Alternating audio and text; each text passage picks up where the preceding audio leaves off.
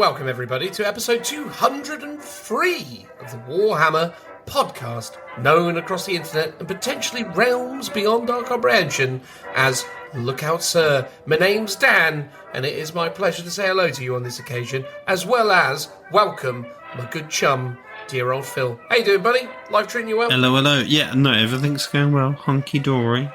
Working away. You finished the shed yet? No, it's arriving Wednesday. The grand reveal of the big new shed. Yeah, but it'll probably take me a few days to build, so it's and then even longer to wire up and stuff. So it's a way off still. It's a way off. Fair. Have you had to dig some trenches for new cables? Almost, yeah. I was just considering that, but I'm probably just going to lay the cable slightly under the paving slabs rather than having to dig completely under. If that makes sense. Could be a risk, though. What if you're, doing some gardening projects and disregard the fact that you've got a relatively high up power cable? There'd be no gardening around the shed. There'd be no gardening around the shed. Yeah. Fair enough. There's nothing to garden. It's all paving stones. It's all shed. It's all shed, basically. That's what we're doing. How much extra square footage are we talking here, Phil? What is the, improvement in scale that you've achieved here? It should be 3 times the size. 3 times the size? God, your garden really is going to be all shed. Yes. Amazing. Hopefully the neighbours won't mind too much. Well, there you go. Would that, potentially qualify as some kind of new sort of permanent structure or something? Are you going to end up having to get planning? No, permission? Thankfully, here's the thing. If it's under 2.5 metres, it's totally fine, but it also can't take up 50% of the garden. And I think I'm just under, but I haven't bothered to work out. I've just eyeballed it. So long as no one complains, I should be okay. There you go. Exactly 2.5 metres tall, and 48.9% of the garden is occupied. That's how it's going to be. Exactly, and then we're golden. There you are. You need to import the map of your garden into a game of Splatoon, and then precisely splat the area that it will be, and then the weird cat with the flags will tell you what your percentage ratio is. Okay, that's a fun way of doing it. Gamification. I like it. Gamification. Not that you could do custom level design within baseline Splatoon, but I imagine there's a modding community that have worked that out. Fair enough. Or there's some kind of extraordinarily cheap game on Steam that is basically the same as it, but, different enough that they could rip it off. Yes. Yes. I appreciate where I've gone. You cannot follow. Let's move on, shall we? And talk about what we're talking about, which is... We are talking about... Codex Astra Militarum. It's finally here. It is finally here. We're talking about that. We briefly talk about Space Wolves reveals. We howl at the moon. And then we have a nice roundbay outro. We talk about sort of hobby stuff and where the shed will also again be mentioned. Well, indeed. It's interesting, actually, because in the outro we talked about your aspirations to design a game, and I referenced a guy called Bill Make Stuff, and I just saw his latest video today where he shows off his new game called Skirm. Oh. So you should check that out. He's done a game. It has some similarities to your aspirations around system mechanics, but not in so much as... Not the clever stuff you were talking about, just that it has 2 activations, basically. Oh, fair enough. I think that's... I think it's quite a common feature, the 2 activations. Because one of the ideas, without wanting to go off topic, I had was allowing people to do 3 activations, very limited. But the problem with that is you then end up in a situation where you do move, shoot, move, where people just sort of hide, pop out, shoot and hide back behind a wall, which obviously is something you don't want. But obviously that's a conversation for another time, but you can think about that when you get to the final bit of the show. Absolutely. But before all of that, we have, of course, a 5-star review. Peter, Peter! Oh, hello, What are Dad. you doing in here, son? Oh, I'm What just... have I told you about wasting your time with these little plastic figurines? It's not a waste of time, I like it. How dare you talk back to me, Peter? It's about time you grew up. I don't want to grow up. Oh, man, maybe there's something on the radio. Yeah, this is nicer. Peter! Peter! What's that? That's right, it's me, the ghost of a award-winning TV and radio presenter, Jeremy Beadle. Jeremy Beadle? Yeah, that's right. Wow. Now let me tell you here, Sonny, my dad was always telling me to grow up, and I never did. And look how successful I was. So ignore him, Peter, and keep playing with that little plastic crack. And while you're at it, listen to the Look Out Sir podcast, which right now is time for the 5-star review. Wow, thanks, Jeremy. Who are you talking to with that, son? Jeremy Beadle. What? No!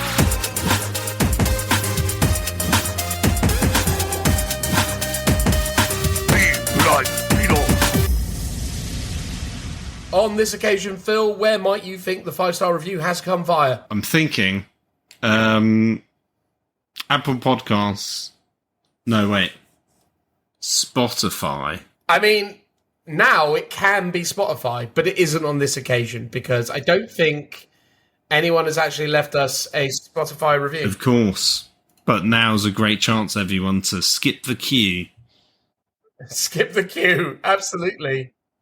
Yeah, no, so if I'm not mistaken, let me just click on some things here on Spotify. And it gives us a chance that everyone who's left us a review can leave us a new one on Spotify. Well, that's it. Round 2, everyone. We can keep going for another 5 to 6 years without having to expand our audience whatsoever. No, just continue milking the limited reach that we've achieved. But yeah, no, you definitely now have the ability to leave comments on Spotify, but I don't know if there is the ability. Why was I under the impression? Because you can click the reviews and you can click submit. But I don't know actually if you could definitely leave comments on Spotify now. That's an exciting new world. Okay. So if anyone would like to leave us a comment, that would be lovely on Spotify because you can do that now. So, say some nice things on Spotify if you'd like to, or some horribly abusive things if that's, how you like to do things. We don't judge, although we will be deeply mortified if you choose to do so. But if you can figure out a way of leaving a 5-star review on Spotify, with words and things, please do so. But you can definitely do comments. That much I know through looking. But no, Phil, on this occasion, the 5-star review does not come via Spotify, nor does it come via Apple Podcasts. It comes via Audible, Phil. Ooh. Audible.com. Fancy pants. Which is the American Audible. Both American and Canadian, I assume. I think it's both in one. The North American Continent.com, I assume. So this could have come via Canada, or it could have come via the United States. Can't be certain, but all the same, it's from a nice individual, we can only assume, called Simon, surname withheld, although they do have an Instagram, Phil. Oh, we'll have to get on it. We'll have to go on it. We're going to just look at it within the context of this 5-star review for a change of pace, though, because doing its own section is always a bit of a mad one. So let me get you on your WhatsApp and send you that. I'm just curious if that actually sent, because to avoid my darling wife randomly calling me while we were recording, I did put the thing on aeroplane. It has. Yeah. Well, it's not a link, but it's a username that I can paste in. Hold on. Yeah. There you go. I'll go away from Bill Makes stuff that I was just checking out. Right. Okay. Right. I will do that. Okay. So, there you go. So Simon, the chicken guy, or Verdigrees of Rust on Spotify, has left us a 5-star review, which reads, the one and only 5 stars, which we like to point out, at least in the case of Audible, is for overall performance and story which is, of course, a prerequisite of appearing here in the 5-star review segment. If you would like to be like Simon, the chicken guy, Verdegrees of Rust, and give us a 5-star review, you need to only do so in the places where 5-star reviews can be left, and we will seek it out over the internet and call you out here on the 5-star review segment and say nice things about you, undoubtedly. But if you want to be extra special, what else could you do, Phil? You can buy our merch. You can support us on Patreon. And, you can drop us a message and tell us how wonderful we are. We always love hearing those. I love that. Absolutely. So, yeah, please, thank you very much to all of our patrons. You are the best. We massively appreciate the support that you show us, especially considering how bad we are at reciprocating. But we do try. We've done some stuff recently. We continue to do our level best, which isn't great, but it's, all we can muster. And hopefully you just get a kick out of being nice to us anyway. But yes, thank you to the patrons. If you'd like to consider being one, that would be awesome. But again, it's not essential. And that's all of those words. Let's get into this 5-star review, which says the one and only 5 stars. I switched to Audible to listen so I could leave this review. Considering I had to listen to 12 glorious hours to be allowed to leave said review. Let me tell you, wow. I didn't realise that was a stip on Audible. Apparently, you have to wait to listen to 12 hours of this. I mean, that's like 2 episodes, though, so it's not bad. That is like 2 episodes. Yeah, absolutely. There you go. Let me tell you, I know what I'm talking about. The very best chill Warhammer 40k et al. Podcast there is. The Animal Crossing of Cozy Warhammer podcast. Animal Crossing being a video game, not, an animal crossing the road. Although maybe that was the intent behind the statement and I'm just reading too much into that. But anyway, the Animal Crossing of Cozy Warhammer podcast. Get in your shed, put it on, and lose half a day at Verdegrees of Rust on Instagram. And then it just stops abruptly, which I'm guessing means that something went weird, but I'm guessing they said something to the effect of if you want to check it out, which we are going to check it out. But before we check it out, we will just say thank you very much, Simon, Verdegrees of Rust. You're an absolute saint. If you'd like to check out Verdegrees of Rust's Instagram, it will be in the link in the description. So please go show some love and support to them for having shown their support to us. And to elaborate on all of that before we start looking at their Instagram is indeed Phil. Say some words, my friend. Well, thank you for your lovely, kind words. Thank you for listening to a solid 12 hours. Hopefully you didn't have to just re-listen to episodes that you had already listened to. Thank you very much. We're glad you like us in the cozy Animal Crossing vibes. If I was to say Dan was an Animal Crossing character, I would call him Tom Nook, because he's always after people's money. And I would be... I don't think that's true. I would be... maybe not. Maybe it's because you're forever wanting to extend your home, much like Tom Nook encourages people to do with theirs. And I would be Mr. Rossetti, because I like... Because you don't shut up. I assume I would be Rossetti. That would make more sense. Maybe I'm Tom Nook and you're Mr. Rossetti then. That probably makes more sense. I like to think of myself as Rasher, but then Rasher is a more obscure Animal Crossing resident. Oh, I don't know that. I only played the original game. Well, I don't know if it was the original, the GameCube version.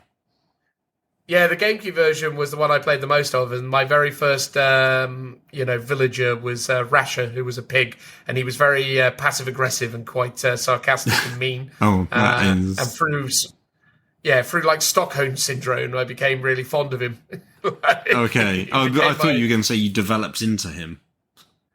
No, well, yeah, maybe in a way. I mean, that was many years ago that game came out, so it might have had more of a contributing factor to the development of my personality than I give it credit for. But, who could say for sure? Well, maybe the dear listeners can let us know who they think we both are in the comments. Absolutely. Are you KK Slider? Is he the guitar dog? He's the guitar dog. Okay. Yeah, your Animal Crossing knowledge is better than I gave you credit for. I literally gave you an Animal Crossing toy from Japan. Do you not remember? I do remember, yeah, absolutely. And actually, who's he? Because I do like him. He was cool. The camel. Oh, that was the camel. Oh, God, what was the camel called?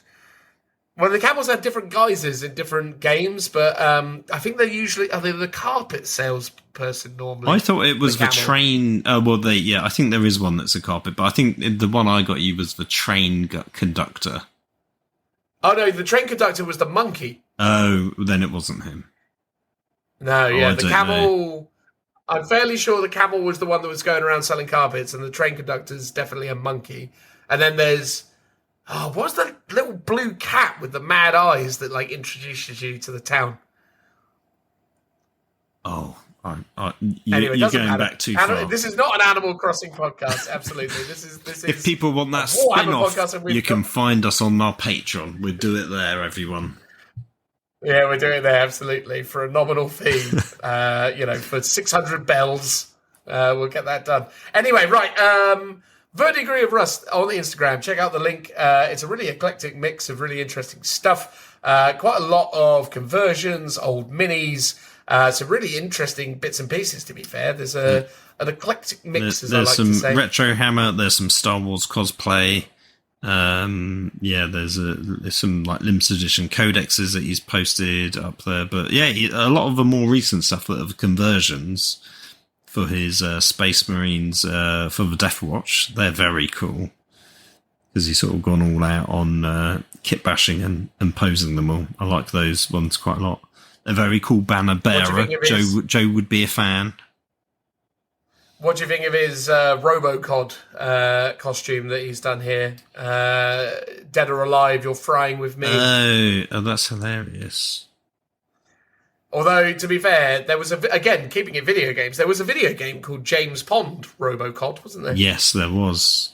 Yeah. And that he had the ability to extend his body via some kind of elaborate pipe that was seemingly concealed within his torso. So I'm fairly confident this isn't that. In fact, it just looks like an amalgamation of a RoboCop costume with a Jar Jar Binks mask, to be fair. But maybe it's something else. It's a very odd-looking face, put it that way. Absolutely. But it's nice to see some of that.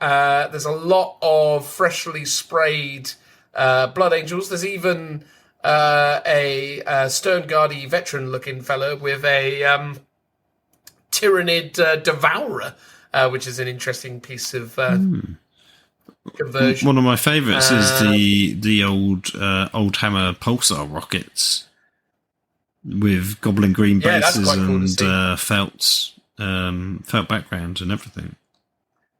He's got quite a few minis that look like they are in the process of falling over, though. There's quite a few that he's kind of sculpted. I'm getting the impression that there has been some resourceful use of legs that wouldn't normally be, stood upright to try and, bash out some additional sculpts. But right, okay. But yeah, there's some really cool stuff, though. I mean, again, the Vashtor looks pretty decent. The Iron Warriors Havoc Squad, pretty cool. Some nice Chaos ones in there. Some old Epic 40,000, and also some great Lizard Men for Blood Bowl. They've been painted up very nicely. Yeah. So there you go. Look at this. In fact, it's got the old Chaos Codex. Flipping heck. Some old White Dwarf issues. No, I know. Yeah, it's a really nice mixture. And as is tradition, I shall follow him. Follow back. There you go. Oh, he followed me as well. What a nice chap. So there we go. Hopefully you enjoyed that Verdigris of Rust. We really enjoyed your review and looking through your Instagram. Thank you so much, mate. It really means a lot. And now we follow one another on Instagram, so feel free to ping me a message and say hello if you would like to do so. I can't promise I'll respond, as Phil will tell you. I don't respond to even my closest of friends over social media all that frequently. But, if I do, happy days. But, Phil's way more responsive. Bother him. He's better for communications, aren't you? I'm reasonably on it. But not always. But I try my best. But you're better than me, is the long story short. Yes, most likely. Almost certainly. Anyway, Phil, take us home, mate. All good? It's all been fun. I've enjoyed the looking through the Instagram, and I very much appreciated the review. Thank you very much. Absolutely. It's transitional noise.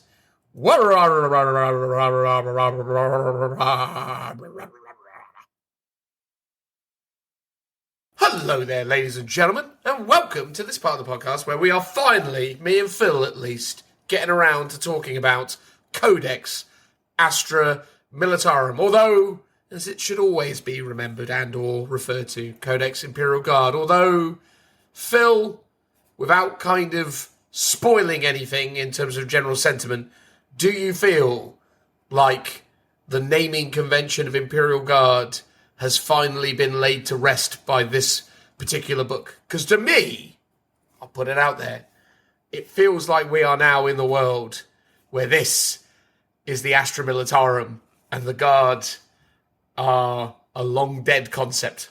Hot take. No, I agree with you to an extent, but my even hotter take is that they pivoted so much in the other direction that this is not Codex Astra Militarum. This is Codex Krieg. That's what it is, ladies and gentlemen. It's got Krieg on the cover. It's got Krieg stuff inside. It is Codex Krieg. I mean, the new Primaris version of Krieg, at the very least, right? Like the juiced up, steroid injected. Not that Krieg weren't, probably against performance enhancing drugs in their past iterations, but the new bulkier variant of the Krieg for sure. But again, I mean, people have differing opinions on the overall quality and appearance of those classic Kriegsmen. You know where Phil stands on it. I actually quite like them overall. I think they've got some pretty good minis, although I still don't understand the mini commissar. That thing still just offends me. I see that guy and I'm like, it's like he's like commissar cosplay or like I'm your biggest fan. It doesn't work for me, the little commissar. That's understandable. He's an affront. He's an affront on the classic stylings of the Guard, I'd say. No, that's understandable. It's sort of like they've taken elements of the old Krieg, whipped them up a little bit, and then you've got I can't believe it's not Krieg alternative, and it's Krieg in name, but it's not Krieg in spirit, if I'm being honest. But it's nice that they are finally in a Games Workshop Codex and not in, just a Forge World Imperial Armour compendium of some kind. But yeah, they're missing a lot from what they used to have. Yeah, absolutely. I was just reading because I was trying to remind myself of what the terminology is for it. But apparently, according to this, the Krieg Command Squad consists of 1 Lord Commissar and 5 veteran guardsmen. And the Lord Commissar is equipped with a las pistol power weapon. 1 veteran guardsman is equipped with las pistol chainsaw. Maybe it's a veteran guardsman? 1 veteran guardsman equipped with... And then you've got war gear. There's a Master of Vox. There's no...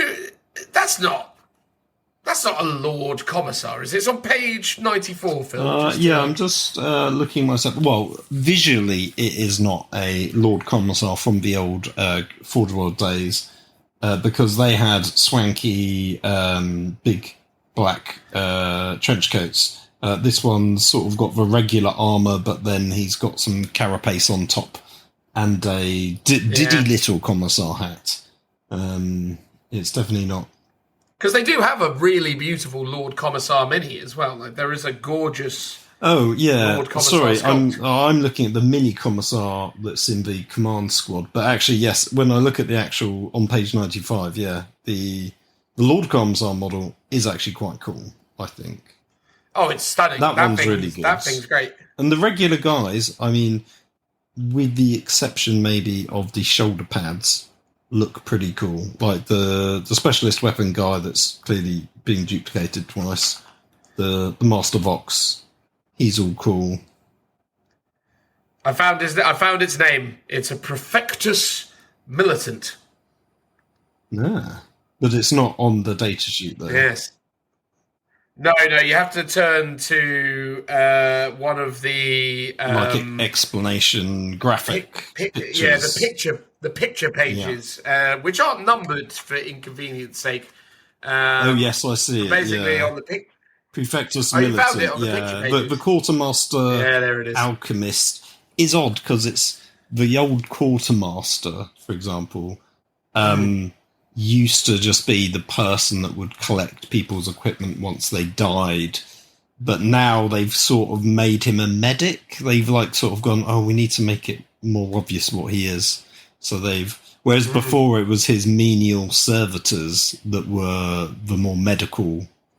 Do you remember there was a guy with like a little lab coat and he had all the little servo arms? Oh, with yes. The scissors and the little saw and stuff like that. So that they were like the medical people, and he was like, no, I'm the person that puts you down when you're on death's door. But now it's like a guy that's going to juice you up full of drugs by the looks of it to keep you going. That's what they're all about, man. That's what the Krieg are all about now. They love those drugs. That's what they live for.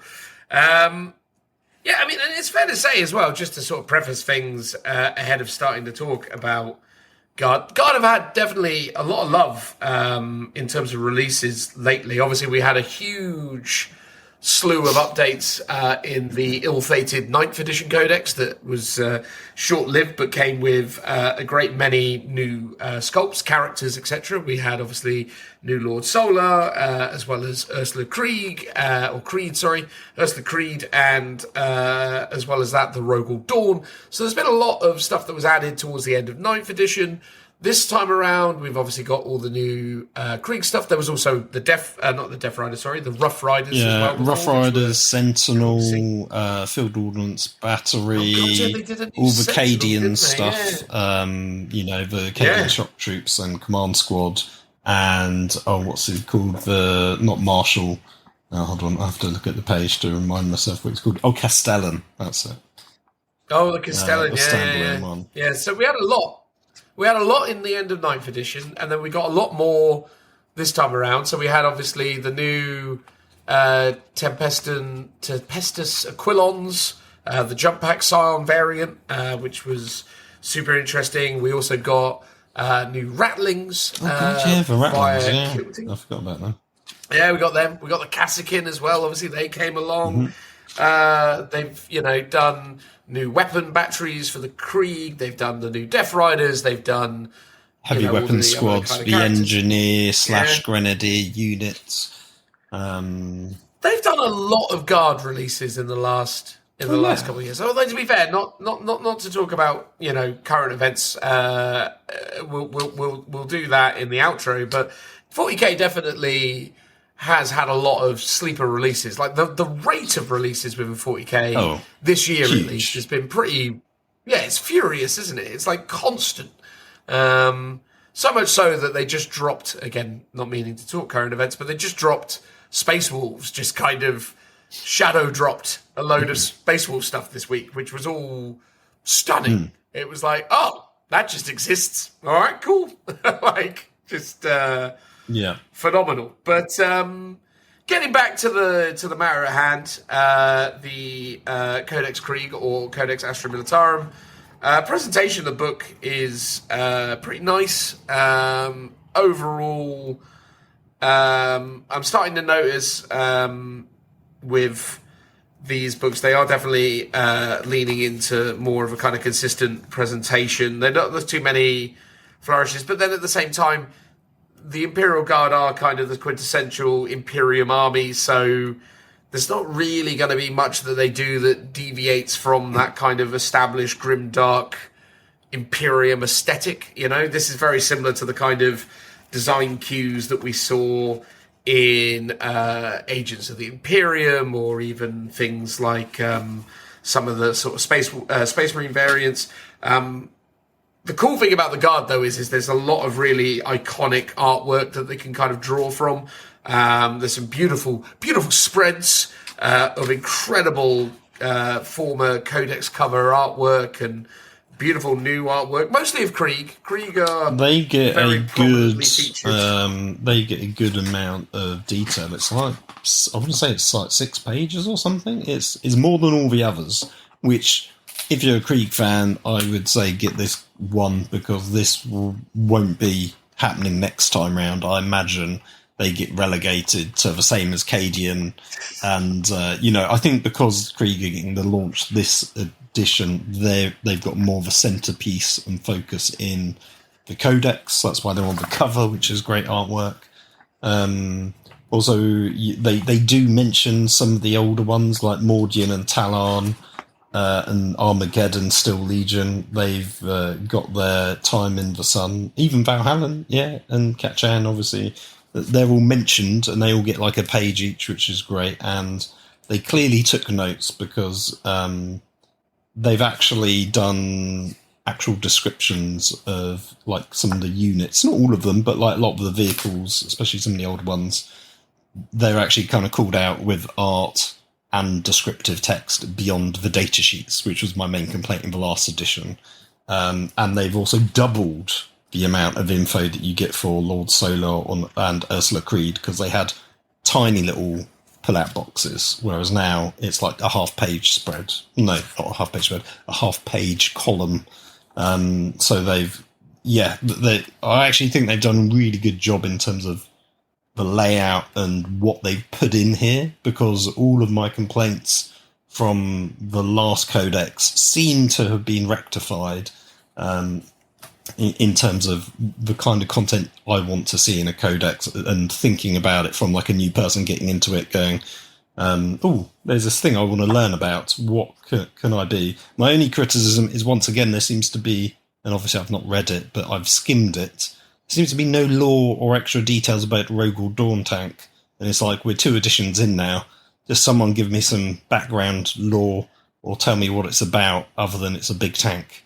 Like, I want a box, I want some pictures, I want to be able to find it easily, and I can't. Although if you look at the artwork for the big tank of the Rogue or Dawn, if you ever find any of the artwork images of it, it looks like once upon a time it was supposed to be bigger, because when you see the scale of the infantry, the tank crew occupying the Rogue or Dawns in the pictures, like, I mean, on page 14, for example, there's a little Rogue or Dawn picture in the bottom corner, and you look at that and you go, flip it, heck.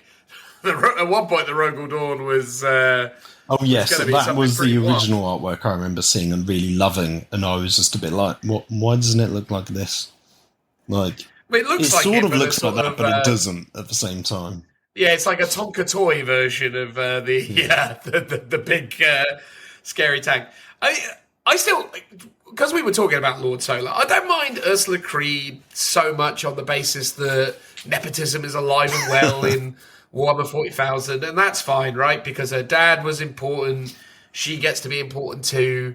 I feel like it's a bit lazy, but at the end of the day, it's a nice way of kind of taking the story forwards, and I advocate for this a lot. I'd like the story of 40k to continue moving forwards, and I do think we have an over-reliance on certain key characters.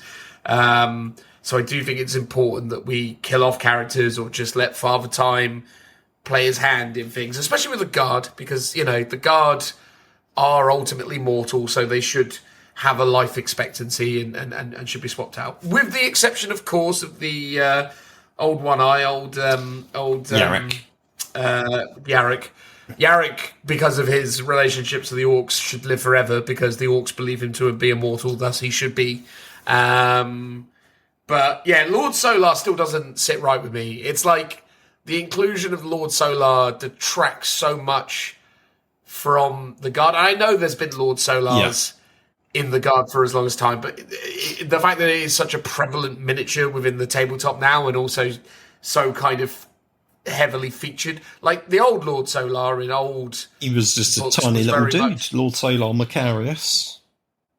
Yeah, but again, he was obviously very regal in his status. He had his big gold armor. You know, you can't deny that he was a very garish, very baroque kind of hero. But I don't know. I just think the Lord Solar Leonidas thing just kind of exposes a frustrating element of the Guard that I still don't completely get on board with, which is, you know, and again, I appreciate their kind of in servitude to their, you know, to their betters. There is a kind of hierarchical structure to terror and everything that goes with it. And there are obviously the High Lords, and Lord Solar comes from a very posh and powerful family, thus is in charge of the Guard. But to me, it almost sort of betrays the character of a High Lord of Terror, especially one like Lord Solar, for him to actually be out there fighting, really. I sort of like the idea of him being this sort of more duplicitous, more kind of conniving character. The idea of a Lord of Terror actually being a sort of noble, heroic character has become quite a common trend, especially within, recent years with Morvan Sisters of Val. Battle Lady that I've just forgotten her name. Morvan Val, thank you. Morvan Val, and then also like Lord Solar sort of annoys me. The High Lords of Terror. I sort of feel like they should be preoccupied being silly. Yeah, no, I completely agree with you. I think, as I've said many times, a sort of more diorama model, which is maybe like could be a regiment commander or a system commander. So sort of obviously not Lord Solar level, but someone that is of extreme importance, running the campaign, for example. It's him with his battle map, maybe like a hollow one, maybe it's just an old paper one on a table, surrounded by a bunch of guys that are his regimental advisors, and maybe that would be a good way of where you put your your navigator and your astropath and your field ordnance battery guy all under that sort of one roof, rather than how they've done it more recently. What I find. But I also do understand, I was going to say as well, I do understand, obviously, as we move the story forwards and Guilliman has returned, you've got this more kind of combative leader. Like, obviously, before, when it was just the Emperor and he was this, corpse on a throne, there was probably less imperative for the High Lords of Terror to be motivated to take to the battlefield. So I do understand that, with changing kind of leadership structures, characters like... Lord Solar Leonidas or Morgan Val, or even why have I forgotten the name of the Custodes guy that's super important? Trajan Valores. Yeah. So like even because Trajan's technically he is, yeah. So like those three, I can kind of understand in the presence of Guilliman, he's probably inspiring. So I get the whole idea of why these characters make sense more narratively, but it is just that thing where. Yeah, I think there's something entirely odd about Lord Solar in the context of the Guard that sort of almost feels like one of those things that could have been maybe spoken about but not necessarily shown. It's basically the opposite of Grimdark, because he is so regal and fancy pants, right? Whereas, you want people to be just down in the trenches being quite miserable, because that is ultimately what the Guard is. My one criticism, I think, with Ursula Creed is, actually, I didn't mind her dad dying, because it was a really key narrative point that was talked about. I mean, yes, he hasn't technically died, but it was part of the Gathering Storm campaigns when he disappears and gets locked away in the Necron Vault, for example. And then, but rather than give us someone new, you've just given us the same thing, but it's his daughter. But it could have been a completely new character, and it sort of is in name. But really, it's just the same thing, right? That's sort of my one thing with her, is like, you could have given us something completely different. But I sort of do like the narrative hook that it is sort of someone that's related to him. So I'm sort of more used to it now than when it first came out, and it was just a bit like, oh, it's just his daughter. Okay. Yeah, at first, again, with that kind of stuff, you always are a little bit kind of apprehensive, but.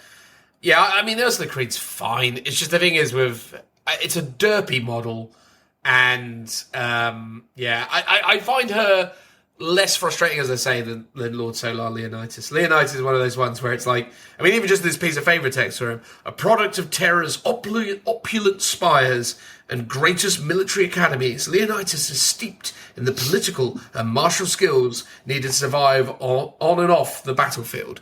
It's kind of like, it annoys me when you create characters in 40k that are effectively flawless. Like the idea that this human is an incredibly peerless warrior and also a master politician. Like, I'm okay with that when it's like Guilliman or something like that, to an extent, because he's obviously, a very, very, very powerful Primarch character. But within the human stuff, I kind of, it felt like back in the day there was like this understanding, like these characters are either going to be really, really, as I said before, duplicitous and political, or they're going to be really powerful and awe-inspiring and commanding.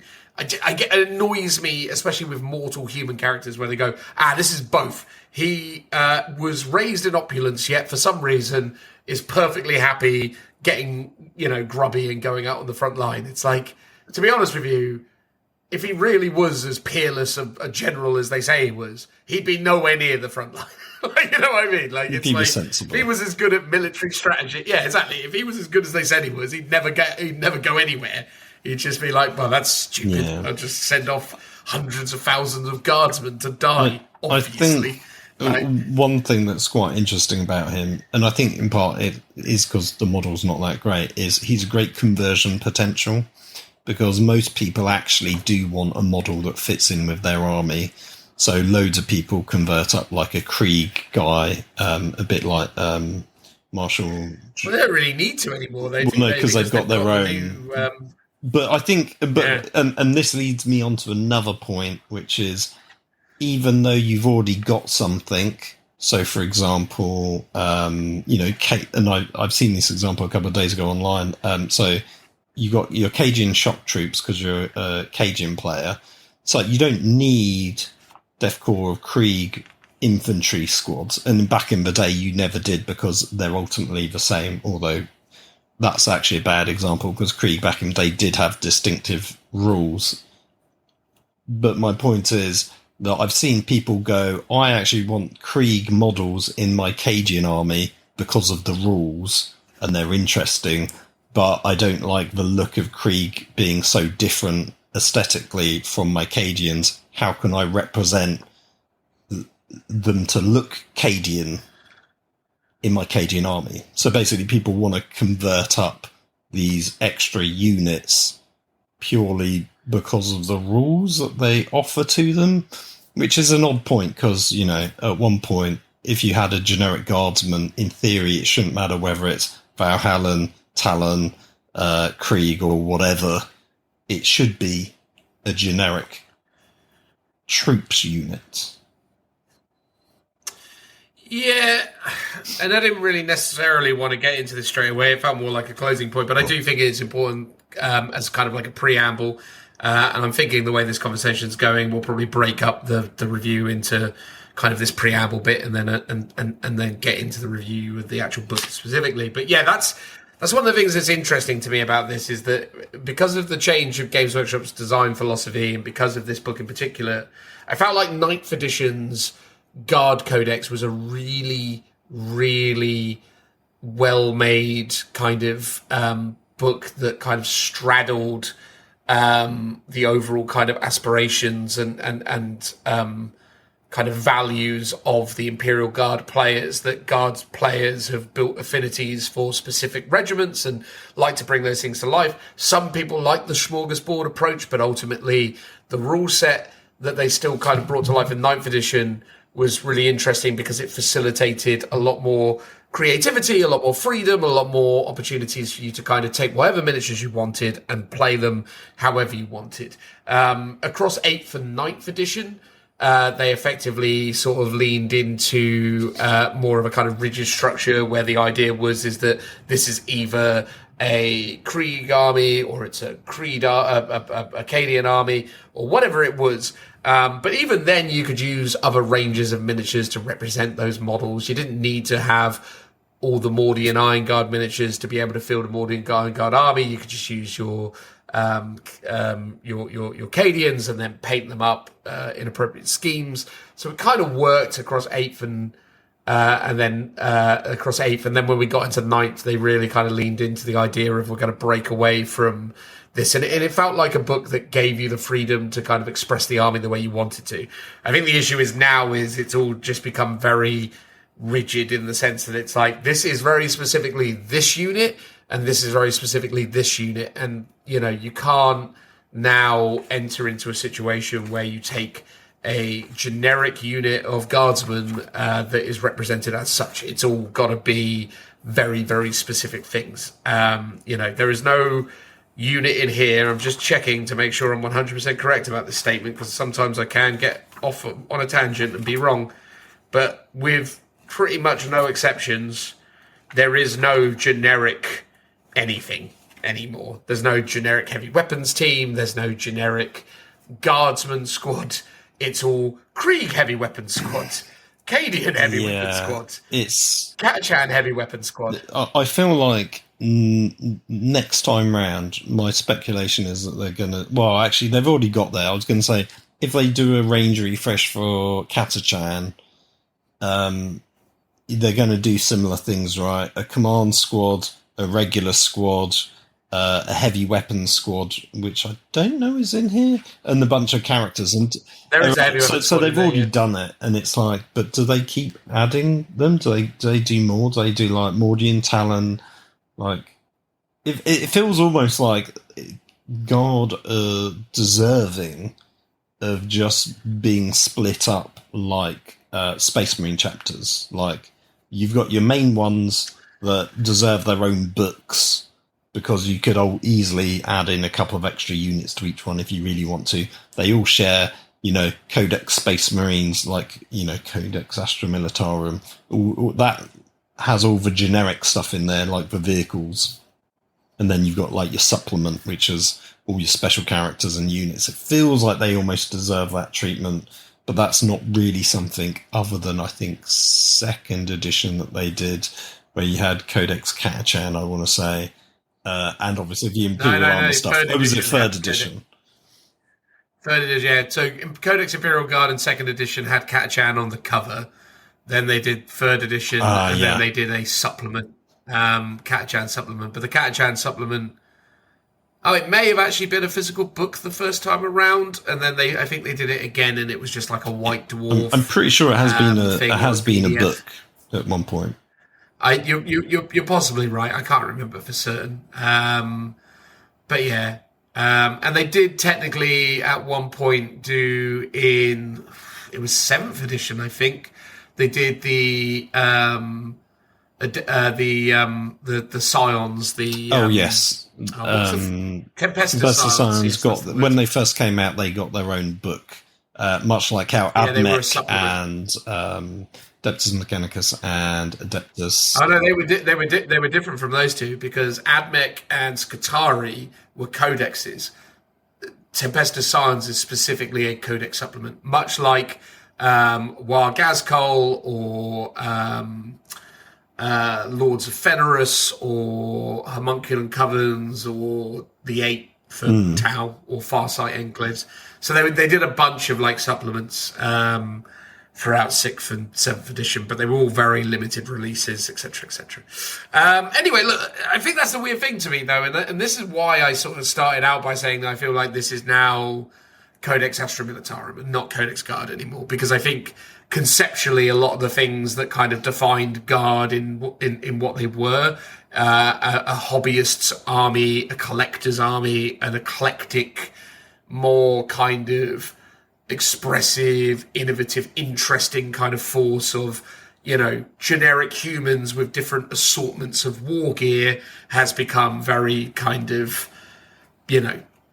boilerplate, dare I say. And I think it does rob the army of some of its identity. I think, Guard today, or rather Astra Militarum, have had to change quite dramatically to make sense in the game of Warhammer 40,000 as it is today.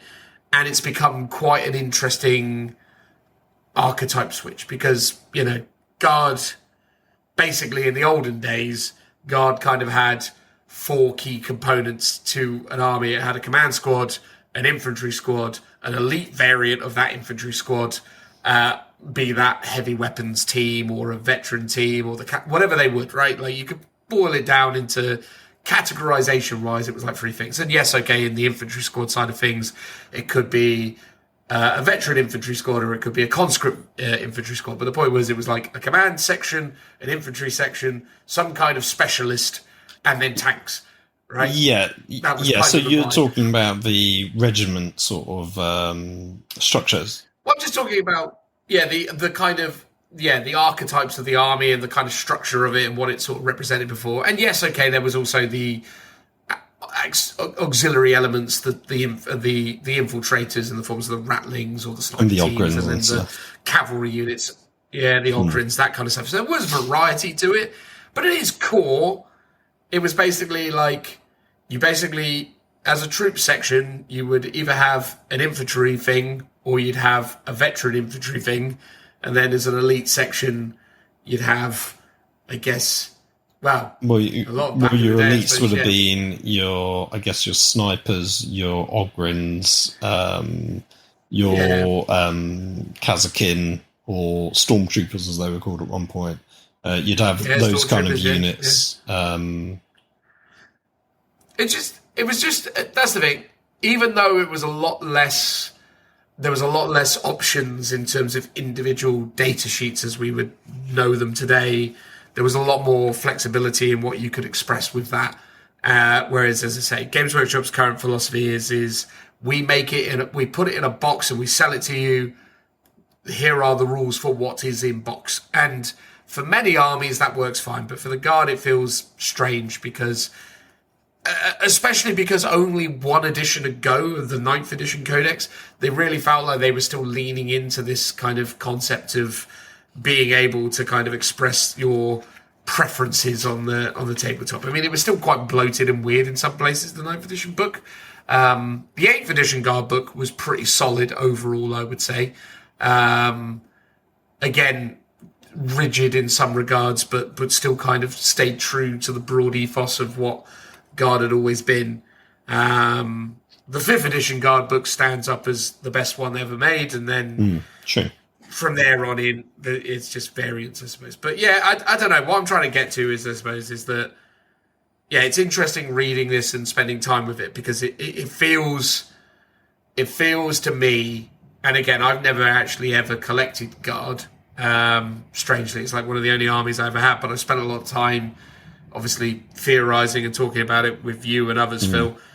And I've played against them a lot over the years, and yeah, it just sort of, I don't know, it feels very different. But I'd love to get your perspective on that general vibe, if you agree or disagree. Yeah, I think you are right. They have sort of metamorphosized a little bit into a slightly different variant of what they were.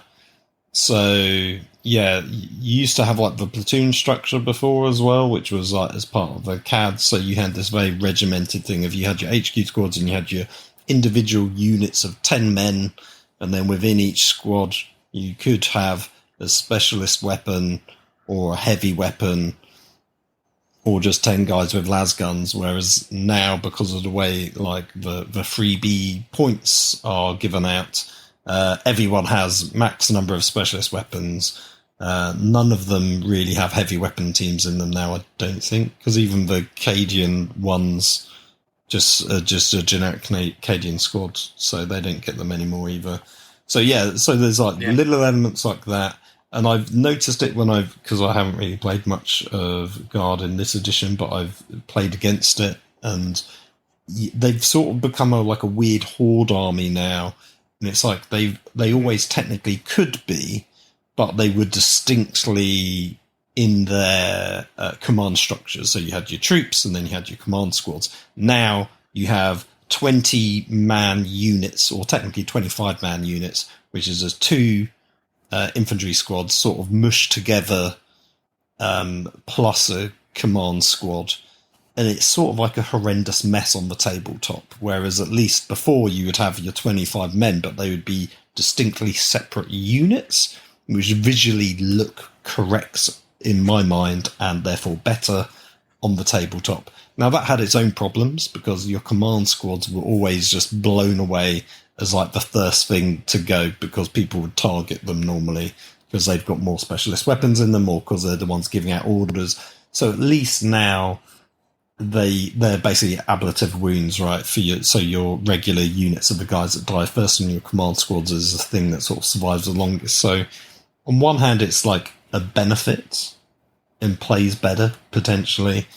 From at least a competitive standpoint, but it looks horrible on the tabletop, I think. I just don't like the 20-man squads. Before you could do that, and it was the Penal Legion guys. You used to be able to take that were like the real rookies, or the ne'er-do-wells of the army. So yeah, and it's definitely changed from the point of view from. Yeah, like the your double page spread of your detachment type is sort of like the theme, and now you don't have an overarching faction rule like before. Krieg had an army-wide rule, Catachan had an army-wide rule, or you would select in 9th edition like your own, you'd pick and mix two things to be your army-wide rule. Yeah. And now you don't get that, but that's sort of baked into the data sheets, sort of. And yes, some of that has historically fallen by the wayside. So Krieg always used to have much better weapon skill than regular guardsmen, and that hasn't translated across in the new edition, which I feel like is a bit of a shame. So yeah, I think unfortunately that horse is well and truly bolted. No, I know, like, I can't. The relationships, it's gone, right? Yeah, it went back in 9th edition, and it's been sort of gone ever since. But I think because the thing is, right, is like you could give them weapon skill 3, I suppose, on some things, but at that point, it's a bit mad having, But then when they were weapon skill 4 in older editions, as in weapon skill 4 equivalent to weapon skill 3 plus today, it felt quite substantial. Certainly came in quite handy from time to time. It made, when orcs charged them and stuff, it made it interesting because, the orcs are used to charging into the guardsmen and being like, I'm hitting you on 3s. And it's like, not me. You're hitting me on 4s. Tee. I think. Yeah. But anyway, I think the Death Riders actually do have a weapon skill 3 weapon skill. I'm sure I've seen someone. They probably do. But then I think Rough Riders do as well, just to sort of put it in context. Oh, okay. Yeah, Rough Riders have weapon skill 3 plus across the board. Okay, so maybe they've just gone. They're the combat variants, so give them slightly better. They're the fighty ones. Okay. Yeah. But look, I think overall, in terms of the vibe with the thing, and we'll get into the particulars momentarily, but yeah, in terms of the vibes of the thing, yeah, I mean, the cover artwork is quite nice in my opinion. I think they've done a pretty good job with it. I like the image of the guardsman kind of running forwards with bayonet raised in anger. It's cool. It's certainly a better image than the one that they'd used on the 9th edition cover. I always felt like the 9th edition one was a bit overly sort of visceral in its detail. The Cadian guardsman on the cover of that thing was a little bit too over illustrated in a way. And then the Lord Solar cover variant that they did for the special edition version of the Codex was, to me, ridiculous because it wasn't guard. It was like, this is mad. Why have you put this on the cover of the thing? It sort of defeated the point altogether. Although I will admit that Lord Solar artwork was quite nice. But but this, to me, I think it's a good cover. And good overall design, nice photography. Yeah. Yeah, and it's nice as well because they give you a nice double-page spread of the artwork as well in the book quite early on. It's around. Hang on, you've got the Lord Solar artwork. A nice they've got that Cadian photo quite early on as well. Oh, what the old Cadian 5th edition? No, the 9th edition one. Oh yes, the overly grizzled veteran. Yeah, cool. Yeah, no, not my vibe. Where's it gone? I swear I've seen it. Anyway, it doesn't matter. People don't need to listen to us trying to frantically find the picture they're not going to be able to even see. There it is. It's between pages 25 I see, and... In fact, before then, you've got the Lord Solar one as well. And, they've given you all the Codex covers almost. There you go. Does it offend you actually, Phil, on page 24 that you got a nice picture of the Kriegsman being backed up by the Rogel Dawns? Does it hurt your soul? A little bit, yeah.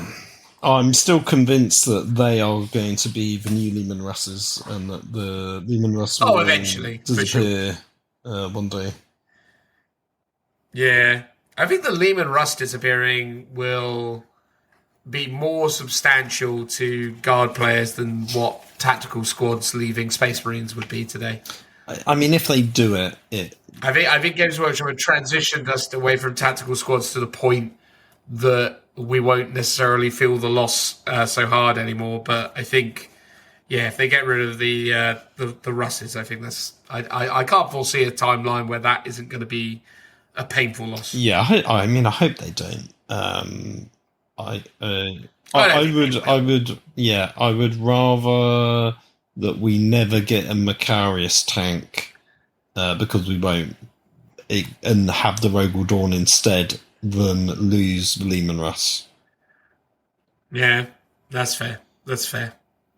Anyway, there we go. So yeah, look, I mean, in terms of the overall presentation, vibe of the book, it's all very cool.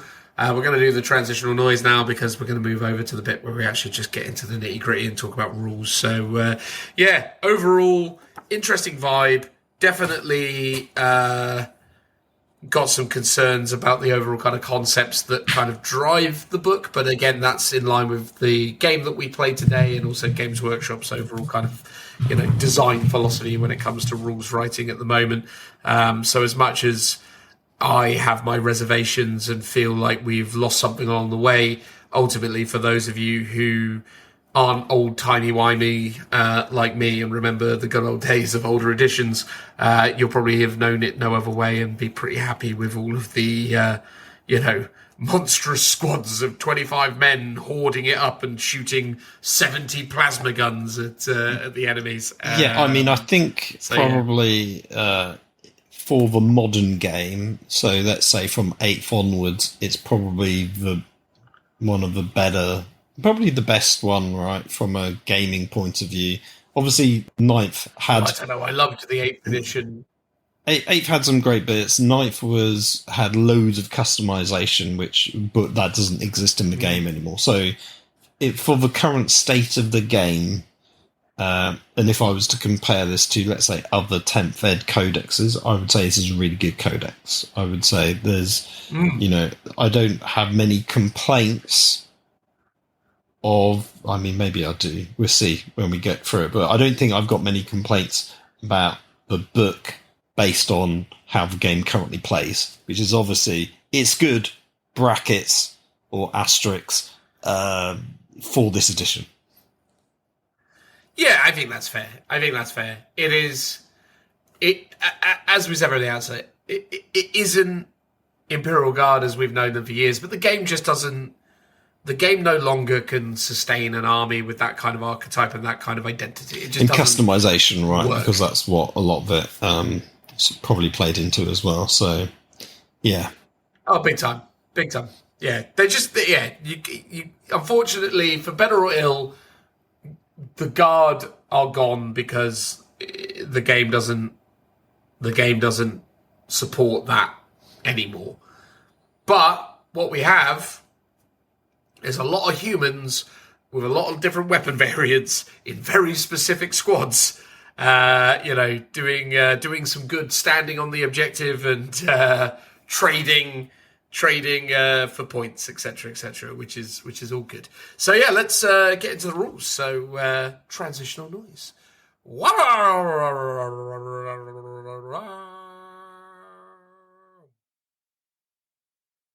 Howdy ho, everybody. We've spoken about the general presentation of the Codex documentation. So now let's talk about the rules flavour within, assuming that Phil isn't frozen. No, I'm here. I'm There we go. I'm You appeared alive. frozen on my screen for a moment there. And you still do, to be fair, but you are talking, so I'm going to assume that everything is fine. I'm just not moving much. That's fair. You're exercising a state of cat-like readiness. Yes, ready to pounce. Absolutely. Like a beast hanging out at the Serengeti, ready to go. So yeah, anyway, broad consensus from the first bit. We liked certain bits of it. Nice looking book, general vibes. You've already listened to us saying all of that, so I'm not even really sure why I had to go about recapping. Maybe you skipped to this bit, so it felt appropriate. But yeah, overall, looks nice. Let's talk about the rules. Specifically, the army rule, Phil, the voice of command. What is all that about?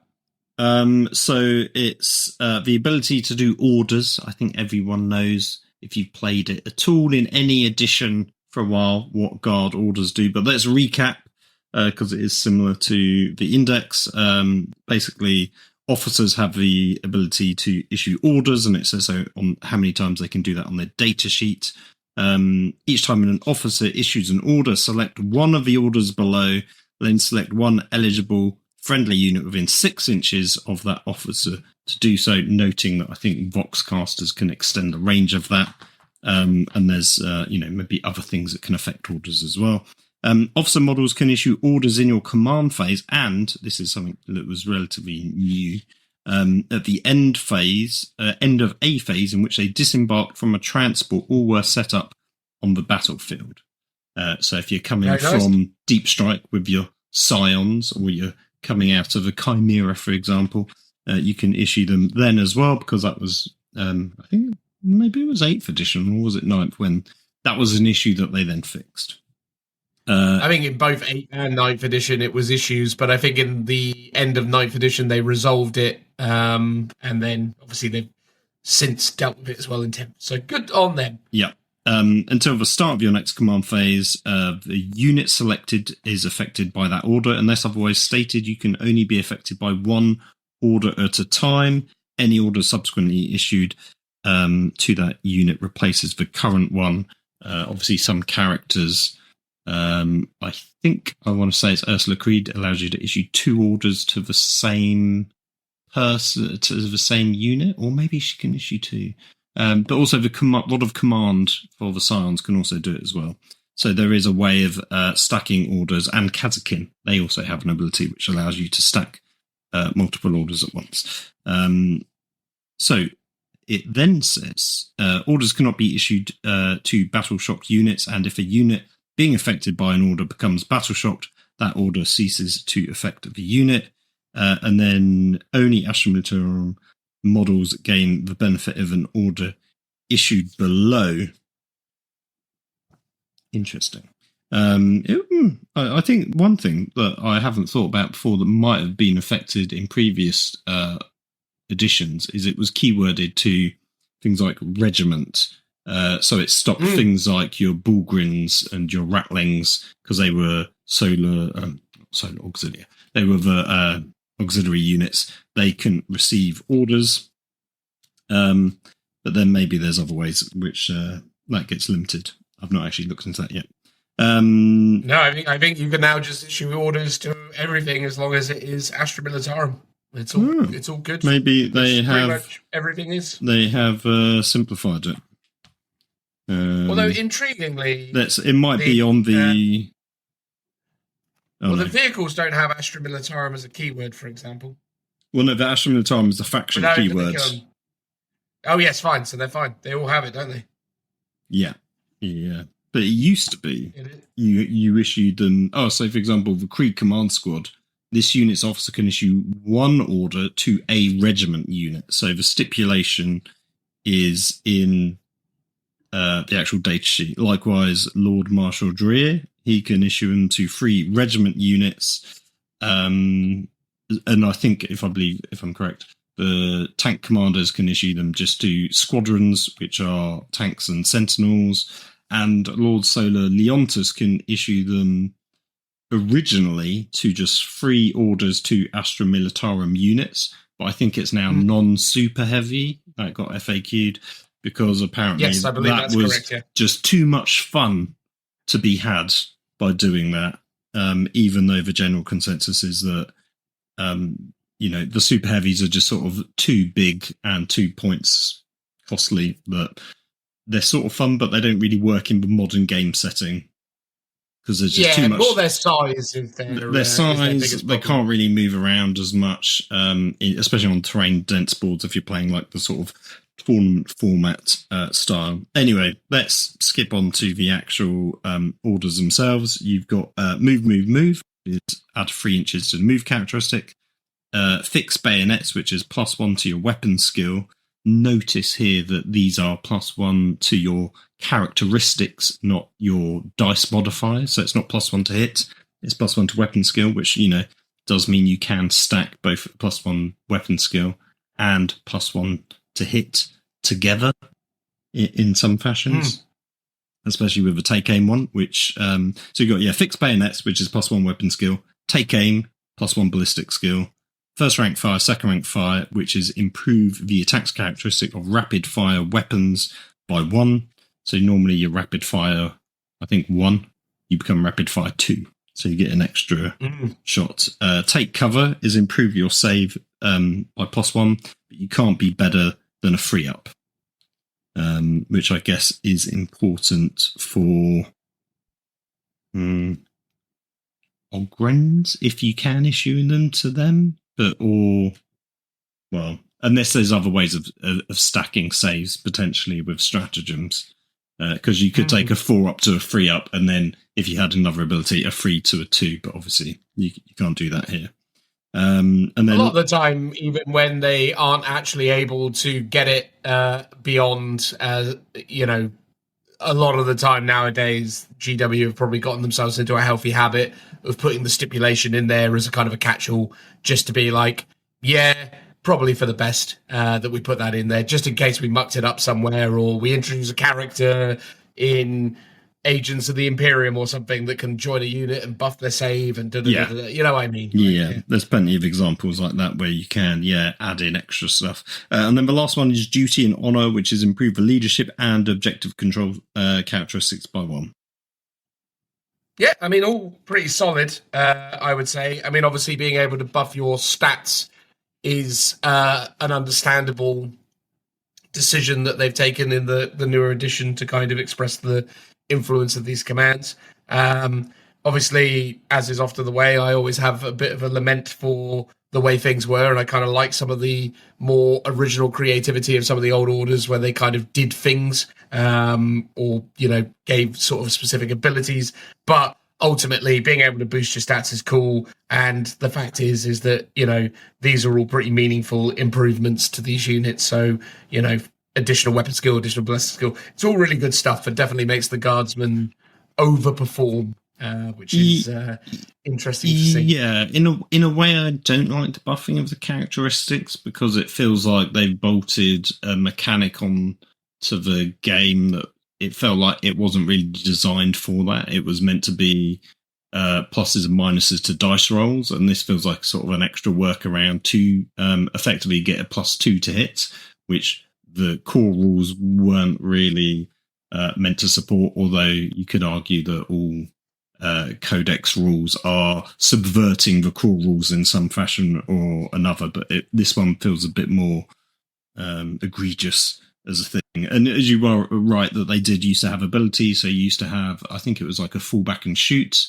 ability and a move ability, and that was back in the day when orders were done in the shooting phase. You'd be doing a move sort of midway through your turn, and it was obviously a full move. So now +3 inches is half of what you used to get when you got a full 6-inch move. But then that was crazy good, because Guard were basically able to do a 12-inch move, potentially even more. I mean, obviously, there are definite examples here where you can sort of point to the fact that maybe these abilities in some instances aren't as good, because obviously, before, take game was always kind of like +1, but, first rank, second rank fire, oh no, it still improved the attack characteristic. Okay, no, so it is actually, well, it's still more or less giving them what they wanted before, because it was +1 shots anyway, so fine, yeah. Well, no, it used to be you were rapid fire 2, so before it used to give you 4 shots at close range, whereas I believe now it gives you 3, because you're rapid fire 1 base, so that becomes rapid fire 2. So yeah, and then you're just adding that shot on now. So it would be 3 rather than the 4 that you used to get previously. But again, there are some, we'll try and put them out when we get to them, because I've been on the receiving end of this as well. You can buff them to get extra shots. So you can get to that mythical realm of 4 shots per lasgun. Why wouldn't you, eh? A magical place to be. So they've got a few detachments, some good, some bad, some indifferent, but we'll talk about most of them, if not all of them, to be fair. The first is the Combined Arms, which is, in some respects, the kind of normal guard detachment. Yeah. Comes with born soldiers. Each type of model in a regiment unit, so typically infantry units, from your army makes a ranged attack that targets a visible unit, excluding monsters and vehicles. That attack has the lethal hits ability, and each time a squadron unit, which again is the vehicles, makes a ranged attack targeting a monster or vehicle, that unit, that attack also has the lethal ability. So basically, your tanks are good at shooting at tanks and monsters. Your infantry are good at shooting at things that aren't tanks and monsters or vehicles and monsters. So all pretty handy to have. There's a bunch of enhancements and a bunch of stratagems, as is tradition for us. We'll just pick out a couple and say what we think. So, Phil, what enhancement would you like to speak to? But before that, I wanted to just make one mention to the detachment rule, because there was obviously some quirks to it. So obviously things like your heavy weapons squads might have las cannons, which should ideally be targeting vehicles. They're not getting the benefit of shooting at vehicles because they are regiments rather than squadrons. And then there's really weird edge cases when you put, say, heavy weapons or ogrins with ripper guns in a vehicle. The vehicle then shoots from the open top, so has the squadron keyword. So those weapons gain the lethal hits against monsters and vehicles. Classic. In a slightly weird mad world, I've seen people talk about those kind of weird edge cases. So I thought I would just highlight them because they're fun things. Yeah, having a bunch of Bullgrins in a not Bullgrins, Ogrins in a Stormlord, for example, or heavy weapon team shooting at the Stormlord, gaining the benefits that you wouldn't otherwise get if you were outside of that vehicle. In terms of enhancements, let's go for reactive command. Officer model only. Each time an enemy unit is set up within 9 inches of the bearer's unit, the bearer can issue one order. This is not counted towards the number of orders the bearer can be issued in a battle round. That's terrible then, because that'll never happen. No, basically, so each time an enemy unit is set up within 9 inches, so I guess that's in your opponent's turn, but or they have rapid ingress, for example, and then you but in any instance, they're not going to be set up within 9, are they? They have to be outside of 9. Well, they could be if they have an ability that used to do the 3 inches is in now, like the Aquilons, for example. You're being attacked by your own new unit. Oh god, that is terrible. Yeah, that's an odd edge case. I would assume, to me, it means when a unit is set up, sort of just technically outside of 9, but we all know what you mean. Really, it should say like within 12, for example. Well, because I assume it means technically outside of 9 is outside of 9. Yes, but what I mean is, if a unit is set up outside of 9 but within 12, as in a normal deep strike, that's when this should trigger. But it doesn't. No, exactly. But I assume that's what the intention was.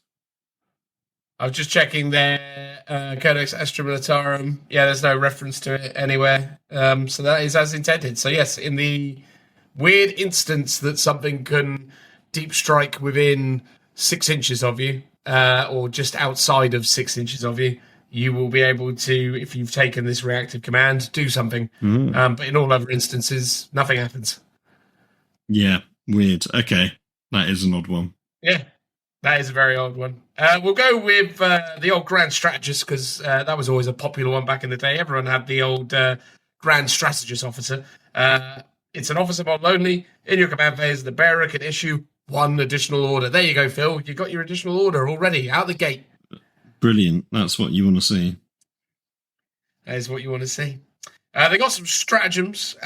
Seeing as I'm still talking, I may as well just mention one. Reinforcements for 2CP. It's a combined arms strategic ploy stratagem and can be used in any phase. One infantry regiment unit from your army that was just destroyed You can target that unit with a stratagem, even though it was just destroyed. Add a new unit to your army, identical to your destroyed unit in strategic reserve, as its starting at its starting strength, and with all of its wounds remaining. Restrictions: the stratagem cannot be used to return destroyed character units to the attached unit. Blimey heck, isn't that fun, Phil? Isn't that fun? Yeah, although I'm assuming that this has been FAQ'd, so you can only do it like once per unit or something. I can answer that. No. So can you put? I mean, it's 2 CP, so it is quite a lot. Yeah, it's a lot. But sure. in theory, that you could constantly recycle all your units. If you had an infinite quantity of CP somehow. Yeah, true. That's the caveat. But there you go. Indeed. So you get those big units of 20 plus guardsmen. Keep bringing them back. Fun times. No, it's pretty tasty. The other one I was going to go for is your other 2 CP stratagem, flexible command in your command phase. Any number of Astra Militarum officer units from your army. Until the end of the phase, your officer can issue orders to regiment and squadron units, which is a handy workaround if you don't want the Ontis or a tank commander, but you want your tanks, for example. Well, I think it's quite a nice detachment, all things being equal. I mean, the reactive command ability definitely needs some attention, but yeah, otherwise it seems pretty solid. Your infantry are better at shooting infantry, your tanks are better at shooting monsters and vehicles. It's all good stuff. And the stratagem seemed pretty decent. Obviously, the ability to bring stuff back, super helpful. Yeah, good levels of flexibility. Seems like a good starting point. But next along, we have the Siege Regiment. What's that all about, Phil? Yeah. As if I couldn't guess this from the name. This is the Krieg-esque one, I guess. It's the artillery. This is the Krieg-esque one. Well, it's the one that's the artillery support for the detachment rule, which is a bit complex. So we'll dive into it. At the start of the battle round, select one of the following types of artillery support. Creeping barrage, which is roll 1d6 for each enemy unit that is more than 12 inches from every model from your army that is not on the battlefield. On a 5+ until the end of the battle round, that unit is shaken. While a unit is shaken, subtract 2 from the move characteristic and 2 from the advanced the advance and charge rolls made for it, which is pretty good. But it's only on a 5-up. Then there's incendiary bombardment. So select a number of enemy units more than 12 inches from every model from your army that is on the battlefield. Until the end of the battle round, those enemy units are scattered. While a unit is scattered, it cannot have the benefits of cover. The maximum number of units you can select in this way is dependent on the battle size, which is 2 for incursion, 3 for strike force, which is your normal size games, and 4 for onslaught, assuming everyone would to ever play that. And then lastly, you've got smoke shells, which is select a number of units from your army. Until the end of the battle round, those units have the stealth ability. The maximum number of units you can select in this way is dependent on the battle size, as we've just previously mentioned. So yeah, you can subtract 2 from move and advances, and that's every enemy unit more than 12 inches away from your models, but it's only on a 5-up, whereas everyone else, the other 2 are like capped, and it's basically benefits of cover or stealth. Oh, sorry, cannot have the benefits of cover. Yeah, so yeah, pretty interesting. Then for I'm going to go for flash grenades for the enhancement. So infantry officer model only. Enemy units cannot use the fire overwatch stratagem to shoot at the bearer's units. Which infantry officer? I was thinking, could you put this on your Death Riders? But Death Rider characters are named one, so you can't. Which is a problem with the concept of named characters. But it is what it is. But you could just have it on a regular. There are still a number of elite infantry units now in the guard, aren't there, that would still massively benefit from not being shot as they're moving around the board or deploying behind enemy lines. Yeah, I mean, you could also just put it on a big, guard squad of 25 guys with a command squad in there and a bunch of other stuff. That wouldn't want to be overwatched from, like, the Flamer Marines, for example. No, absolutely. I quite like the sound of a legacy sidearm handed down by a mentor. This officer's pistol is an artificer-crafted example of its type, and is all the deadlier for it. And essentially, it just adds to its attack characteristics. So you can have a, plasma pistol with 2 extra shots, which I guess could be useful. That does sound good. To be honest, yeah, because, I mean, again, if you go with the overheat, doesn't necessarily matter how many times you shoot it. You only have to roll once for the overcharge because it's just one weapon with that is true. Characteristic. Yeah. So, yeah, you can fire the overheating plasma pistol with impunity. That is true. And I'm just trying to think if you can have like some form of medi-pack or medikit in your squad if you'd be able to bring that person back maybe if they die. Not entirely sure with the officer, but interesting. It wouldn't probably be possible for the officer as it is a standalone character, but still could be an option maybe. There are stratagems, Phil. You seem to have picked the first enhancement, so why don't you tell us what stratagem you want to do? Well, I'm actually going to pick 2 because it's a combo of how you make something good. So first one's Flare Burst. So your shooting phase, 1 Astra Militarum character unit from your army that has not been selected to shoot this phase. Until the end of that phase, each time your unit makes an attack that targets a visible enemy unit within 12 inches, you can reroll the hit roll. So remember, it's a character unit, but that basically means a 25-man squad of guardsmen, whether that's Krieg or Cadian, with a commander in them. And then you combo that for another CP with Furious Fusillade. So your shooting phase, 1 platoon squad from your army that has not been selected to shoot. Until the end of that phase, add 1 to the attack's characteristics of ranged weapons equipped by models in your unit while targeting an enemy unit within half range, which again would also work with the Flare Burst because that's a unit within 12 inches. So basically you take your guard squad, you give them +1 attack, you give them reroll your hit rolls, you give them an order to give them first rank fire, second rank fire. So that's how you get your 4 shots within rapid fire, re-rolling all your hit rolls. And then also if you had, for example, someone like Ursula Creed, I believe it is, attached to that command squad, I'm pretty sure she can be attached to the Cadian shock troop, so I think she can be added in.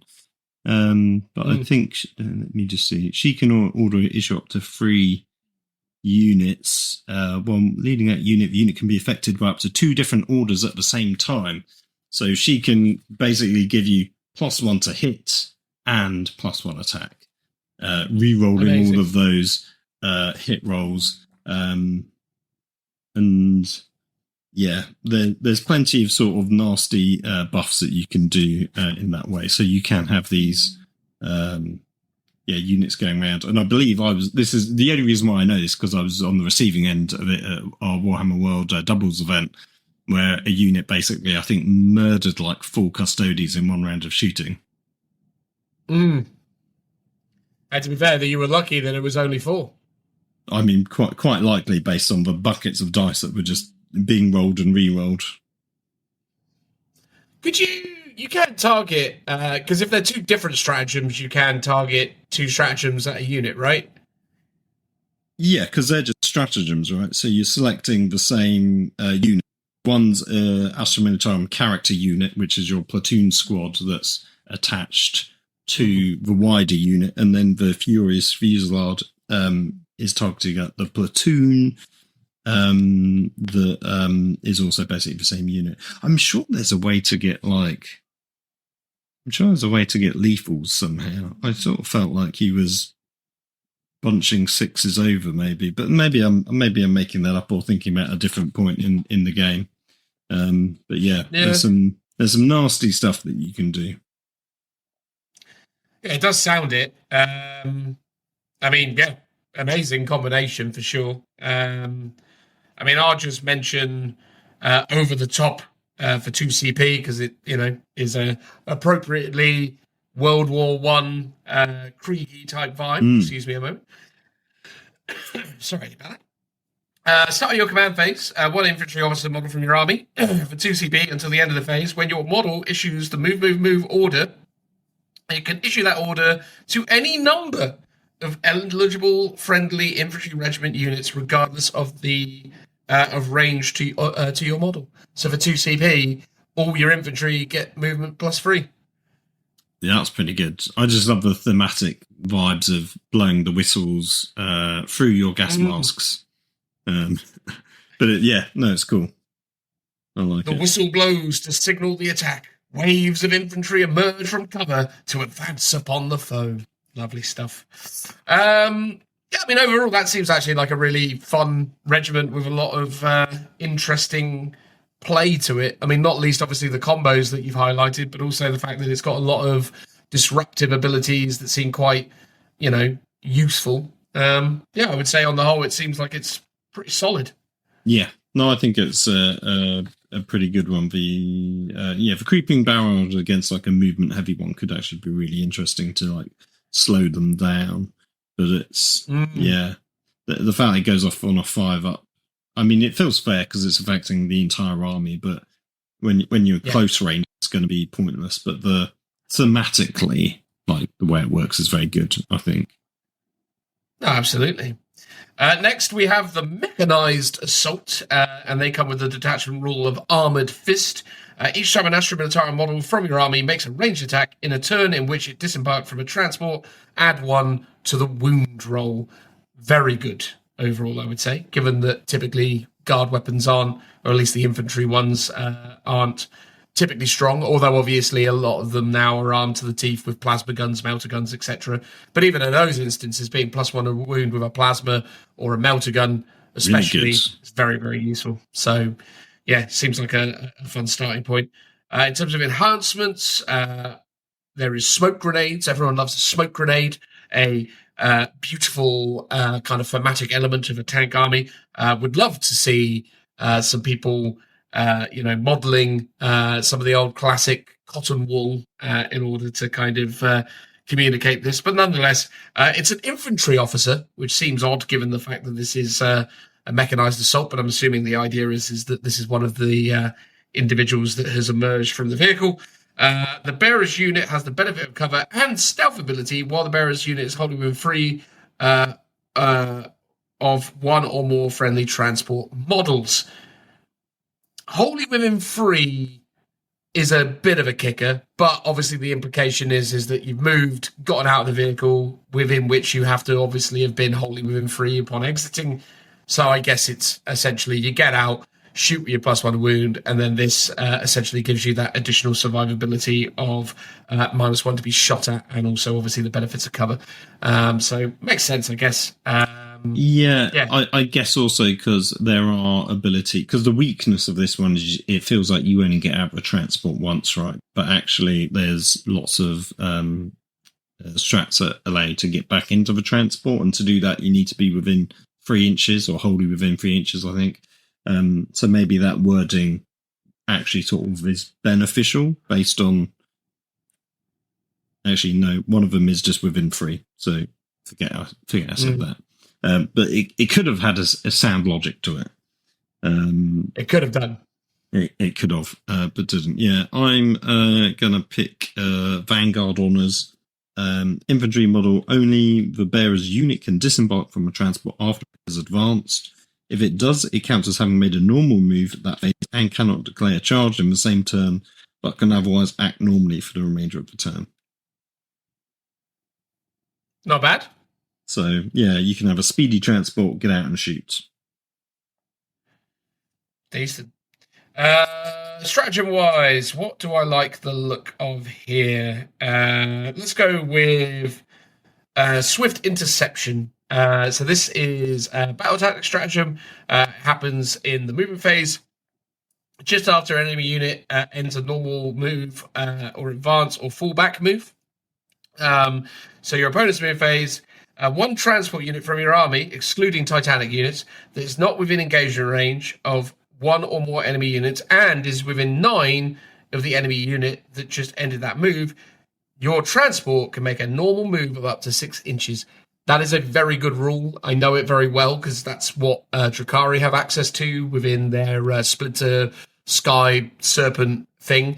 So I'll use that to great effect when running my Drakari. So yeah, seeing that there for the guard is super cool. So yeah, I think that's a strong option for sure. Yeah, because I guess you could use it to move block, but I guess more likely you'll just move it to run away. So you're making those charges a bit harder. Yeah, typically you use it just to run away, but there are also other instances, especially when you're playing on the kind of tournament terrain layouts, where you can move the vehicle forwards and, pivot it in such a way as to kind of even act as like a barricade. So in some instances, certainly against armies like Chaos Knights, for example, which, are filled with like armigers and some of which, or war dogs as they're called, some of those can move through terrain, but a lot of them can't. So you can use the ability to like move your transport as a kind of sacrificial lamb to keep your infantry protected from the marauding machine that's coming towards it, which is sometimes handy. So there are variables. Anyway, what would you like to talk about, Phil, in terms of strats? I'll just bonus briefly mention hasty extraction and move out, which are 2 strats that allow you to get back into the transport. One when you declare a charge, or your opponent declares a charge against you, and one's at the end of your opponent's turn. So they're cool. But the more interesting one is clear and secure, which is in your shooting phase. 1 Astra Militarum unit from your army that's disembarked from a transport this turn and has not been selected to shoot this phase.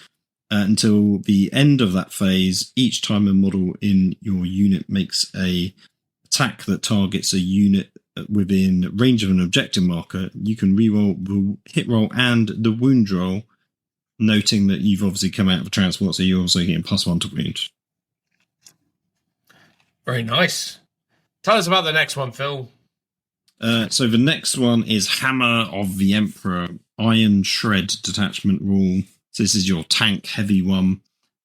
Each time a squadron unit from your army advances, do not make an advance roll for it, and instead add 6 to the move characteristic of that model. And when making that advance move, your unit can move within engagement range of enemy models, but cannot end the move within engagement range, which is just sort of assuming that you can, noting that you can't obviously go over them. So, but it just allows you to have a little bit more wiggle room to sort of go past units, which is it's all right. I mean, as a tank one, it's sort of a nice to have potentially, but it's not, it's not wowing me. But then, maybe it's one of those. It's useful when it's useful, yeah. But it's not often useful. Yeah, it's not a strong one. But potentially you do need the extra movement just to get around all the terrain. So maybe that is quite handy, but at the same time, you don't really just want to be advancing all the time with your with you guys. Surely you want to be shooting all the time, basically. Well, indeed. Well, maybe there's something in here that gives them like assault or something. We'll have to read on. Do tell us about the enhancements. So there's Calm Under Fire, a vehicle officer model only. Once per turn, after the bearer issues an order to a squadron unit from your army, it can issue the same order to another squadron unit from your army. That's all right. That's not bad. We've got the Indomitable Steed, which is basically a 6-up feel no pain for your officer, your vehicle officer specifically, which obviously if you're taking a Rogel Dawn commander is a pretty sturdy vehicle. Very good. Yeah, that's pretty lethal in that regard.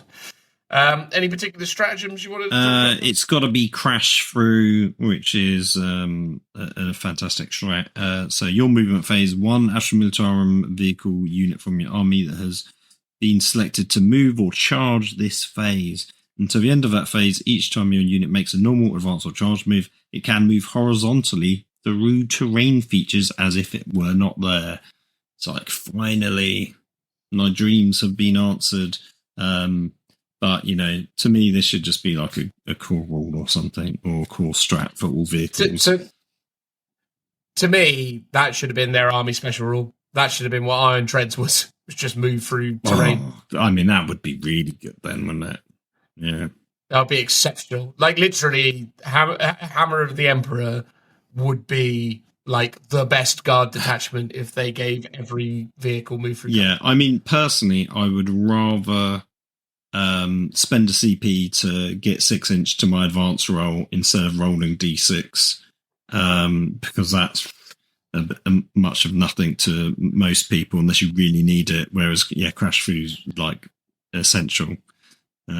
Obviously having an extra 6-inch to move completely through the terrain feature is actually quite handy, so it does combo with it, but flipping them around so crash through was your army rule would be amazing. There we go. Worth highlighting as well, by the way, Phil, it's a bit of a late one now, but just to put it in there, the siege regiment rule, the artillery support creeping barrage, has been FAQ'd to state that the maximum number of units that can be shaken by this rule in each battle round depends on the size of the battle as shown below. Oh, so even creeping barrages. Yeah, which makes it actually a bit bonk, because like when it was a 5+ roll, you were like, yeah, fair enough, because there's a 1 in 3 chance that it happens. So obviously it should hit everything. But no, they've changed it now. Wait, so is it you just pick 3, or is it you pick 3 and still roll a d6? Still roll the d6. It's still on a 5+. So it's like, cool, here's a rule that does nothing. And technically one of the 3, maybe. Yeah, so on average, one of the 3 targets will suffer. Plus, also, by the way, you don't subtract 2 from advance rolls anymore either, just charge. Okay. Maybe, it felt strong, but obviously it clearly was. Well, evidently. Again, 40k players don't like it when bad things happen to them, They like to be able to have their cake and eat it too, as I love to say. No, that's true. So, you did crash through. I like the idea of ablative plating. The idea that that is a thing sounds appealing. So crews routinely reinforce their vehicle's armor, adding ablative plating.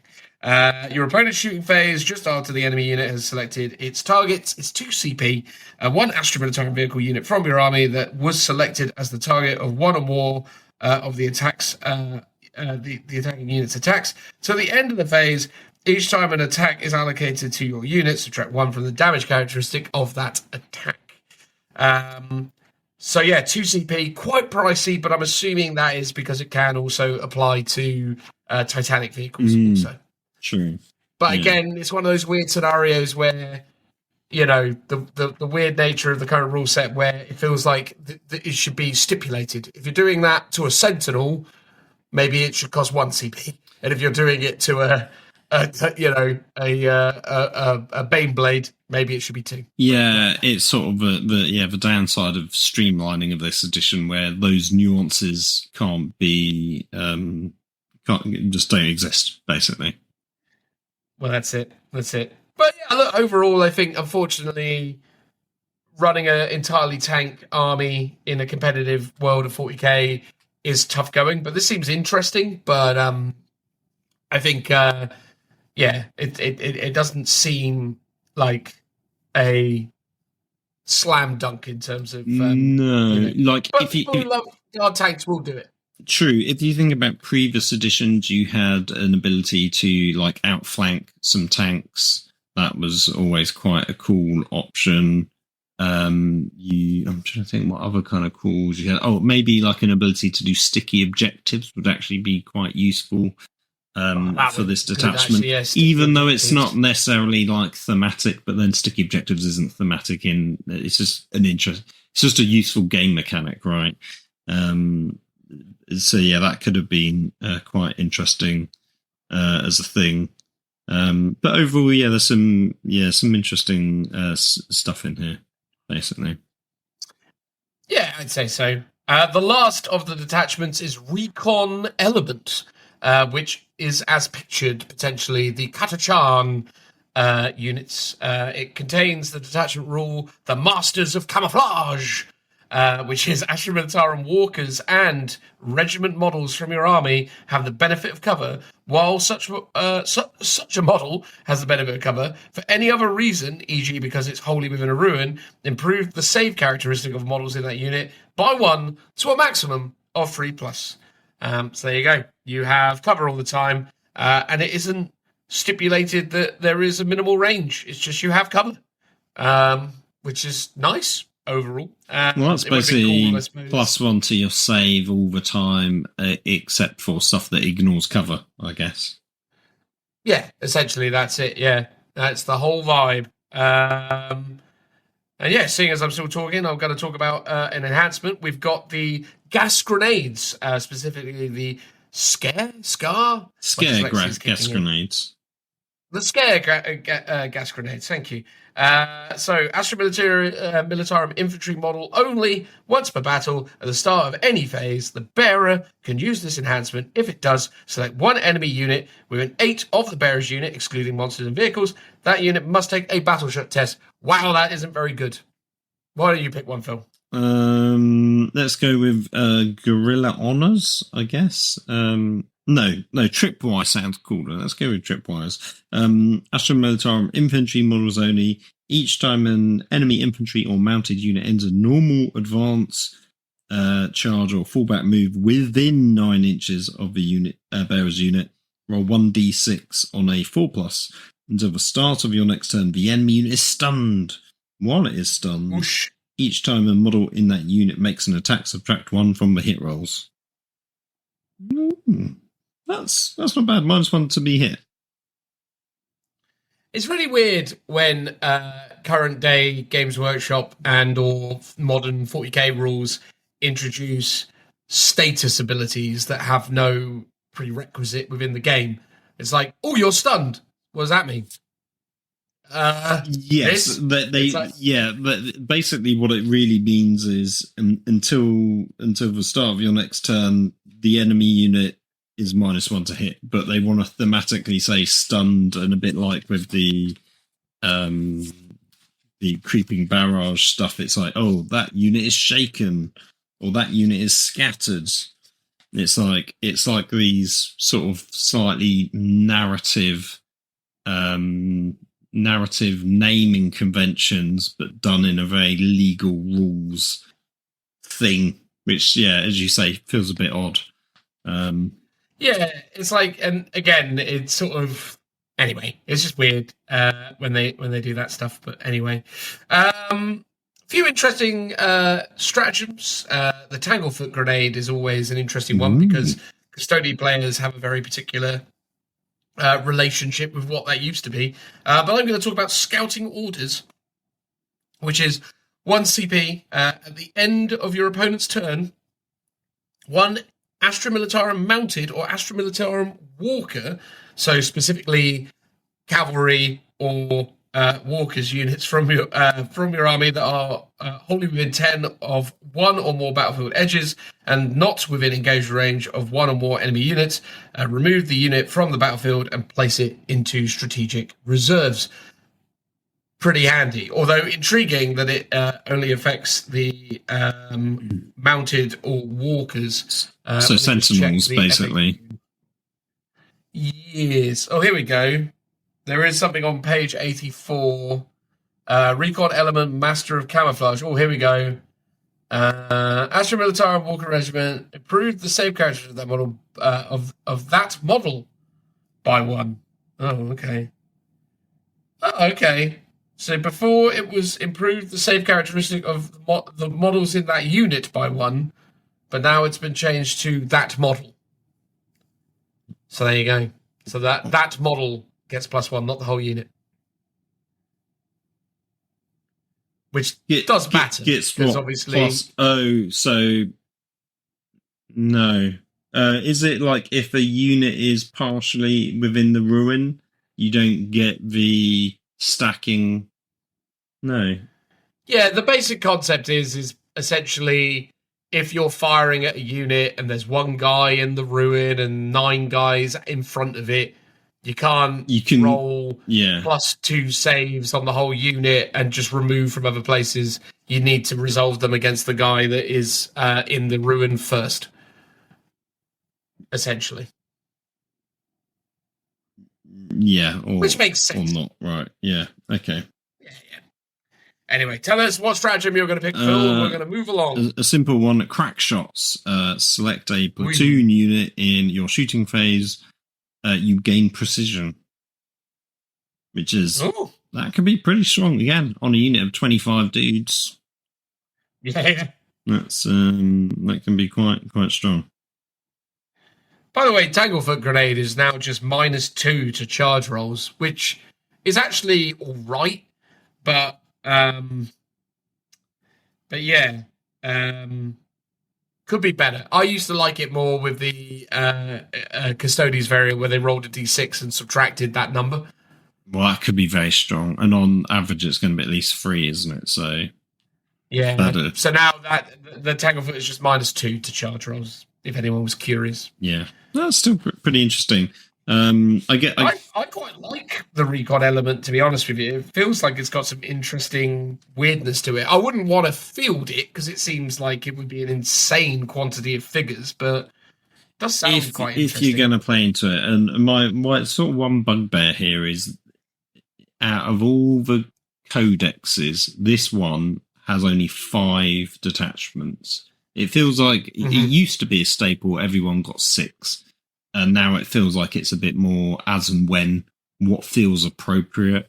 And it feels like I would have quite liked to have seen like just an all infantry only sort of themed one that sort of ties in more with heavy weapons squads maybe and infantry. Well, arguably, I suppose the recon element is supposed recon to has give you that. Bits of that, and obviously combined arms sort of has it as well. And then obviously there's the bridge. The siege regiment kind of gets that across, and the mechanized assault as well has an emphasis on infantry because it's all transport. Yes, but what I mean is if you just want an infantry only army, so you don't want to play into sentinels, you don't want to play into artillery, you just want bodies. Which is maybe a bit of a mad concept, but I do know loads of people who have done that in the past. And obviously you had Bridgehead Assault, which was a bit like the mechanized assault, but sort of more about like deep striking and sort of using flyers and stuff. So that was more sort of Scion specific, which again they could have lent into here, but I guess it's in the Bridgehead, so maybe I shouldn't complain too much.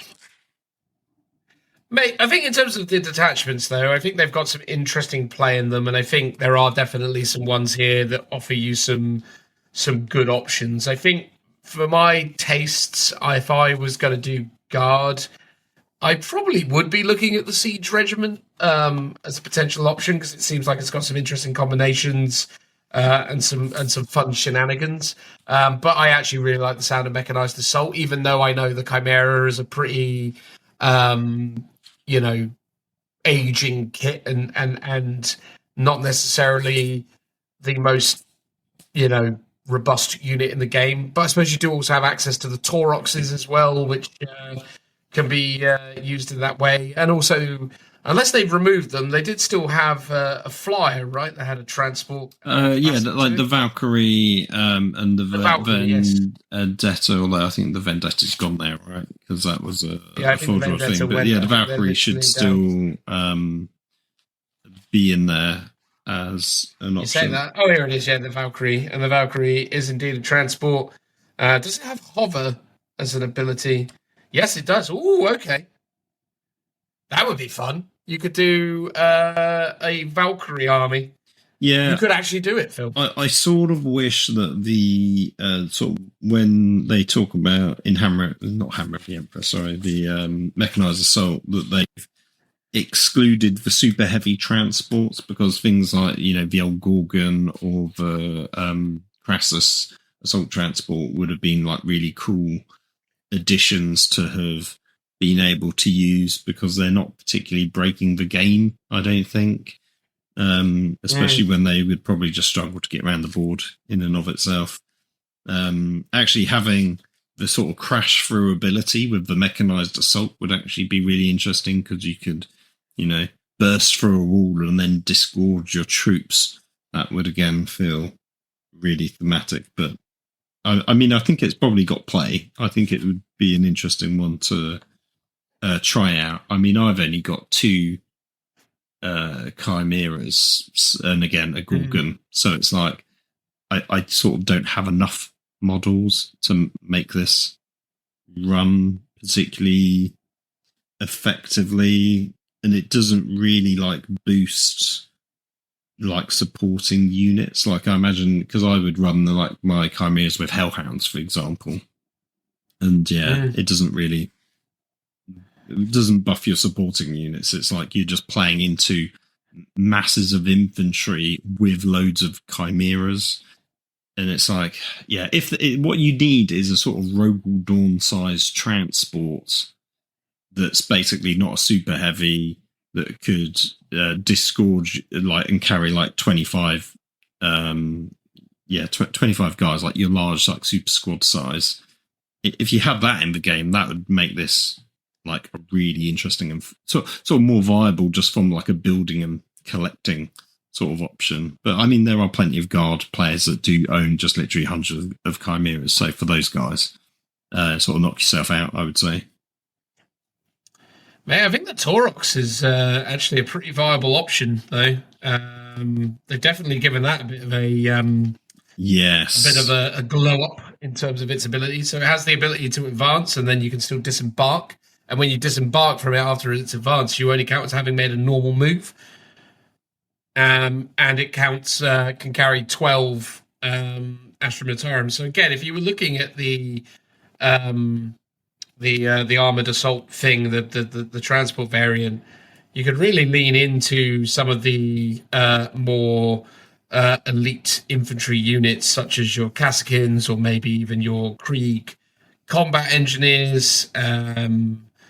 There's definitely some things that could be done to do some reasonable output. I mean, obviously the Scions are a very real option as well. They still have a lot of punch, because I mean, for every 5 models in a Scion unit, up to 2 Tempesta Scions could each have their hot shot las guns replace one of the following: flamer, grenade launcher. So basically,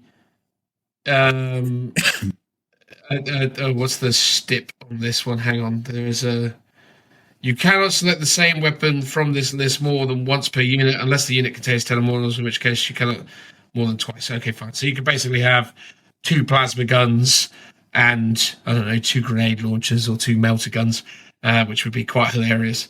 So you could have that coming out of a transport and being +1 to wound with all of those special weapons. And again, all of those guns are hitting on freeze. And then you obviously put some kind of commander in there. And then, ooh. Well, you don't get a standalone like Scion commander. You've just got the command squad, but you could, I guess, take like a Castellan or something. And could they issue orders? Wait, are they regiment? Oh, they are. So you could still issue them orders.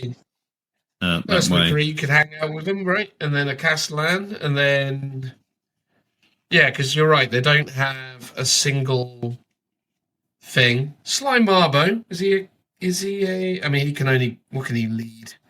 Just Catachan, I believe. Okay. Then fine. What else they got in terms of infantry characters here? So obviously you got Commissars, Ministerial Priest, Engine Seer, Psyker might be an interesting one. That gives you Psyker gives you a 4-up feel no pain against psychic attacks, but also in your at the start of your opponent's shooting phase, roll a d6. On a 1, the Psycho's unit suffers d3 mortal wound. On a 2+, the unit gets a 4-up invulnerable save. So having a Psycho with an elite unit would give them a lot of sort of defense, and she can actually just join the Tempestus Scions as a keyword. She can pretty much join anyone, basically. There's obviously a good issue. What? No, hang on. The idea of yeah, you could do some interesting stuff. Like, I think you can get the either Nork Deg Dog or a generic Ogrim bodyguard to join the command squads as well, which increases their toughness. But again, something we learnt from the weekend playing against this, it only increases the toughness when the command squad is a standalone unit. When you've still got the bodyguard unit of, say, scions or infantry of some kind, it doesn't increase the toughness. It's only once you're down to the command squad does the bodyguard give them ability. Do you know what's missing, I've realised, from this edition of the book? I sort of assumed it would be in here, but the regimental advisors. So you used to have... No more... Yeah, no more masters of the fleet, etc. Yeah, you had the officer of the fleet, master of ordnance, and one more. Maybe was it just was it like a navigator? It was something like that. I can't remember. Because there was one for aircrafts, one for shooting, and I'm sure I thought there was another one. Just looking at this as a list. Okay, and then dedicated transports will go with the regular old Torox. God, it is mad how much stuff you get in armies these days. So you could do... Oh, hang on. No, I haven't quite done it right yet. That was an astropath, yeah. And we'll take Ursula Krieg, because of course you take Ursula flipping Creed if you can, because she's just ridiculous. So, at the moment, it's 1,735 points. But it's Ursula, 2 Castellan, 3 Tempestus command squads, 3 Torox, 3 Kassakin, 3 Tempestus Sarn, 5-man, and 3 Valkyries for 1,735 points. That's pretty interesting. I guess if you're doing... That is a fun list. Yeah, I guess you could have things like Aquilons and stuff like that added on. So my idea, if I was to go back to my Krieg, is to do the Lucky Sevens, which is something I sort of started when I was last playing them on a bit more regular basis, which was basically to convert my Grenadiers and run them as Scions. Because I had it was like a Forge World... what was he? It was like a limited edition mini, but he was like a sort of regimental advisor that had a missing arm because it had like a little claw on it, and he had like a little data pad. So I was running him as my Tempestor Prime models, and I kind of just used some, because I had 2 10-man squads of Grenadiers and then a bunch of the special weapons, so I had enough to sort of make two units plus a command squad. So that was how I was running those as my sort of Scion units. And I'd like to bulk that out. So I've managed to get hold of 2 more mostly unbuilt Grenadier squads. And I want to actually properly convert up a command squad. And I like the idea of having them jumping out of Valkyries or some transports. I guess I've got my Chimeras already. I'd love to do some as Aquilons, but I don't know how visually that would look. And then the other thing I was thinking is I could always convert up my Centaurs, which are the old transports, and some of those were Grenadier-specific ones, and just sort of run them as, I guess, Sentinels, I think would be the closest sort of base size approximation to them. I mean, I think if Games Workshop were listening and they did plastic versions of the Centaurs, I think that would be really fun and would also make the mechanized list much more interesting, because you could have these small 5-man units like just flying about, grabbing objectives and stuff. That would be really interesting. Yeah, that would be super cool, to be fair. I was just looking at what allies I could put in to close the gap, and you can just get a unit of 5 Grey Knight Terminators in there, and you still have 55 points to spend on enhancements. Let's see what those enhancements look like. Are there even enhancements? Here we go. Bold leadership. Models objective marker at the end of your command phase. The bearer's unit. The objective marker remains under. Oh, yeah, so you definitely want bold leadership. And then what other enhancements have I got here? Well, it's basically I can do smoke grenades, and I can do. Where's the last one? Here we go. Wherever the last one was, Vanguard honors. If it does, it counts as having the bearish unit can disembark for a transport after it has advanced. So I can do that anyway. Yes, yeah. So that's assuming you take the Taurox. I guess you could always take the Taurox Prime instead if you wanted, which has. I mean, well, technically, I suppose you could put that. You could put that on one of the guys that's going in the Vendetta. Oh, not the Vendetta, the Valkyrie. Sorry. Right. Yes. Yeah. Because the Valkyrie doesn't. There you go. 1,995 points now. I mean, if you were including Legends units, I assume that Arvus Lighter's in there as well. I think was that what? No, it was. I wanted to think for a minute that was one of the few Forge World units that was still available. It was definitely the Cyclops and one other. Was it the Arvus Lighter? No, I don't think it would have been. But that again, no. Yeah, another fun unit. I mean, who's to tell? And they're not on the app, so it's not like you could easily check. But yeah, in this edition, most of the Forge World stuff, I think, just completely disappeared from the points. So they weren't. Maybe they're not even in Legends anymore. Maybe they're just like gone. Wow, I'm sure they're in Legends still, but there's just no they used to have points for them, and I think a lot of those might have gone. That's fair. Let's see I can quickly find it. Is there any other units you want to take a look at? Sorry, I've just got myself distracted looking at what I could add to the army to get it to exactly 2,000 points, because you know me and my weirdness. Yeah. Oh, there you go. Look at that. It's closer now, but not quite right. Oh well, doesn't matter.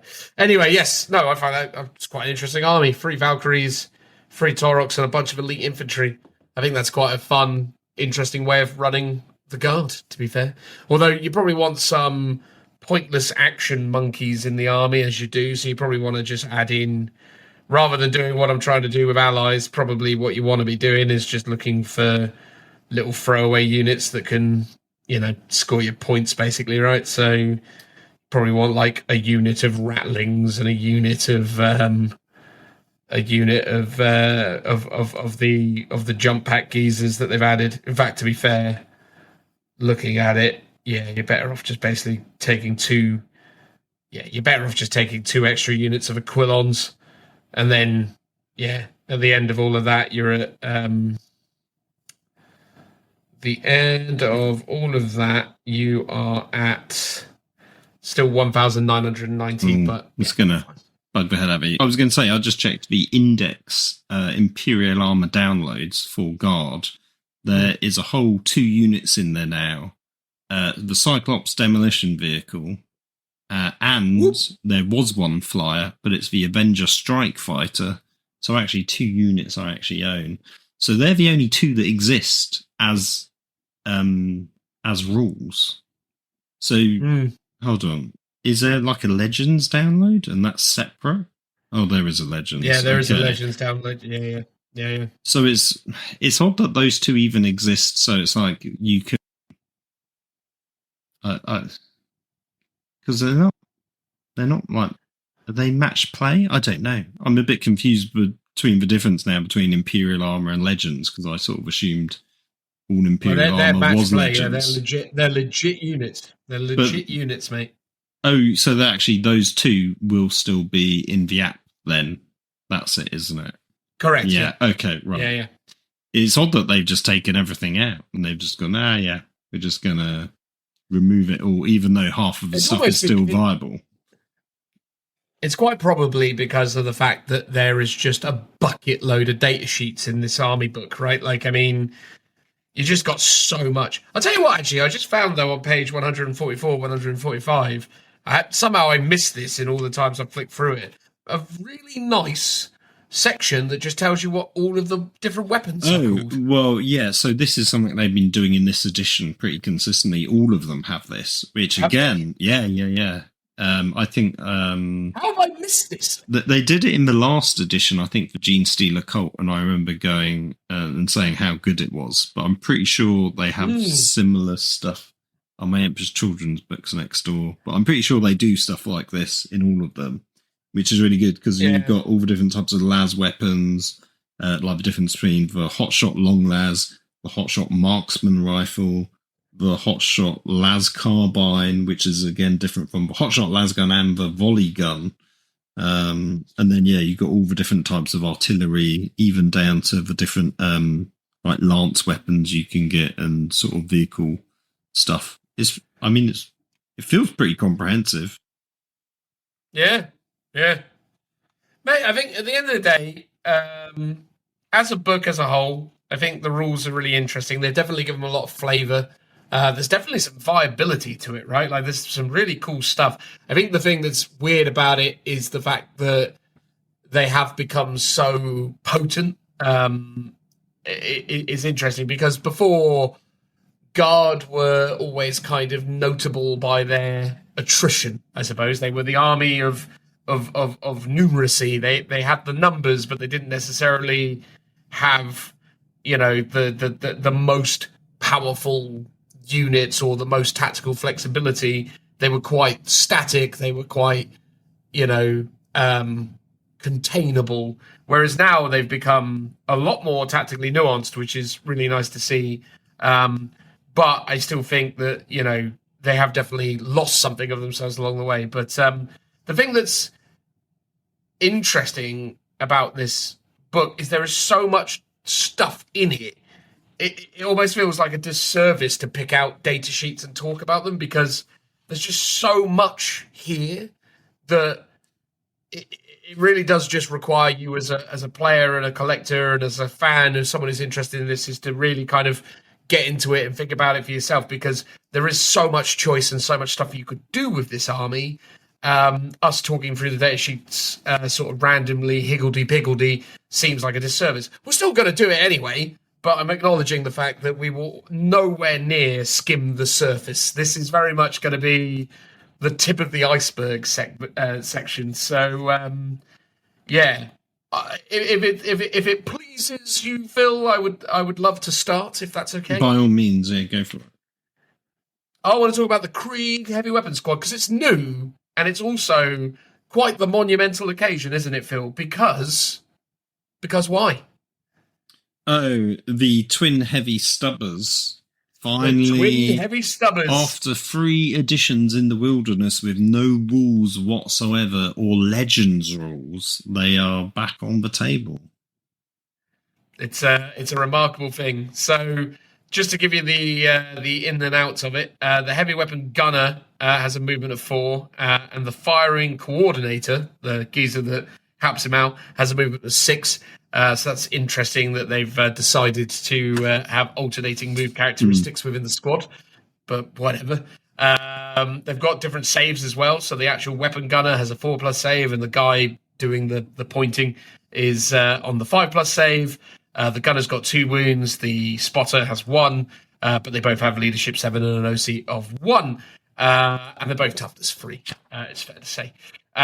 Why they have the ability... why does he have a 4-up save? Oh no, he has a 5-up save. Sorry, forget me. The gunner one has a 5-up save, and the other one has a 4-up save. I was thinking the spotter had the 4, and I was like, well, that's too good. But obviously, he's really good at crap behind the guy with the gun. That's what it is. Well, yeah, the guy with the gun, you know, actually has the better save, which makes sense. Yeah. I always feel like it should be the other way around, though, like the guy with the gun, because he's the guy who's most likely to be getting shot at, you know? Like, well, that is true. Yeah. The coordinator should be good at getting out of the way. Anyway, it has the ability of Final Duty. While this unit contains a fire coordinator, each time a heavy weapon gunner model is destroyed, roll 1d6 on a 3+. Do not remove it from play. The destroyed model can shoot after the attacking model's unit has finished making its attack and then remove it from play. So they fire back on 3+, Phil, as long as the fire coordinator is still alive. Yeah. Okay. So yeah, and you keep him to go last, I guess. And this is basically the old Krieg sort of army detachment rule that they used to have. So it's interesting.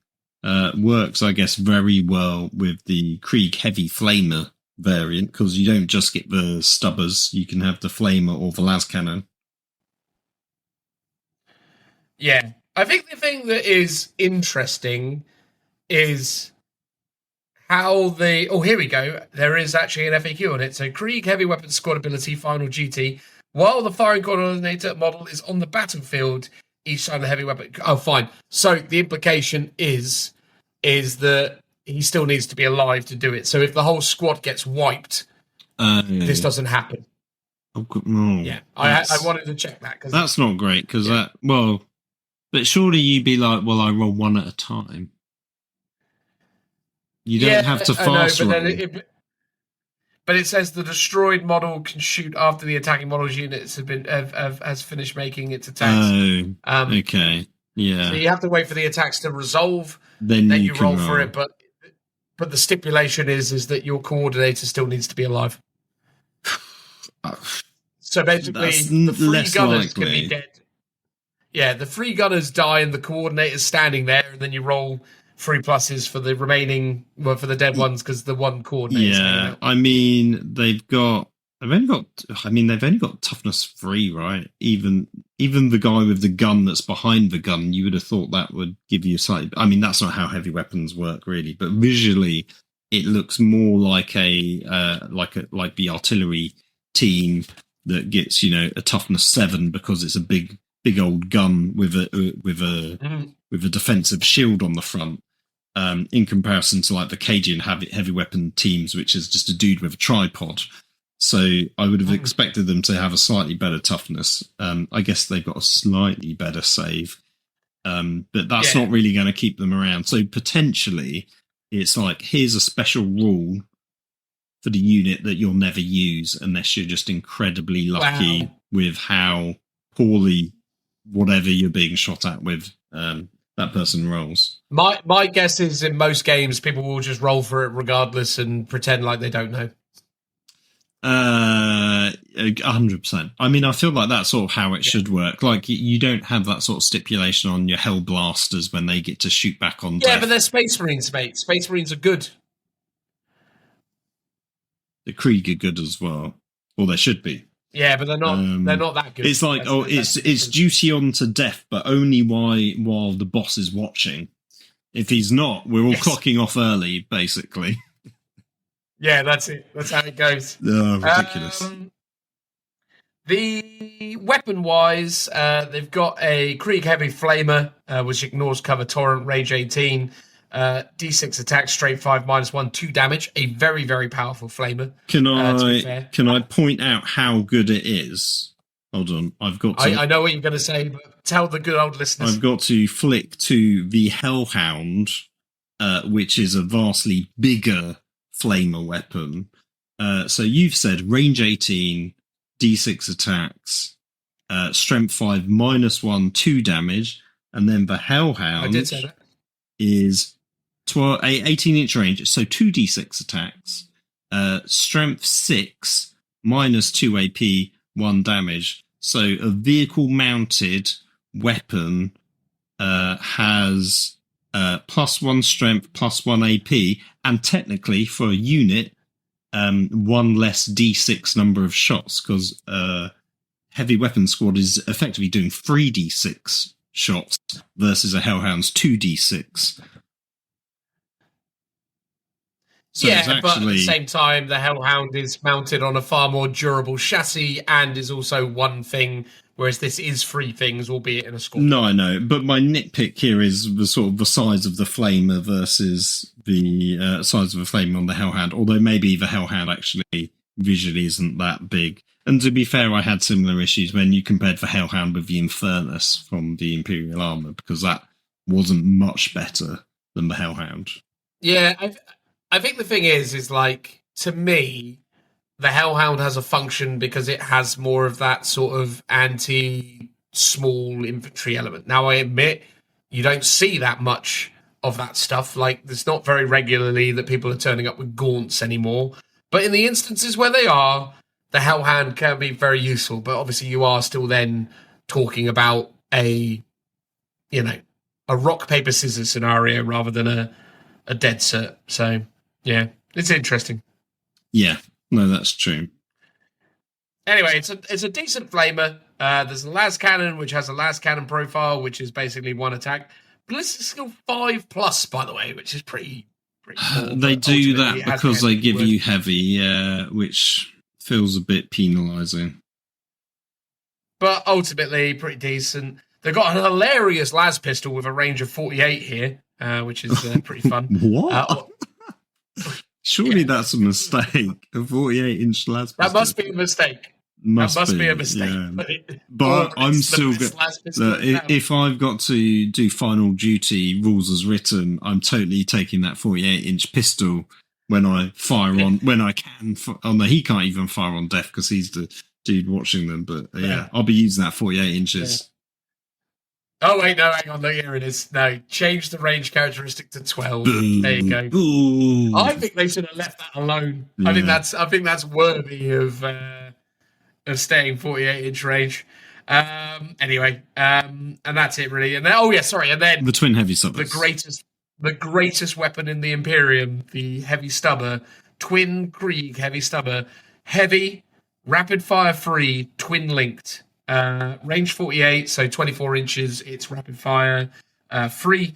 So it's got 3 attacks, hits on 5s, but obviously 4s when remaining stationary. And then obviously there are other things that you can do to plus it up. Strength 6, which is actually better than other heavy stubbers. Other heavy stubbers are strength 4. So that is true, actually. Yeah. Yeah. And -1, which is the same as the Cognis. Stubbers. The Cognis heavy stubber. So again, a pretty decent heavy stubber. I mean, obviously, if you were to take 3 of those, that would be potentially 18 shots, which is, again, with the way the game is played, pretty underwhelming. I mean, when you consider that a unit of intercessors can shoot 20 odd times on their own, 25 times, it's 20 times on their own, plus some grenades. It's not that impressive, but it's still cool. I like it. I just think visually looks great as well. Like, I think this is actually one of the cooler Krieg plastic kits for the flamers. So I've got one unit currently of the heavy flamer team for the Grenadiers, where it was like 2 guys carrying around the flamer. So my idea is if I can get hold of 2 more, I can kind of convert them up to basically represent the Krieg heavy flamer here. Yeah, no, and I think if you're taking this squad, you're taking the heavy flamers, right? Like, it is right now, it is the de facto weapon. I think especially with Overwatch, basically, that's the thing that tips it into being a really good unit. Well, it's range 18. That's also really good. Crazy good. For a standard flamer to be 18 inches is mad. Yeah. Yeah. So in that regard, it's basically squad heavy flamer, but yeah. And if you embark it in a transport, it counts as 2 models. So while embarking in a transport, each heavy weapon gunner model counts as 2 models. I just realised something. The Krieg heavy flamer is damage 2, but the Inferno cannon on on the Hellhound was damage 1. That's the one thing I didn't point out before.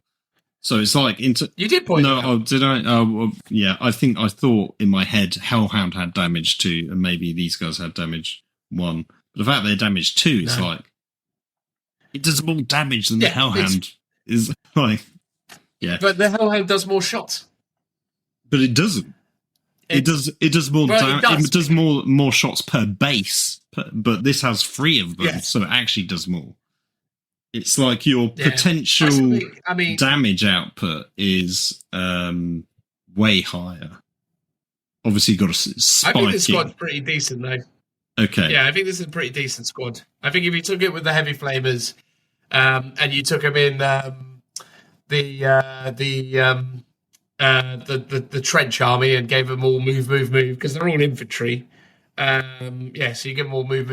Yeah, run them forwards. I guess you could run them forwards and then kind of camp out somewhere. And actually, they don't. Yeah, because the flamers don't care about the rubbish ballistic skill that the others have, because the others sort of have to not move, whereas these specifically can.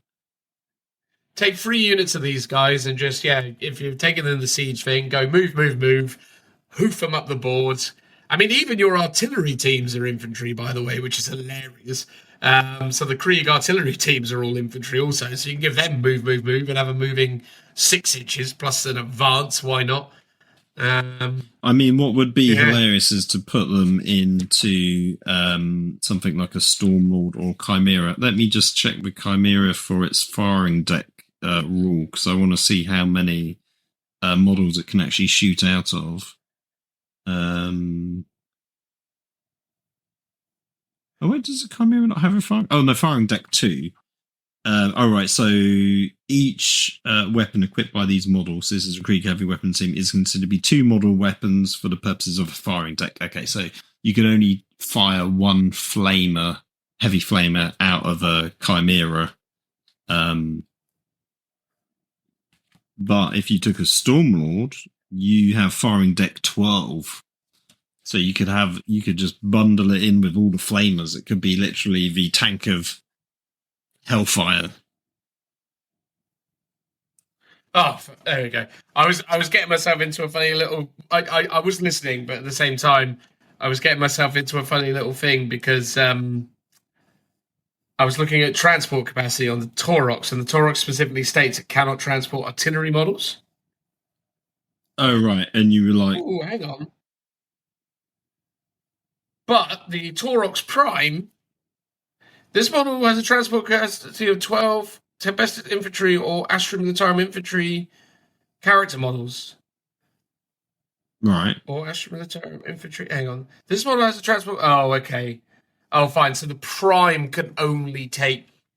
Oh, okay. So they didn't need to stipulate with that one. And then Fine. It was just because basically the artillery is infantry, and I was like, have they mucked up, and can you put the artillery in a transport? Right, okay. You can't put an artillery team in a transport. Well, that's why you need the Centaur, so you could tow it around. Well, that's it. What unit would you like to talk about? Let's talk about the artillery team, because I want to do a comparison between the artillery team and the field ordnance battery. Basically, hold on. Let's just. They're on the same page, and I'm going to use the points value from the back of the codex for a pure comparison. So the artillery team is 75 points, and then the field ordnance battery, noting that you get 2 of them, is 120. So it's. Do you want to guess how many points they are now? Oh, what's it changed to? So the artillery team is 95 points, and the field ordnance battery is 110. Oh my! So there's a 15-point delta between. God, it used to be you got like 1.5 artillery teams for every field ordnance battery. This probably makes my point even more pertinent. So anyway, artillery team. I'll do a comparison because that's how we're going to do it. So both have movement 3 inches. Artillery team has toughness 7. Field ordnance battery toughness 5. Artillery team 3 up save. Field ordnance battery 4 up save. Artillery team 10 wounds versus 6 for the field ordnance. They both have leadership 7. Artillery team OC 3. Field ordnance battery OC 2. They've both got different abilities. So the artillery team's got remorseless barrage in your shooting phase after this model has shot. If one or more of those attacks made with an indirect weapon scores a hit against an enemy unit, that unit must take a battle shock test. If an infantry unit is hit by one or more attacks made by multiple rocket launcher by the multiple rocket launcher, they must subtract 1 from the battle shock test when doing so. So kind of interesting, but it only really lasts for that turn, even if it goes off. So it's, potentially useful if you're going to charge into a unit and you want to stop them from doing stratagems or they're on an objective. Meanwhile, the field ordnance battery has rearm, reload, fire. While this unit is being affected by an order, provided it remains stationary this turn, all heavy weapon models in this unit have sustained hits 1. So that's very good. You've got the heavy mortar on the artillery team, which is blast, heavy, indirect, range 48 inches, D6 plus 3 attacks, hitting on 5s, strength 8, -1 AP and 2 damage. And I think that's equivalent to the bombast field gun, which is heavy, blast, indirect. So the same there. Again, 48-inch range. D6 attacks, so less 3. Hitting on 5s, 1 less strength, so it's strength 7. It's AP 1, and it's 2 damage. So basically, you're losing out on 1 pip of strength and 3 attacks. But remember, this is 2 bases, so actually you're doing 2d6 attacks. And as you said, it's only 15 points more. And it also gets sustained hits 1 if it's remained stationary.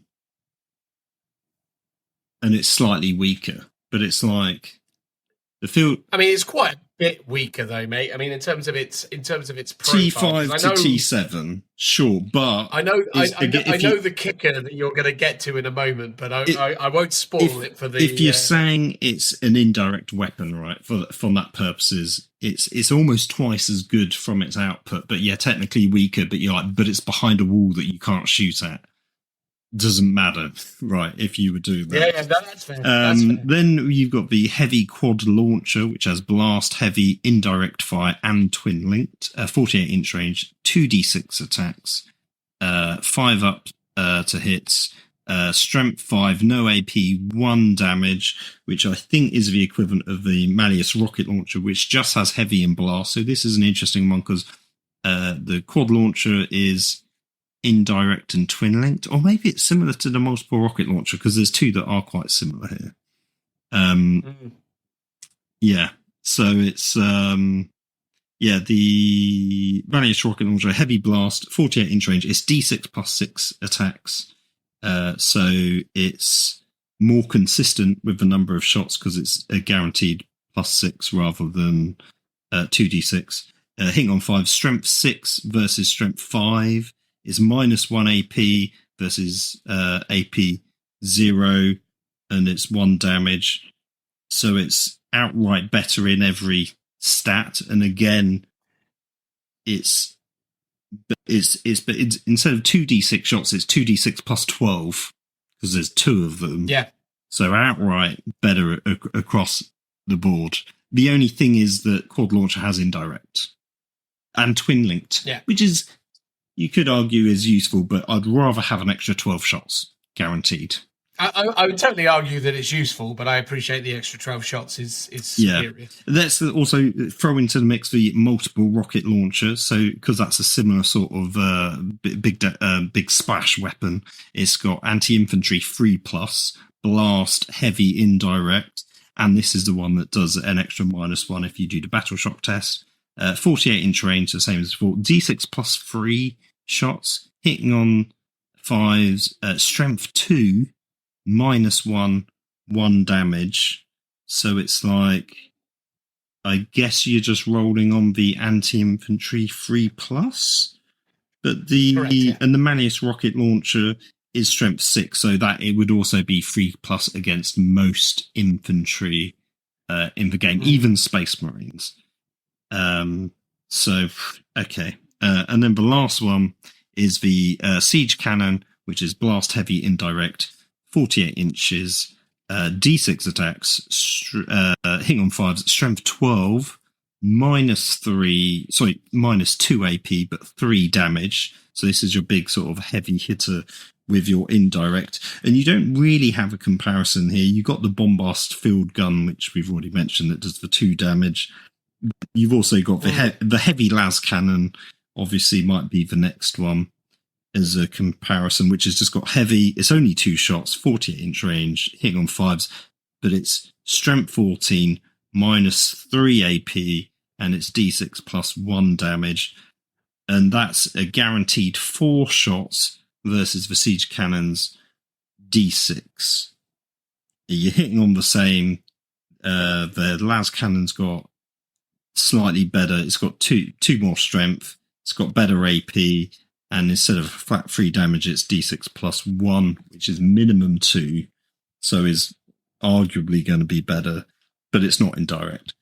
So my takeaway is the field ordnance battery is flat out way better in every regard, with the exception of the thing that you pointed out, which is that some of them are indirect, whereas maybe the field ordnance isn't, and the artillery team has got better defense, and it is only 1 base, so I guess you could think about positioning, but I think it is quite a big base. So yeah, and it's also technically a bit cheaper. So if you've got the points to squeeze and you can't afford a field ordnance battery, I sort of feel like that's the only time you actually take the artillery team, or because you just think it's a rule of cool. I mean, am I mad? The argument, I don't think you're mad. I think the thing is obviously, and it's not really an apples for apples comparison, but some of them are though. If you put these 2 units on the tabletop opposed to each other and have them behind walls shooting at each other, obviously in that scenario, the artillery team wins every time because there is only 1 indirect fire weapon here. But if the 2 of them were slugging it out with their indirect fire, bombast field gun, and let's say heavy mortar, because that's kind of the equivalent weapon, the heavy mortar from the artillery team versus the bombast field gun would probably result in the artillery team winning that exchange most, if not that's for slightly better time. But you got to remember that indirect isn't as strong now because of the sort of the fact that aren't you -1 to your ballistic skill? No, you basically can't hit on anything better than a 4. Right, okay. And then they also get benefits of cover, right? Yeah, they will get the benefits of cover, but you ignore cover. Oh no, you don't ignore cover. Some of this stuff ignored cover, didn't it? No, none of it ignores cover, but you might be able to combo it with. So I think one of the vehicles ignores cover once it's fired. I think that was the Hellhound in previous edition. I assume it still does. And also as well, though, you do also need to put an order on the field ordnance battery to make them actually get the rule. So you have to put an order on them. Now, I admit for a guard army. But getting then sustained hits 1 on top is... Yeah, it's worth putting an order on them. But what order? I mean, I suppose what order are you putting on them, though? If they can't hit anything better... Well, here's the thing. If you've got line of sight, which most of them require, you give them +1 to hit. Because then all of a sudden you're hitting on... Instead of hitting on 4s, you're hitting on 3s. Yeah, with your heavy las cannon, it goes up to... Well, okay, yeah, so what were we talking here? Yeah, the Malleus rocket. I mean, yeah, if you remain stationary, your Malleus rocket will hit on a 3. Which is pretty good, and you get sustained hits 1. Yeah, and it's minimum 14 shots. But I think the point of difference is the fact that this artillery team stays out of line of sight, blasting people from range, and it's a really durable footprint for out of line of sight as well. The fact that it is 3+ save, toughness 7 and 10 wounds with no negative associated to it, right? So you could get this thing down to 1 wound and it's still operating as intended, and it's completely independent, right? It doesn't need any accompanying commands to make it good. So in your shooting phase after this model is shot, indirect fire, it causes battle shock tests at -1. Okay, fair enough. It's not the best thing ever, but it will do some things. Because again, you can harass people in the backfield, because most of the stuff is range 48. So if you've got your opponent chilling on an objective in the back, dinging points, this thing just harasses those units and causes a lot of problems. So, although I do take your point, I think in game, I can see a lot more cases for why the artillery team is good than the field ordnance battery. The field ordnance battery is basically just a straight up power unit that has some powerful weapons, but you need to give it an order and then you need to put it in harm's way. The artillery team, you can take 2 artillery teams and have them just chill out at the back of your table, just within 9 inches of the corner to stop people kind of, getting into your backfield if they're able to do that. But obviously, if they're not able, if they've got stuff that could move, arrive within 6, put it, just towards the back 6 inches, and just harass units. The battle shock ability, although circumstantial, is still useful because we've had examples where it's been good if you can sing it off. And especially you subtract 1 from their leadership characteristic as well. All of a sudden, when you're needing to roll a 7+, it becomes way more difficult than the 6. But that's only with the Malleus rocket launcher, which I feel is the coolest looking out of all of the options, and especially as it's a new one because it isn't like any of the Forge World ones. I feel like it's sort of one of the weaker shooting options. I think. Yeah, I definitely wouldn't be taking that rocket launcher. I'd be taking the I'd probably just be taking the heavy mortar, to be honest with you. Heavy mortar is, I quite like the look of the quad launcher, truth be told.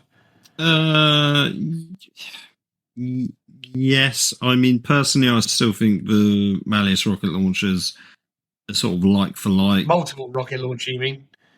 No, the Malleus rocket launchers. So from the field ordnance one, I think is like a better equivalent, because it's just better strength, better AP, and way more shots. And it's like, it's not got twin linked, and it's not indirect. But I mean, those things are quite useful to have.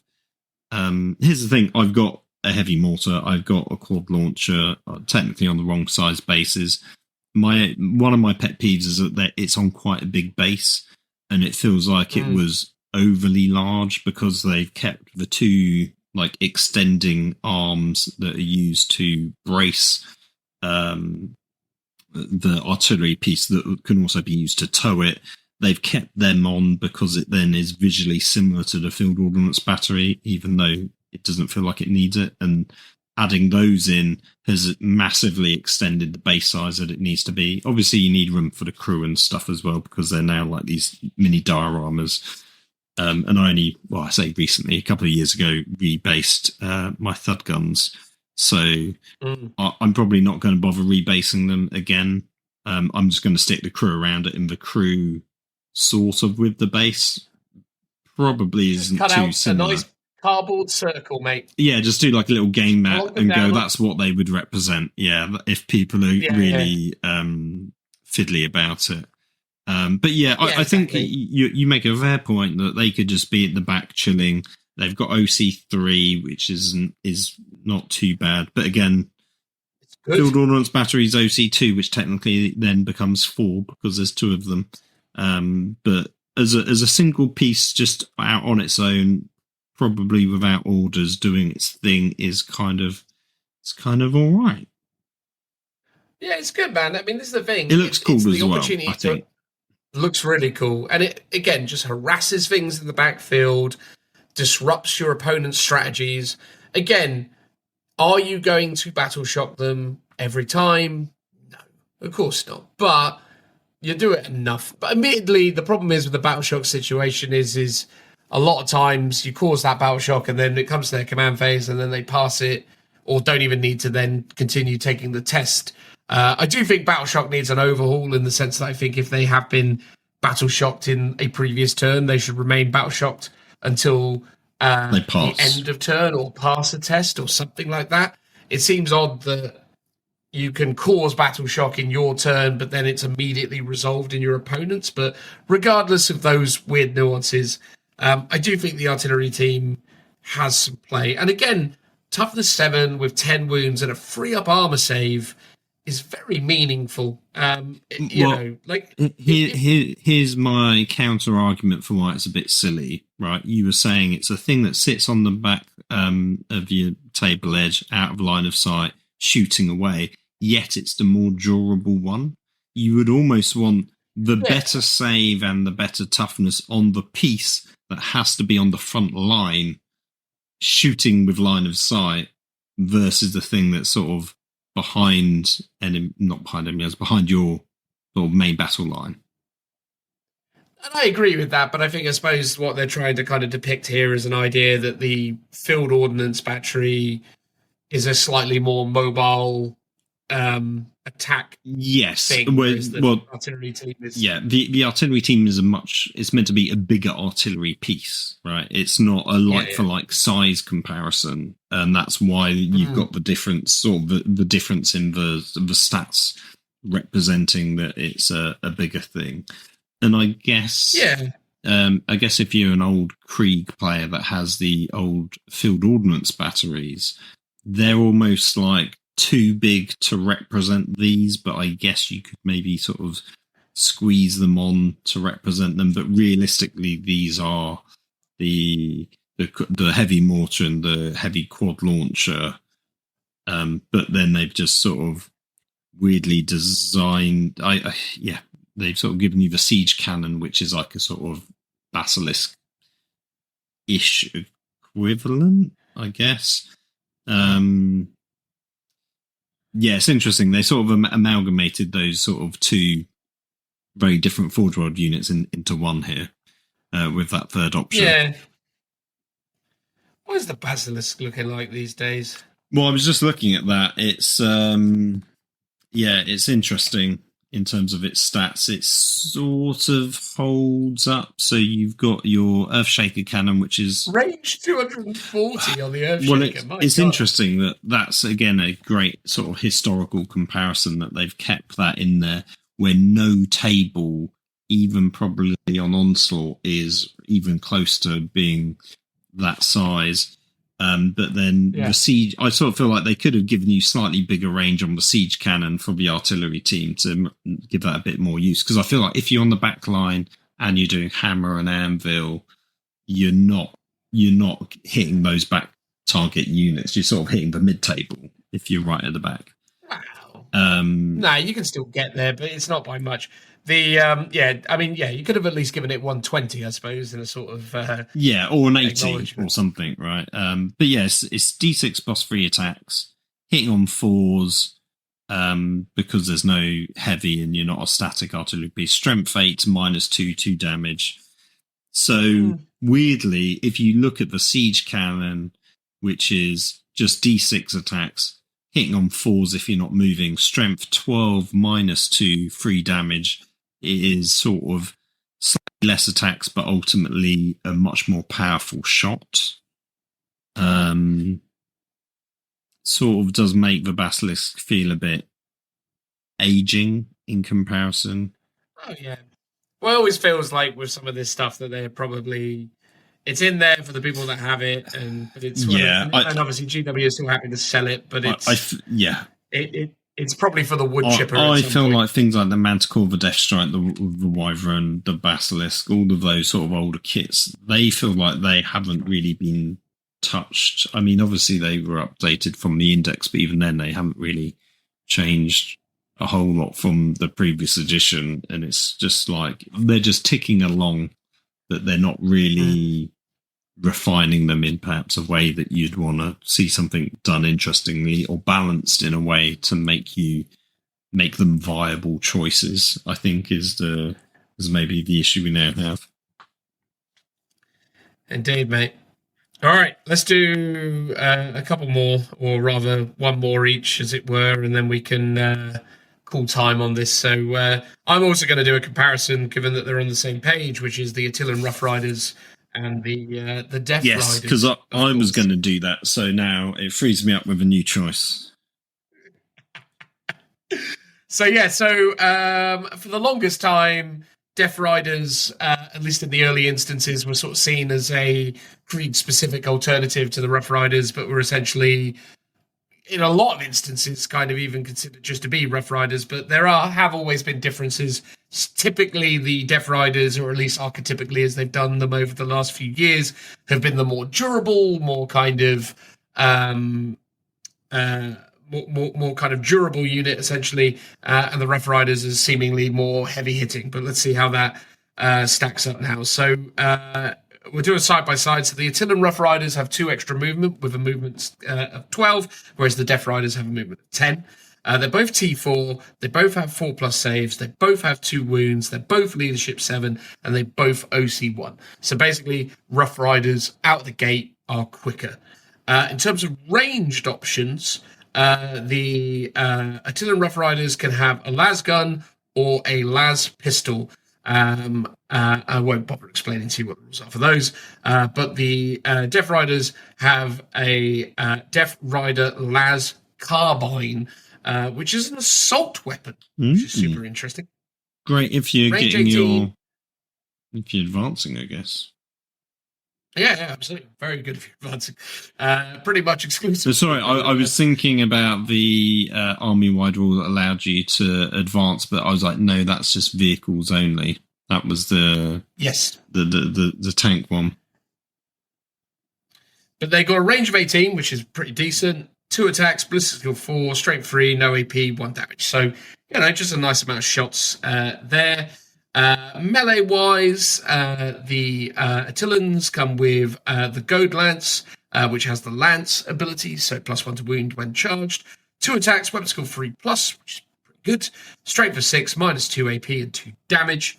That probably compares most appropriately with the Frag Lance, although there is also the Hunting Lance, and to be fair, I think actually this is probably more a fair point of comparison, so I'm going to go back to the Attilans and talk about the Hunting Lance. It has 2 variants, so a frag tip and a melter tip. Both variants have lance, and I'm assuming that the melter tip will be more anti-vehicle, and the frag tip will be more anti-infantry. It's just worth pointing out that the Goad Lance, you can only take 1 for every 5, whereas everyone else has a Hunting Lance. So it's sort of like a slightly rarer option. Gotcha. So the Hunting Lance, in its frag form, has D6 attacks, which is super interesting for a melee profile. I think only Chaos Spawns a D6 attack, so another melee thing with D6 attacks. Fun to see. Weapon skill 3+, strength 4, no AP, 1 damage. Or if you're using the melter tip, it's 1 attack, so not a lot of attacks. But hits on freeze, strength 9, -4, and D6 damage. So yeah, pretty solid. Comparatively, the Frag Lance, which is also D6 attacks, so yet another thing with D6 attacks, for the Death Riders is basically exactly the same as the Hunting Lance with frag tips. It's basically D6 attacks, weapon skill 3+, strength 4, AP 0, 1 damage. They've also got, both have access to power sabers. However, there is a difference. In the hands of Death Riders, power sabers have 3 attacks, whereas in the hands of Attillans, Power Saber has 4 attacks. Yeah, I don't know why. How unfair. I know, right? Those wait, Attillans, is they it? just won't fight. I think it's because the Sergeant is the only person that has the Power Saber in the Rough Riders, whereas everyone on the Death Riders has it. That makes more sense. Yeah, there you that's go. why it's an extra attack. Yeah. So, but otherwise it's the same. -2, 1 damage, strength 4, etc. 3+. And then we have the Steed's Hooves, which are extra attacks. 2 attacks, hits on 4s, strength 4, AP 0, 1 damage. And the Steed's Savage Claws, which are 2 attacks, hits on 4s, strength 4, -1. Look at that. The damage. claws are doing Those work. sharp hooves.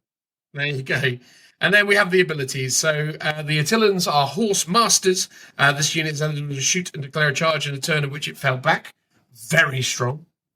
Very strong. And then we have Screening Line, which is the Death Rider's ability. Once per turn, when an enemy unit ends a normal advance or fallback move within 9 of this unit is not within engagement range. It can make a normal move of up to 6 inches. So you've got a reactionary move of 6 inches. Yeah, that's what it had before, which has always been quite an interesting one. It is incredibly interesting that the Death Riders have lost Feel No Pain. I get it. They've kind of gone away from the Feel No Pain. What is the points differential between the two units? I hear you crying. Well, I looked in the Codex, and Rough Riders was 10 points more, but I don't know what they actually are. Let me have a quick... It was, 70 points to 60 points for 5 models in the Codex. So the Death Riders, the Death Riders are 70 points and the Attilan Rough Riders are 60 points. So there is a 10-point differential, which I find weird because in a lot of instances, I would probably go so far as to say that the Attilan Rough Riders feel better. Well, that's why they're more expensive. No, the Attilans are cheaper. Oh, so interestingly, the Codex, it's the Attilan Rough Riders at 70 and the Death Korps of Krieg. Oh, wait, hold on. Yeah, the Death Riders are 60 points. So they've switched them. Yes, they've switched it around. around. That makes no sense because the Rough Riders are arguably so much better because of the better access to equipment. It's like, the Steed's hooves are better on the Death Riders. And it's odd that they've got the frag lance and power sabers. So it's like you've got a sort of horde thing against chaff, and you've got a slightly okay thing against Marines, whereas I guess the Rough Riders are chaff or like vehicles, and one thing that's good against like Marines or equivalent with the Goad Lance. So I guess you could argue they're a better anti-infantry unit because they're good at dealing with slightly elites and chaff, whereas Rough Riders are much better at dealing with vehicles and chaff only, and not that middle ground. I suppose the question becomes, what feels more useful, the ability to fall back, shoot and charge, or the ability to react move? I think the react move on average is a better ability because it gives you a lot more shenanigans and increased durability, and it definitely leans more into their tactical flexibility as it concerns the actual, winning of the game, scoring points, etc. Like the Death Riders are going to probably perform better at moving around the map and scoring you points. I feel like Death Riders used to be 3 wounds in the last edition. I feel like that's gone down. I think they were 3 with Feel No Pain. And Feel No Pain, yeah. But they've just changed them, haven't they? Like they've got a bit of parity between the two. I mean, the new Death Rider kits I genuinely like. I think they're really cool. I have a soft spot for the original kits, but I do really like what they've done with the new ones. But again, it is mad when you consider that if you want to go and buy a unit of Death Riders, I mean, 40 quid for, 70 points is pretty mad. But whatever. That is the nature of the business model. It used to be days. around like £100 because they were like 20 quid a model or something ridiculous. So in that regard, there we go. These days you are getting a saving, I suppose. But anyway, look, long story short is it's interesting that they're so closely kind of comparable. But I think, on the whole, I think the Attillans feel a little bit more, interesting. But I suppose thinking about it from the purposes of winning games, having that flexibility is useful. But anyway, Phil, you have one last data sheet to talk about, and then we're going to wrap this up. So what have you chosen for us to take us home? I think I want to talk about the combat engineers, keeping it on the Krieg theme. That's fair. Obviously, these have had some FAQs with the remote mine. That's changed. So let's go through the stats. Movement 6, toughness 3, 4 up save, 1 wound, leadership 7, OC 1. They've got Scout 6-inch, which is an interesting ability. Once per turn, they can have the grenade strat for 0 CP, which is really good. Very good. They've got war gear abilities, so remote mine. If you're able to look up what it now says, or actually, I guess it's updated in the app. Yeah, I can look it up, mate. It's page 109, isn't it? So it's currently once per battle at the start of your shooting phase, you can select one enemy unit within 12 inches of the bearer and roll a d6 on a 3+. The enemy unit suffers d6 mortal wounds, which I think is now like d3 maybe, or d3 plus 3 mortal wounds instead if it's a vehicle or fortification. That I'm pretty sure has changed in some fashion. No, they've not changed it at all, mate. It 100% has. Are you looking in the not FAQs or the app? I'm looking at Codex Astra Militarum version 1.1, which is what was linked on the website. It has a errata for Karsakin on the other page, 108. But then the next... So the update, on the app, it says on a free up, the enemy unit suffers D3 mortal wounds instead of basically D6. And it's 2 D3 mortal wounds instead of D3 plus 3 mortal wounds if it's a vehicle or fortification. So that's the change, basically. So they've toned down the amount of mortal wounds because it was seen to be too good. Well, that's so weird. So they've not updated their PDF, but they've updated it on the app. Oh, interesting. Yeah. Odd that the PDF's not updated, because you would have thought it would. Or it's because it's just in the FAQ and erratas. And no, that's what I'm looking at. Oh. So the PDF has not been updated, unless you're talking about some other... No, it's the FAQ. Well, what I meant is, so there's... Oh yeah, because I was thinking if you were looking at like an index card for them, but obviously they've just gone now because it's the FAQ and errata should have it on there, because I remember seeing it at some point. Well, it's not there now. Oh, very odd. Was it in it's on the app apparently? Is it in the what's it called? The regular updated document? Well, it would have to be in the... Anyway, it doesn't matter. If it's changed, it's changed. I'm sure. Well, use the app, everybody. Anyway, so you get a 1 engineer watchmaster, and you get 4 to 9 combat engineers. They're equipped with auto pistols and trench clubs, which is a new weapons of choice for these guys. So your auto pistol is a pistol, 12-inch range, 1 attack, hitting on 4s, strength 3, no AP, 1 damage, bog standard auto pistol.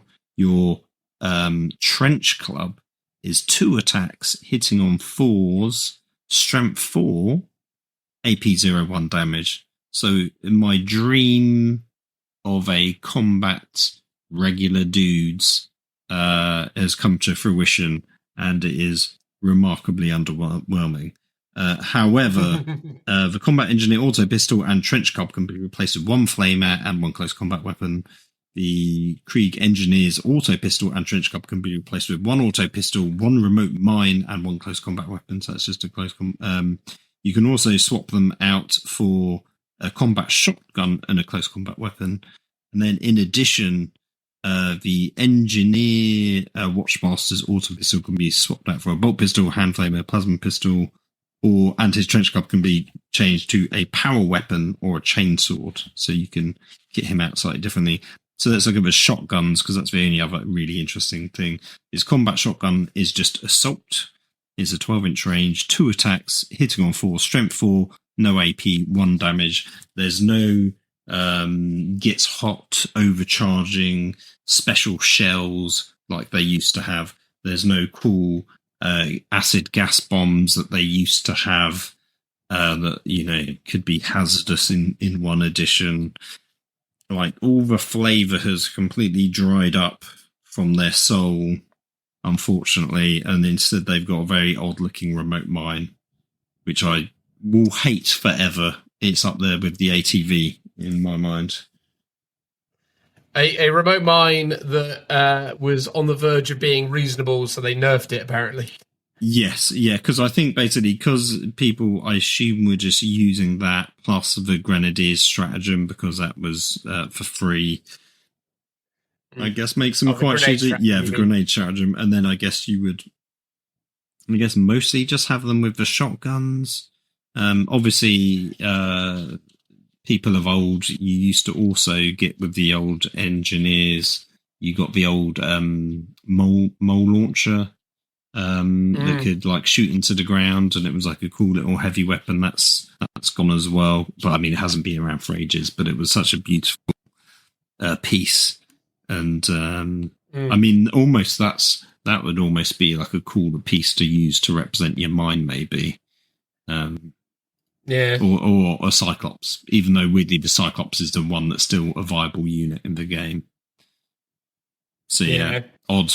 Look, on the whole, I think those combat engineers are pretty underwhelming. Although the grenade strat is useful, but their complete lack of access to the special weapons, the Scions, just completely outperform them, and the Scions are the same points. Yeah, I was wondering if maybe people were taking the mines in squads of 5, so you can just spam it, basically. Maybe that's what they were doing. But you can only take 3 squads of them. Well, true. You can't take them as battle line. They were clearly competitive enough that people were taking them, but... Well, evidently. Yeah. But this is the thing, man. Like, the Tempestus Scions, I mean, all of their ballistic skill is better, which is always fun, isn't it? Because, like, basically, Krieg combat engineers, all their ballistic skill So, again, used to be 3, because historically... Well, weapon skill used to be 3. No, I'm talking ballistic. No, the engineers' ballistic skill used to be 3 as well, because they were elite units. Yeah, and again, this is where, like, you had some really interesting stuff. So it's like the Grenadier units were obviously elite, and then the Rough Riders had better ballistic skill because they came from the Grenadier units, if I recall correctly. Again, because they were just elite. But the combat engineers were also elite units with carapace and shotguns. So they all had ballistic skill and weapon skill 3+ effectively, because all Kriegs had a 3-up weapon skill or the equivalent based on the old system. So there was these were elites, and these aren't particularly being elites. Like the trench club is pretty underwhelming for a close combat weapon. It's strength 4, which I guess you could argue is nice, because a generic combat weapon is strength 3, but that's literally the only benefit of it, is it's just got 1 strength, which I mean, I guess they're humans, right? But it's like an AP. The Tempestus Scion squad has access to a power fist, admittedly only 1, but it's got the power fist. Yeah, true. It's also, and they get reroll wounds against units that are within range of objectives. Yeah. I mean, personally, I think a lot of the flavour for me is exploring the Scion range. I think weirdly more so than the combat engineers. Although, combat engineers, I mean, I've got the models. I'll still run them. I mean, this is the thing, mate. The fact that the Scions are the same points as the engineers is a bit balmy. I mean, you don't even get the Hades breaching drill anymore, which was ultimately the vehicle for taking the engineers, because that was like this cool transport, and it was a real heavy hitter in combat that they would sort of assist and go alongside with. And it's like, if they had that, and it was either somehow classed as a transport, or it gave these access to deep striking. So last edition, all engineers could just deep strike. That was like their baseline rule. They could just all do it, much like how Scions could deep strike. And it's like, they don't have that. They've got Scout 6, which, I mean, it doesn't quite represent them popping up from over the ground, but it does maybe represent them being the trench clearers, maybe, that they're designed to be with those trench clubs. Yeah, I mean, I think they're sort of okay, but they're really not. What they used to be was just so much better. In terms of rules, but it also dripping with flavour in terms of what they represented and how elite and interesting that unit was. And it's just sort of, like I said earlier, it had its soul sucked from its nether regions, basically. Well, indeed. I mean, again, Yeah, those combat engineers. I mean, if you're buying them, they're the same price as the Scions as well. Like, I think this is the thing. I admit the Scion models are really janky, but Well, they're a bit old. The Scion, the Aquilons are sort of slightly better looking. I think they're sort of slightly better proportioned, although they still have the same sort of odd helmets and stuff like that. And they're probably quite a good equivalent to look at the combat engineers, because they also have a little servo sentry, a bit like the mine.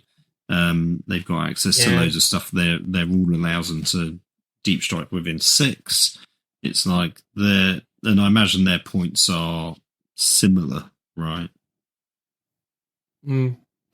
Wow. We're done now, Phil. We've been talking about this for hours. That is fair. I hope we've done it justice, Toke. I hope we have too. I think that on the whole, actually, credit where credit's due. What's nice about this and what I love about it is you don't have to dive too deep to actually get the creativity flowing. There's a lot of very interesting options and the ability to take lots of different types of army. If you want to take lots of tanks, you can do it, and you've got lots of interesting options for it. I actually, throughout the process, have now theoried and drafted a number of kind of more transport heavy lists that seem actually really quite fun, although doing so has meant that I would have to lean into Scions more, which is interesting in and of itself, but nonetheless it's still an interesting idea that you could have this more elite focused army, leaning into stuff like the Scions and the Kassakin and so on and so forth. So I think that's cool. Genuinely actually pretty happy with it. I think the thing that makes the army frustrating to play against or even kind of play with are some of the more kind of consistent issues with the game of 40k anyway, which is just the amount of miniatures and the amount of dice you need to roll. I think we need to hopefully hope that when we get to the 11th edition of Warhammer 40,000, that Games Workshop have an epiphany and realise that maybe instead of having 3 attacks that hit on 5s and wound on 5s, maybe we could just have 1 attack that hits on 3s and wounds on 3s. I know people love rolling loads of dice and all the rest of it, but it just feels like we're getting to a point where it's just going into the realms of insanity, especially when you've got things like 20-man blobs of guardsmen with 4 attacks each, re-rolling everything, etc. Yeah, that was particularly a tough watch, all of the dice being rolled. But they do play very differently. Like because it doesn't feel like particularly you have to even try very hard for them to just be hoardy, because you could have 50 models, which is just 2 squads of 25 models each, which is ultimately the most optimal way to probably run units now in these big blobs. Why just take a 10-man unit for flexibility when you can double it up, add in a bunch of officers to make that one unit super efficient when you drop a strat, because it's not like a strat costs 2 CP when it's over a certain size like it used to in 9th. So it's just the min-maxification of the sort of the simplification of the 40k rules that we're now in this edition that's sort of taken some of it away. But what's interesting, and as you pointed out, is as we've been talking through it, the things there's stuff there that make me go, well, I want to convert up this unit I want to make my own Scions, or I love the idea of an Ogren bodyguard and I want to convert him up. So for me, it's all driven by what I can kind of kit bash. And for a lot of guard players, that is how they do see their armies. And it's like, yeah, you can look at it from a competitive point of view, but there's still enough depth, especially with the range of models, to come up with some interesting things for sure. And, I said in our little intro segment, I do think it's a good codex. I think especially for more of a visual layout, content-wise, maybe more so than necessarily a lot of the rules. I just think the internal balance within some of the data sheets doesn't feel like particularly strong in terms of different meaningful choices, like between you've given us Death Riders and you've given us Rough Riders, but they're so similar. There's not enough distinction between them for like why I should take one over the other. And I want them to both be viable choices. Instead, it feels like they're so similar, but one slightly better. So you'd be like, cool, I'll just take the Rough Riders, or cool, I'll take the Death Riders. And yeah, I'd rather they play much more different. Yeah, I agree. I think this is the thing. There's so many options, and I think I started out by saying it, and I'll close with the same statement, which is this is, in some respects, it's Codex Krieg, but really, yeah, it is the new adaptation of what Games Workshop have now coined as the Astra Militarum. This is Codex Astra Militarum. They are Guard no longer, but at the same time, for those who are kind of passionate about and still enjoy the aesthetic of humans forced to face off against the many horrors of the, grim dark universe of the 41st millennia, it is still a cool concept, and there's lots of fun stuff you can do with it. And within the current kind of constraints of modern 40k, you can definitely get a fun, good army out of this and have a good time playing it. It would definitely be a little bit infuriating to kind of paint and build everything. I mean, just for context, I'm on Element Games currently, and I have put together all of the options that I would need, not even to actually complete the list, bear in mind, because there's still stuff missing.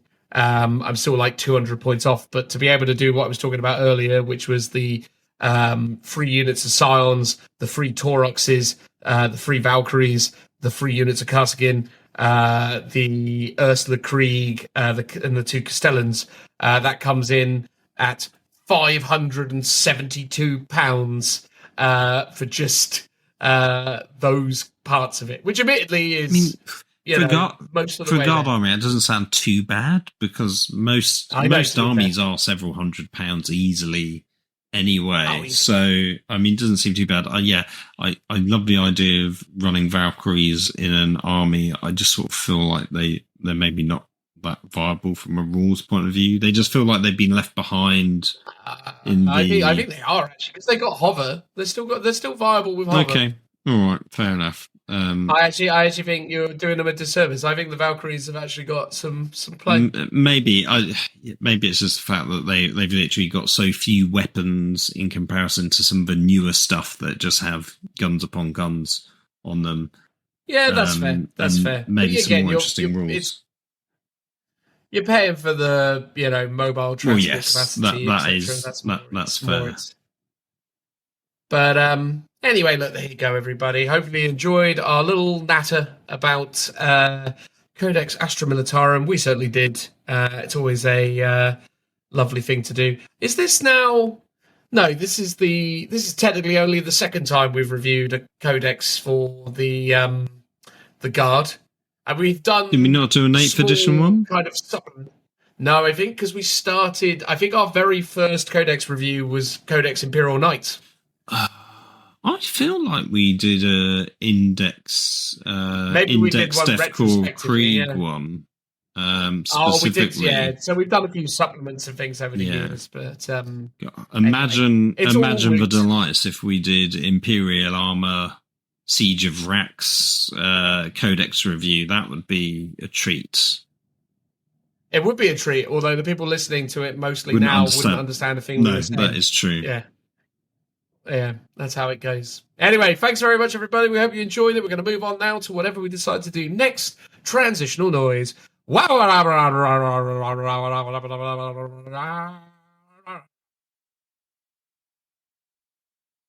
googly woogly, Phil, if they haven't gone about giving us more Space Wolves. And it's fair to say, myself and Phil, like so many, we're pretty universally fond of the Space Wolves that we received during the Adepticon reveals. So extra excited that the good people of GW have just shadow dropped a whole slew of new Space Marine sculpts in the form of characters and Terminators. Aren't you excited, Phil? Oh my god. Very excited. They are pretty incredible. I think, addressing the elephant in the room, it is quite remarkable how bad the Blood Angels got done dirty when you see this, right? Like I feel like Blood Angel players have a lot to be frustrated about in the presence of this, because I feel like the Black Templar release was totally stunning. I think they did an exceptional job on the Black Templars. I think the Dark Angels release was okay, but not Black Templars-esque. But the Blood Angel stuff falls short of even what the Dark Angels got, right? Like, so where the Dark Angels were probably like a 7 out of 10, the Blood Angels were just like, nah, mate. Like, just really, that wasn't it. But these Space Wolves, my God, 10 out of 10, right? I mean, just wow. This is Games Workshop's A team clearly in action, and I feel like Blood Angels got their B team or C team. It's like just night and day in comparison, and like the level of detail on these minis. And it's like, well, Blood Angels could have had that, but they just didn't. And it was an odd design choice for an army that's renowned for being really ornate and detailed to not give it to them. And then, they do a smashing job on Space Wolves. I think, when you look at, because, I mean, realistically, right, like, I like the Lamate sculpt. I like the Astrath sculpt. I like the Dante sculpt. The Sanguinor still hasn't grown on me, although I appreciate it's not a terrible silhouette, but the actual miniature is still pretty underwhelming. The big face is just not it. The Death Company were a real letdown, even though I said, and I stand by it, that I was perfectly happy with the idea of them basically just giving us upgrade sprues for existing miniature ranges. I think that was fair enough in the context of the situation that Space Marines were dealing with at that point in time, because it was the same with the Deathwing for the Dark Angels. Deathwing are basically just an upgrade sprue for existing Terminators. Death Company are essentially upgrade sprues for existing Assault Intercessors. Fine, get it. In that context, not too offensive. But when you see now the level of depth and detail that's going into the Space Wolves, you're just like, well, fine. The Death Company scenario was sort of all right based on the world as we knew it back then, but now it's evident that it was, a real letdown. And the Sanguinary Guard are just terrible. Oh, yeah. I mean, basically Stormcast Eternals with jump packs. Just really was not it. Yeah, my tinfoil hat theory is Darren Latham is a big Space Wolves fan. So he's actually a really good designer. So either he did these or had a big hand in them, or at least pushed them to excellence as a team. He did that, but no one was in basically Blood Angels' corner, and they were just like, this will do. That was like the difference in attitude between these two. Yeah, I think it's clear that it was one of those ones where it's like this is just enough, I suppose. Like this gets us. This gets us something, but it's not like we're not excelling, I would say. Yeah. I would also say the same is true, though, of the Emperor's Children. Bar, to be fair, now that I've seen it in the flesh, bar the Fulgrim and Fulgrim, the Emperor's Children release was pretty mid also. So, 40K's been putting out a lot of stuff, but nothing especially special. Bar the Death Riders for the Krieg. I thought. Well, I would say Elder as well, but that was just true, more of true. the same. But it was still a really high quality, even though it wasn't anything necessarily new. Other than the Exarch with the the Warp Spider Lady. Yeah. Other than her, but the Elder stuff good. Is stunning. And again, I think the Elder stuff probably in the same way as the Space Wolf stuff. It's like clearly Jez and the team are very well affiliated with the design of the Elder, and as a result, the Elder kind of get that love and attention. And based on the leaks that are doing the rounds, the Drakari stuff looks like it's going to have some really great potential as well, because obviously Jez did a massive deep dive on the Drakari years ago, and it feels like they're going to get a pretty meaningful release coming up as well. So, things are looking positive on the 40k release cycle. Plus, also the Kroot last year were good as well. I won't be mean about the Kroot. But I would say, like 40k stuff, I would say 50-50 between it being really good and really average. Whereas I think on the whole, and we've said this for a while, AOS tends to fall much more into the really good category. Yeah, bar the Stormcast, they've been pretty consistently great, I would say. But I think the problem is, though, is that, nothing in AOS carries the same kind of significance or IP weight that Space Marines do. And I think dropping the ball on Blood Angels and Emperor's Children, to be fair with you, is a pretty silly mistake to have made on their part. I think you shouldn't accept any mediocrity when it comes to, because Space Marines are such a big seller for them. They just sort of need to get them. Like, if every Space Marine release is not Space Wolf equivalent moving forwards, they've mucked up, right? Like, they've really mucked up. Oh, yeah. I mean, honestly, looking at these models, this is my sort of barometer as if it's good or not. It generally makes me go, should I start collecting Space Wolves? Or how can I use these miniatures to convert into other stuff? So, with Logan Grimnir, phenomenal model. Part of me's like, could I turn him into a chapter master for the Minotaurs, even though I already had pegged Abaddon for that conversion ages ago. It's just such an amazing model. Love the wolves. They really remind me of the wolves from Belladonna, from Age of Sigmar, because, again, I bought her to use one of the wolves for my Thunder Warriors, like sort of Primarch, Chapter Master equivalent sort of character. And then these ones come along and I'm like, do I want these wolves because they're bigger and meaner looking? But yeah, it's just so detailed. Honestly, I swear, when I first saw this, I genuinely looked to see if they were saying this was Forge World resin, because it is that well designed. I'm like, it can't be plastic. Like, that's how good this model is. And then I'm like, oh my god, it's just plastic. Wow, that's crazy how good it is. I think my only quibble, as always, is the way with GW stuff is the photography. I think the pose of Logan in his kind of like weird sort of like spread hands sort of thing is, again, when you're seeing it in a two-dimensional plane, it looks like he's very kind of unsure of himself. Like, he doesn't look very sure-footed with his arm out.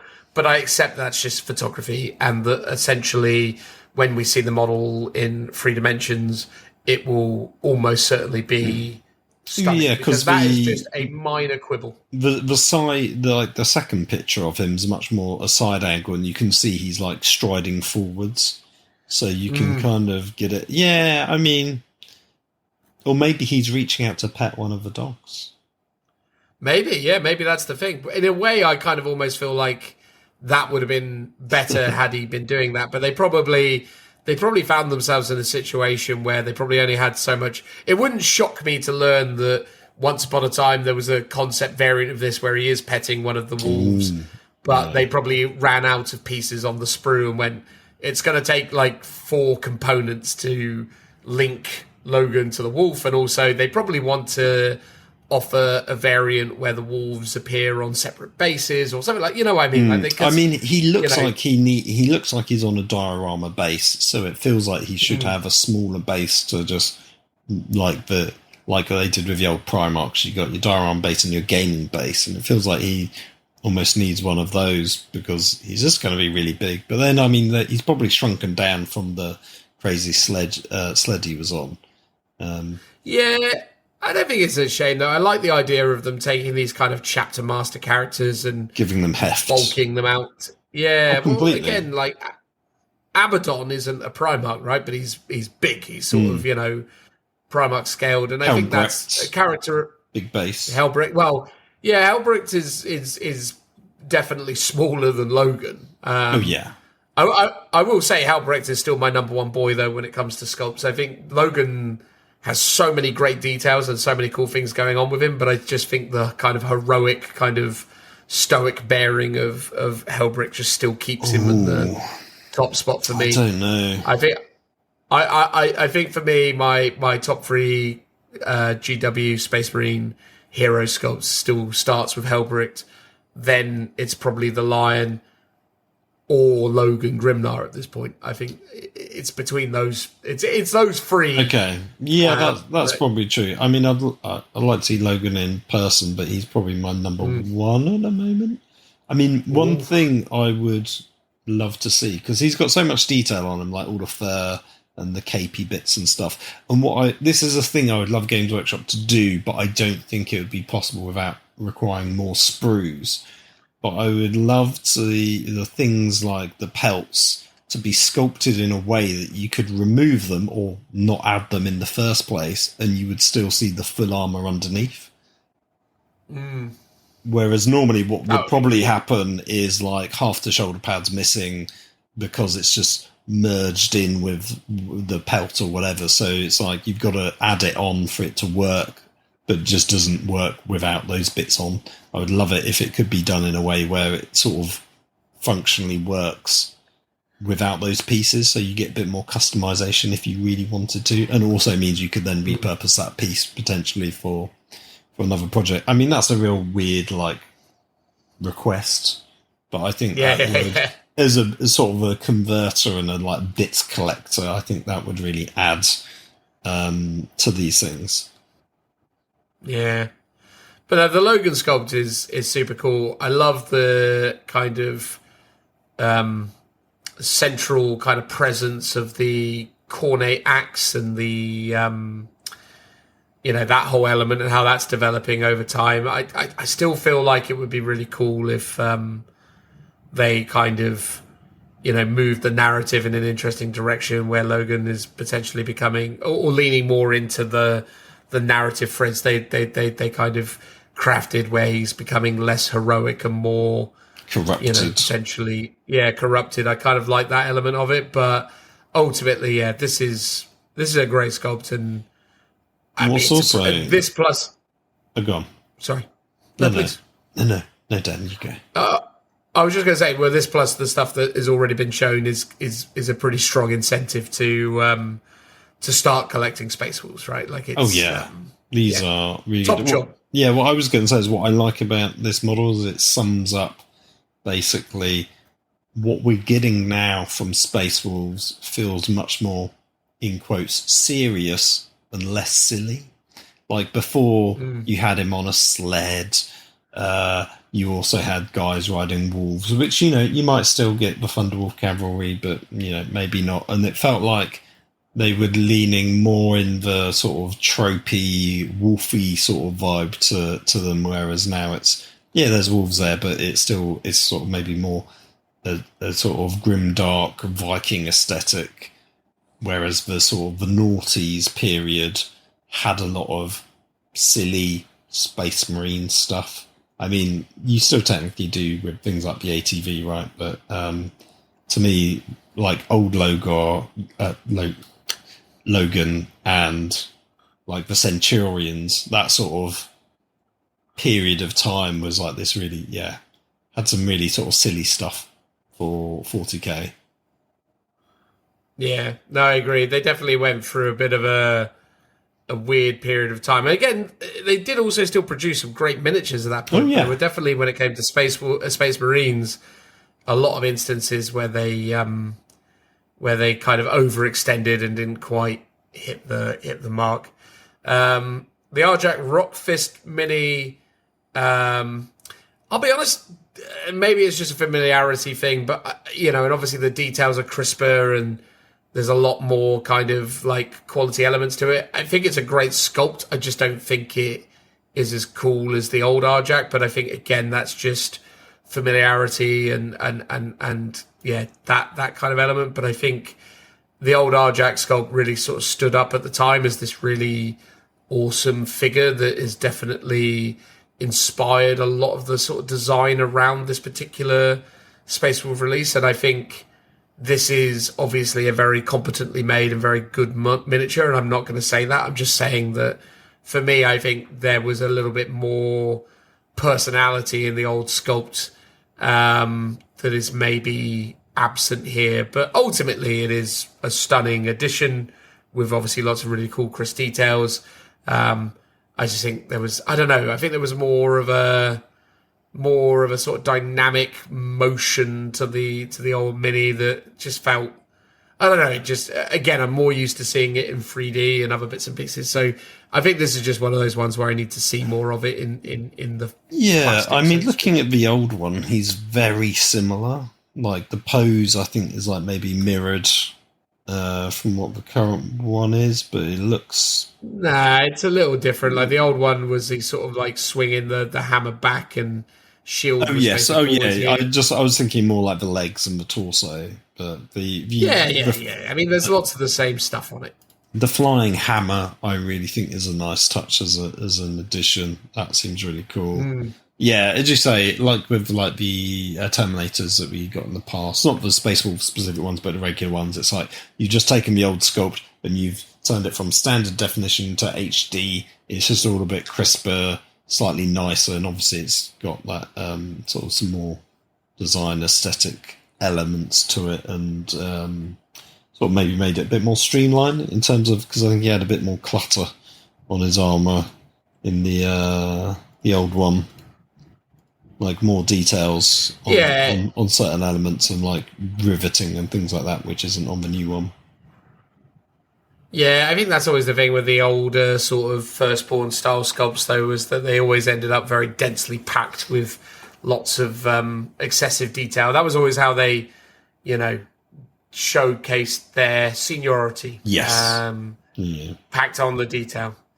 Nigel the Stormcaller is now reminiscent more of his second edition kind of original variant. Yes. That being that he is moved away from the Terminator armor and is now sporting the more traditional kind of runic armor, because the runic Terminator suit that he had, again, sort of worked as one of the very early sort of Rune Priest miniatures back in the day, was the Rune Priest Terminator. That was one of the really early kind of like Space Wolf Librarian sculpts. So having Najal in the in the Terminator armor definitely was very kind of akin to what you've seen with Space Wolves. But in his early iterations, he wore power armor basically as opposed to Terminator plate.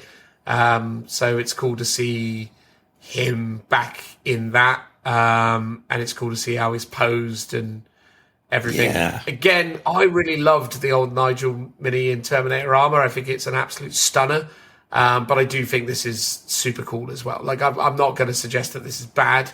I just think I need to have some more familiarity with it. I like his crow way less this time around, though. I think his old Terminator crow was more on point. I mean, the Terminator crow was quite cool, and I guess it's sort of easier to make it look good because it's just quite static, whereas now it's quite dynamic. But I sort of love his new pose. I sort of looked at this, completely forgot he had a Terminator option, and go, oh, it's like the old one. Not realising it was a slightly less old version. But it made me think, oh, it's exactly like the old one, and the pose was like this as well. And then I look at it and it's like, oh, it's nothing like that in terms of pose, but it's got the vibe and the feeling of the old one for sure, which I really like. Well, the old Najal from back in the day was like obviously back in the old sort of thing. Yeah. It was the olden days of all Space Marine characters, which just basically stood there with their arms wide open, Yes, yeah, almost what they call the T-pose, but not quite. I was trying to remember. What was that Star Trek episode with the arms wide open? Garlock and Jalad or something. Did you ever watch No, you ever watched? Well, Star I Trek have, The but Next I've Generation? got no idea what you're on about. When Picard is on a planet with a guy that communicates through metaphor. Oh, right, okay. And one of them was Timber with his arms wide open, but I cannot remember the anyway. It was a whole thing. But yeah, it's yes, a really cool anyway. mini. Well, the cool thing as well about Najal back in sort of 5th edition, when they he used to be this really amazing. But the thing about Najal that was always amazing was he created this. In older iterations of the character, he had this he was a storm caller, right? So he created these blizzards and storms around him. The idea being that he would sort of coat the battlefield in confusion as he created all of these, whirlwinds and devastating weather patterns around the Space Wolves and kind of amplifying their output. But also the other thing that he did really well was he was in a null zone, essentially. So he used to be an exceptionally powerful dispeller. So as much as he was a powerful psyker, his real power was nullifying other psykers, because he had oh god, now this is me really testing my knowledge. He had the librarian special rule that essentially made him able to get like +1 to his discard dice thing. So it was like not null maiden or whatever it was, but something similar to that, where it was like fortitude, mind, something or other. Anyway, he was just really, really good at shutting down other psykers, which I think was... And I like the pose of this, because the idea of him maybe like almost kind of Gandalf-esque, where he's got the old, you shall not pass. So yeah, I like the idea of him. Yeah, standing defiantly, being that kind of null zone. I think that would be... But interestingly, I like the idea of him being a disrupting force. But that's a game mechanic which just doesn't exist anymore, because psychic powers are just a keyword and an ability or a weapon that you can't dispel. So his option of somehow dampening that, unfortunately, doesn't exist in this edition of the game, unless they... Yeah, I mean, you could give him what they normally do, a feel no pain against psychic mortal wounds, right? Which is really dull, if I'm honest. Yes. But yeah, it'd be interesting to see what his rules will be like, and if it reflects the pose of the model and his potential. But yeah, it's pretty cool. It's pretty cool. So next is the Wolfguard Terminator Squad, which is a really stunning selection of miniatures. I'm really curious to know, does it specify here whether they're going to have helmeted variants, or are they all showing off their facial hair? It doesn't say. You would assume it would have a choice. I would guess so. I would guess they'd have like actual helmeted variants, but it's interesting, because I was chatting to, I want to say Mike, or a guy on Instagram, because we were talking about sort of like Grave Lords, and he was saying one of his complaints was that all the vampires have bare heads, and they don't really have any helmeted versions anymore. He was also complaining that they were the Blood Knights. But are the Blood Knights? But I think he was specifically talking about the characters, that they're all bareheaded, and I was like, it's a bit like Space Marines. Like, all the characters don't have helmets, but he did point out, normally they at least get options of both. And he was like, the vampires they're just all bareheaded for some reason. I guess because they need to use their teeth to bite at people. Well, that's it, isn't it? Yeah. But even then, they could have like much like the Blood Knights. Open helms. The open helms. Yeah. It's funny. Some of these I'm really into. Other ones are some of the beard design. Like the guy with the assault cannon, stunning mini, right? Like overall, but that beard, it looks like he's wearing one of those fake beards from the closing segment of Oh Brother, Where Art Thou? Not the bit after the big flood, but where they're like the Soggy Bottom Boys playing on stage. It's been a while since I've seen it, but so I can't remember if I'm honest. Well, fine. There was a scene where Go on. The assault cannon guy is a soggy bottom boy, is all I'm saying. That's fair enough. I'm more perturbed by the drilling of the barrels on the assault cannon. They look like they were a bit ham-fistedly done, and it's got a beautiful paint job ruined by those drilled out cannon bits. They're not particularly I guess great. because the weird one that's caused the problem is the one nearest the kind Top of left axle, I guess. Yeah, the bottom left, isn't it? I Sort mean, of like the one on the far right looks great, and then the one, the 2 o'clock and the 3 o'clock position ones are pretty good. The other two just seem like really off. But I think the problem is with that is it's probably because where it really actually needs to go can't really be achieved because you can only drill a hole as a whole, but it would need to account for. So essentially, the way that they would have had to have designed it is that the axle point, the basically the barrel where the round is fired from, would need to be a separate piece that you could essentially attach after drilling out each individual chamber, I suppose. And then you would have been able to... Yeah, sort of looking at it... Oh, no, there's a bit down there. I was going to say, it looks actually, from this angle, really off, because it feels like there should be a bit to the bottom right, but it is just about visible. Because it doesn't feel like, if you look at those top sections, it doesn't feel like it would line up with that bottom one where it's actually being fired from. Oh, no. But, no, it wouldn't. But, you got to suspend your disbelief in these things. I think it's more also just it seems very rough, like they haven't, sanded it down, like they just drilled it and cool, hand it to the painter. Yeah. I mean, we're getting a bit finicky at this point. I know. But, I mean, because that's not the model itself, that's how someone's built it, basically. Yeah. But I mean, these are stunning. Ultimately, I mean, the geezer with the double-handed axe, with the intense stare, kind of got a beard meets food type vibe to him. Really strongly in favor of these sculpts. I think it's just I love the Terminators. I think it's just awesome that we're getting Space Wolf specific ones. Slightly frustrated that they are still, though, essentially a kind of mixed bag unit where they're a mixture of melee weapons and storm bolters, etc. Right, not dedicated assault ones. Yeah, I think it would have been super cool had you had the ability to, kind of lean into it. Although, here we go. The Wolfguard Terminator is a deadly durable force. With the choice to swap storm bolters with beautifully decorated storm shields, amplified the lightning claws. Okay, so you can... Fine, I retract that statement. So every one of these can be armed with a storm shield or lightning claws. So fine, or rather, the pack leader can have the relic great axe. Well, it implies that the leader gets the lightning claws and great axe, but everyone else gets the choice to swap their storm bolters for storm shields. So I guess that would make them, because then they've got basically axes and shields. Yeah, which would be amazing.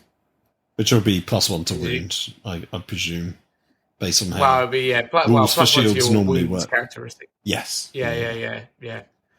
So, look, I mean, overall, stunning on the Space Wolf front. And, obviously when you add that to what was shown off Adepticon, it's looking very promising for, the Space Wolf release. I think, the only thing now that we're kind of missing miniatures for, which would be what I would probably consider quintessential Space Wolves, are the Long Fangs. I think, and also the Scouts. Those are the only two units now that are kind of notable by their absence at this stage. I think Thunderwolf Cavalry as well.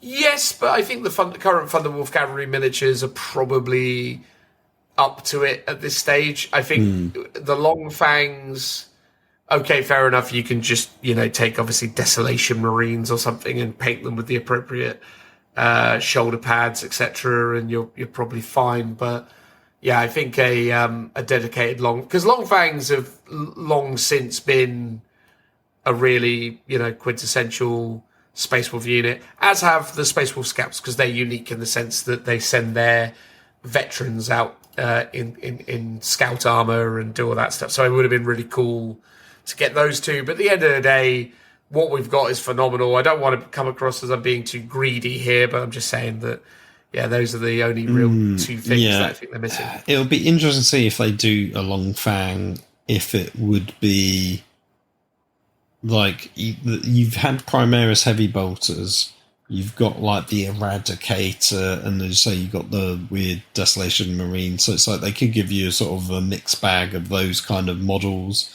but we haven't really seen a classic Devastator squad in Primaris, which is maybe why we haven't got the Long Fangs yet, because that's ultimately what they are. It would be quite interesting. I find it funny that the just going back to the pack leader, he's got basically Power Fist Lightning Claws, but just in case, he's got a really tiny dagger that he could use if he runs out of Lightning Claws to use. And then it's so his hands are so big because they're Power Fists, I don't think he could even physically pick it up because it's so small, and it's obviously for like the regular guy. If he's just got a normal... Well, you know, just in case. It's decorative. Decorative. It is decorative. It's a decorative knife. God, I forgot as well that they added Wolfguard head takers as well. So I forgot they have their own, like, Blade Guard variant unit coming down the pipeline as well. Oh, those ones, yeah. All the shields stunning for these guys. Mate, stunning. Questions for you, or a potential gamble? Let's go through it. Venerable Dreadnought / Bjorn. Oh God, Bjorn / Murderfang. Staying or going? Now, normally I would say vehicles are here to stay. However, dreadnoughts... Wait, I assume the Librarian Dreadnought for Blood Angels has gone, right? Yeah, that went. Maybe it's going... But part of me is like, because it's a character, it might stay. Because characters tend to stick around. Yeah, I think it'd be really interesting if they get rid of Bjorn. There'd but be I think he's going. It'd be like Yarrick all over again. Well, yeah, but they weathered that storm, didn't they? So I think they'll probably be all right. But, I mean, we'll see. Hounds of Morkai, staying or going? Going. No one needs it. Going. You don't think the Hounds of Morkai are going to... Here's the thing. It's the equivalent now of Death Company. It's a unique unit that is just a paint scheme and a word. Does it actually do anything different? Has it got different? Yeah, it's got like anti-psyker stuff or something. It's like the idea is they're hunting wizards. I mean, if they want to keep them, but do you think anyone in the history of forever has ever painted, built, or I suppose painted and built maybe, but do you think anyone's ever used Hounds of Morkai? 100% at Warhammer World specifically, and that will probably be the only time. You think someone has ever actually used them? Yeah. Because I'm not sure if that's true. I mean, I'm sure. Well, the very army builder probably that built and painted them himself has maybe played with them. But, well, I mean, maybe. I don't know how popular it'd be as a concept. It felt like it was a fun little gimmick in like a White Dwarf issue. I want to say back when it was in all the codexes, mate. They've been in the codexes. Oh, I know, but yeah. I don't think there'd be much uproar if that goes. But I'm not a Space Wolves player. No, I don't think so either. I think they stay. I think the Hounds of Morkai remain. Well, I mean, it's an easy win, right? And it's not because of Primaris. It's like it's here to stay. I wonder if you can even buy them on Games Workshop's website. Oh, here we go. Warhammer: The Hounds of Morkai. Here we go. temporarily out of stock, the Hounds of Mordkai. So, do they sell them? They sell them in their own dedicated box, Phil. Oh, well, then they're definitely staying. Can you believe it? Their own dedicated box. Now, here's the question. If I go to Space Wolves, do they still sell? Oh, they do still sell their upgrade sprue as well. All right, maybe we could still see the Hounds of Mordkai. There you go. My confidence is obviously not ill-founded. And then, Thunderwolf Cavalry, stay or going? Staying. Personally, I wouldn't mind it going because I feel like those were... It just seems a bit silly. Especially now when you've got more just cool-looking wolves on their own.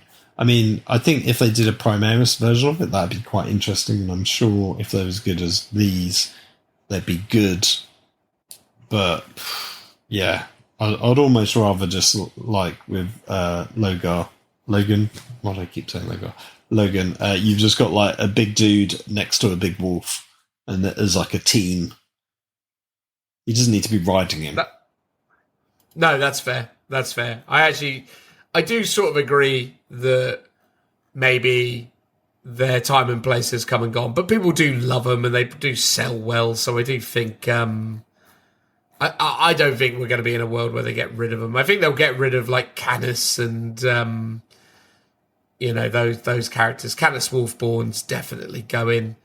The last of the minis that I'd be interested to hear your opinion on, and whether it's staying or going, is the Iron Priest, I suppose. Did you even know that they have their own Tech Marines and they're called Iron Priests? Yes, vaguely, but not particularly.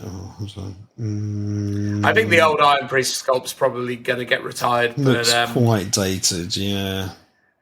I quite like it. I think the old Iron Priest was always a really cool thing, but I just can't see a world where they continue to... I mean, they might keep it just because they know they're going to replace it with a Primaris version, like, in the next wave down the line.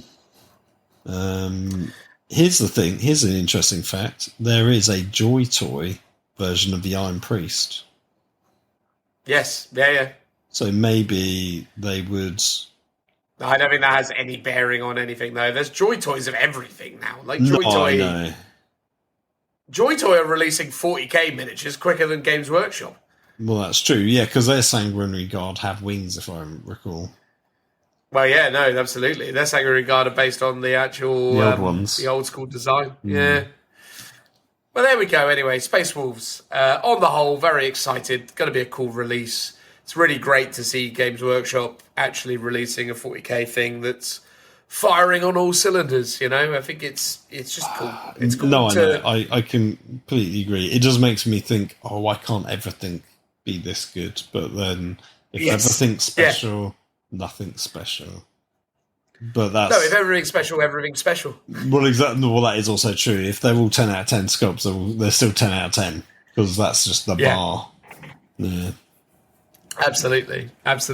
But hey, look, at the end of the day, it's cool that Space Wolves are coming out and it's going to be great. And there's a lot of people we know who are very excited to get their hands on them. And I'm sure there's going to be lots of people, you know, coming out of the woodwork and buying Space Wolves. Much like with like the Black Templars back, you know, a few years ago. I bought loads of Black Templar stuff when those models came about. And that they were actually probably one of the main releases that kind of broke my enthusiasm for buying stuff so willy-nilly going forwards, because they're still mostly on sprues or assembled with no real progress having been made bar a couple of test minis.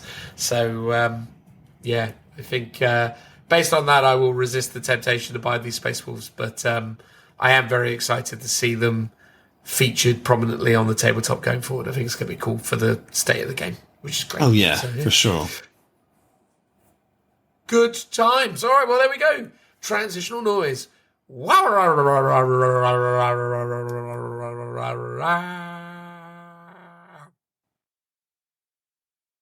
Outro time. It's outro time. Ooh, Grandad. That was a reference to an old BBC, Channel 4 show. Do you remember that old Channel 4 show, Phil? No, I don't. No. What one was Well, don't it? worry about it. It was a show called The Morgana Show, and there was like this... what was the character? Was it the Patrick Show? There was like a character that she did that was like this little boy who did like VHS tapes thing, and the intro was something like, "It's the Patrick Show, the Patrick Show, ooh, Grandad." It was like the thing. Anyway. Interesting. I don't think you can see the Morgana Show anywhere anymore. I think it has been stripped from existence. Oh, it's too controversial, maybe. Maybe. Or just For us, no one kept the delicate copies. souls living in 2025, we aren't allowed the kind of raunchy, esoteric humour of the Morgana Show, I suppose. Anyway, what have you been up to then, Phil? What's going on in your life? We did Warhammer World. Obviously, people heard about that in the last episode.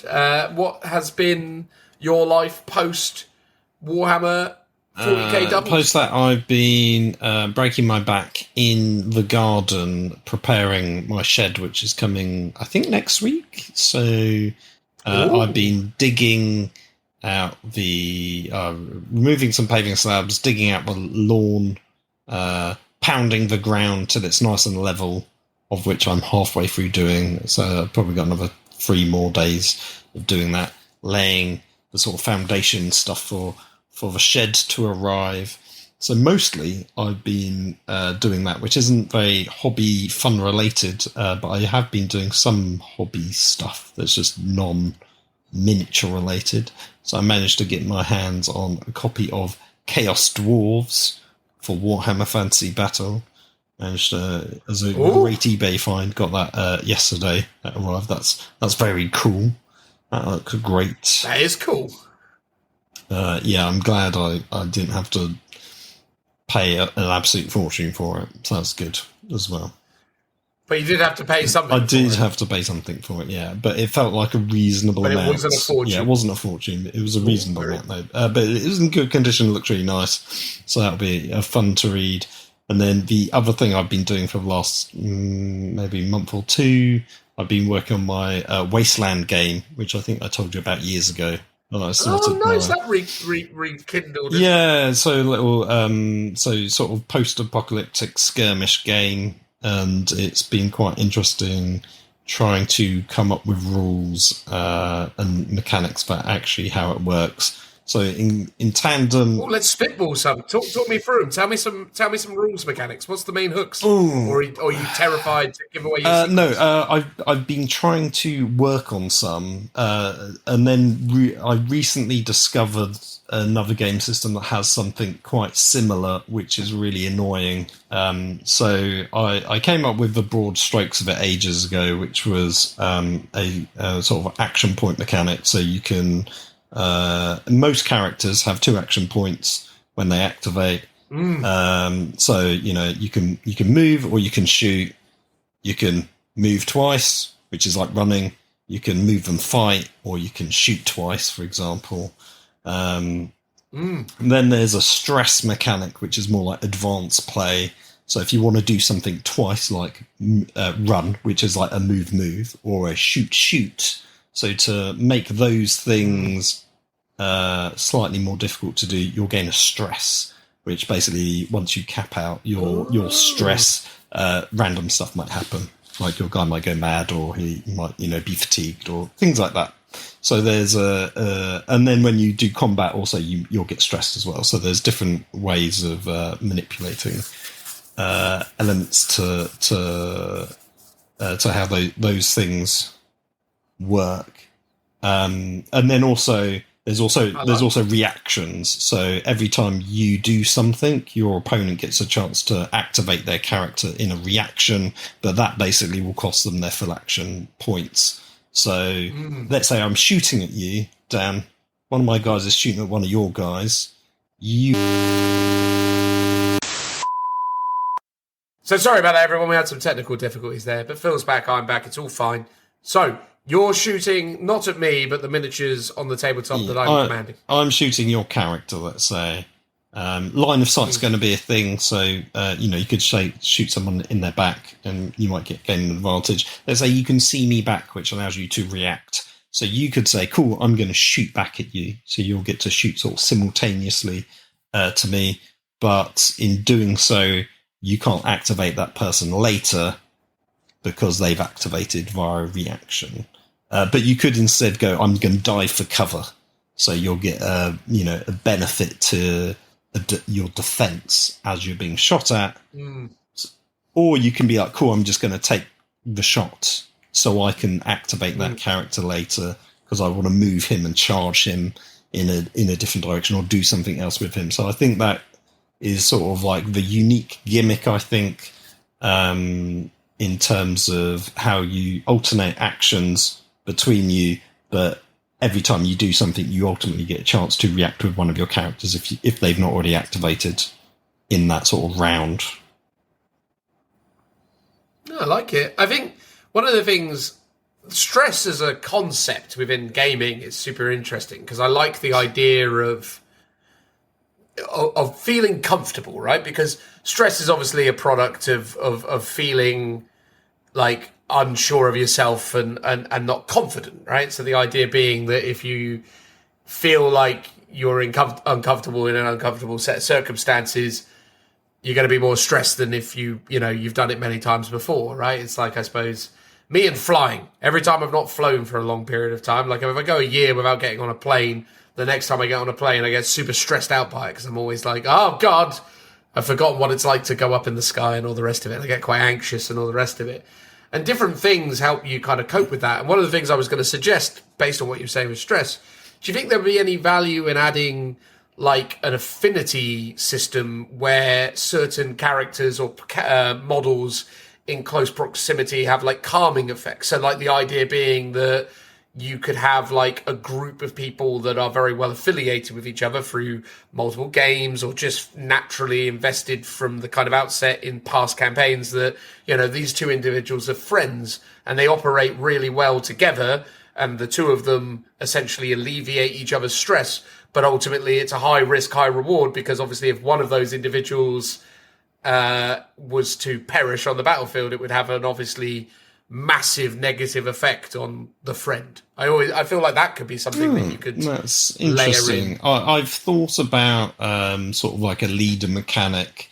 So there's sort of like an aura buff to an extent of certain characters. I like the idea that if you say win a combat and like kill someone, or maybe knock them down, and other people are around them, they will also be affected. So if I down a character and I roll and I've like outright killed them, all of your models that are sort of either within an aura or within line of sight, I've not decided yet, will like gain stress basically because they've just seen that thing happen.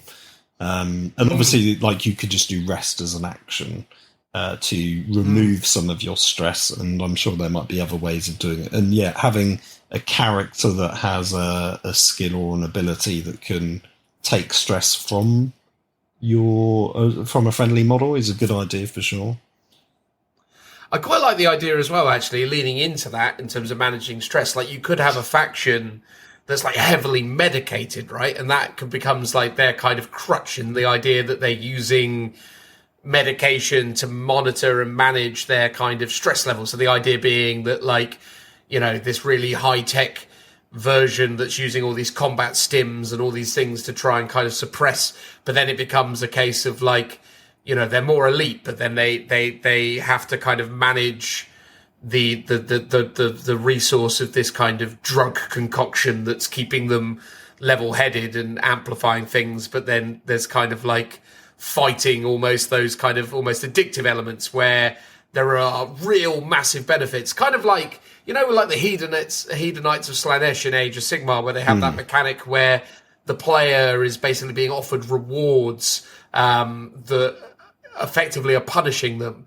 But it's almost like that, where you could have the idea that there's this faction that's like super high tech, but it's using all this stuff. But there's this constant kind of management where you have to try and deal with it. And then almost like if there was some kind of like NPC type mechanic, or not player choice, but driven more mechanically, where the non kind of like hero characters, the kind of serfs, the troopers have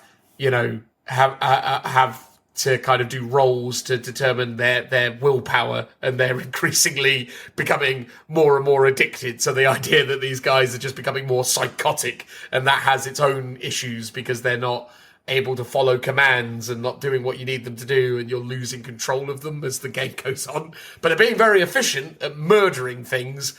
They're just not doing what you need them to do anymore because they're all drugged up or something. Yeah, that's true. I definitely want like sort of stims to be like a game mechanic, so you can like inject yourself with drugs to either like calm yourself, like heal yourself, get rid of radiation, because I want that to sort of be mechanic, and then maybe aggressive stims as well to make you better in combat, or like focus to be better at shooting and things like that. And a faction that leans more into that kind of chem stuff is definitely one of the ideas I've got in the background, but I haven't really fleshed out super much. I've been coming up with a bunch of so in addition to writing all the rules, I'm also in parallel writing all the background.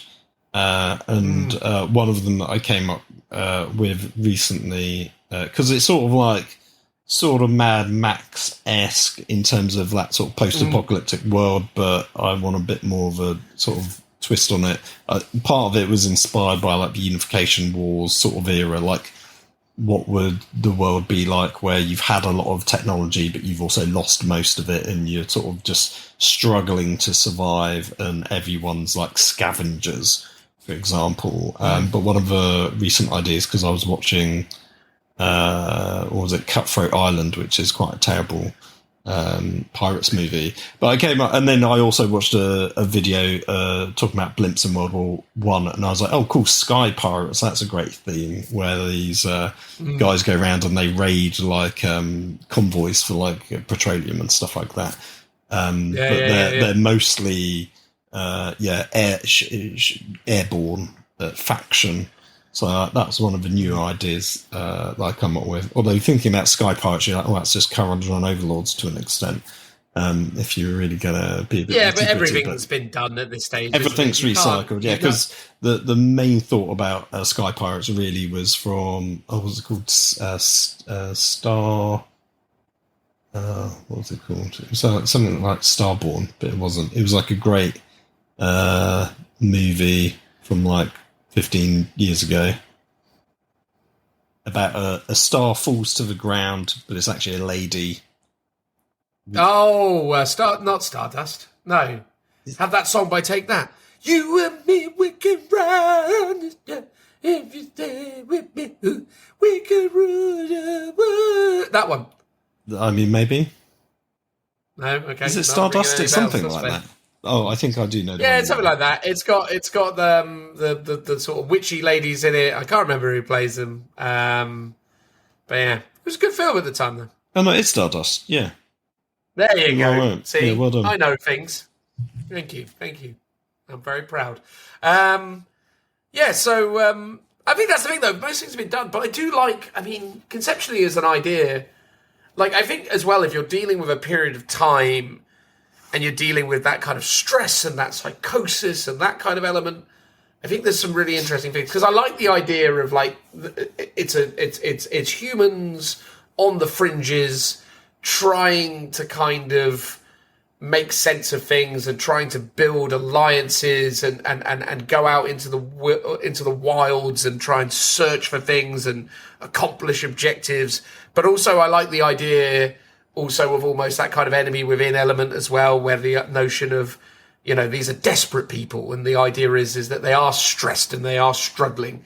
And I think there could be some really fun things you could explore with that conceptually within the game, where you have a party, but there's also this kind of element where people are almost like betraying you or doing things to annoy you during the gameplay. So like the idea is like, I've invested loads of money or loads of credits into giving this heavy gunner like really, really amazing stats and really amazing gear, And it gets to the end of the mission and everyone's got to give up their gear because maybe that's part of the ecosystem that, it's at the end of it. It's like we store it all. There's a hierarchical structure here. And the guy's like, no, I don't want to.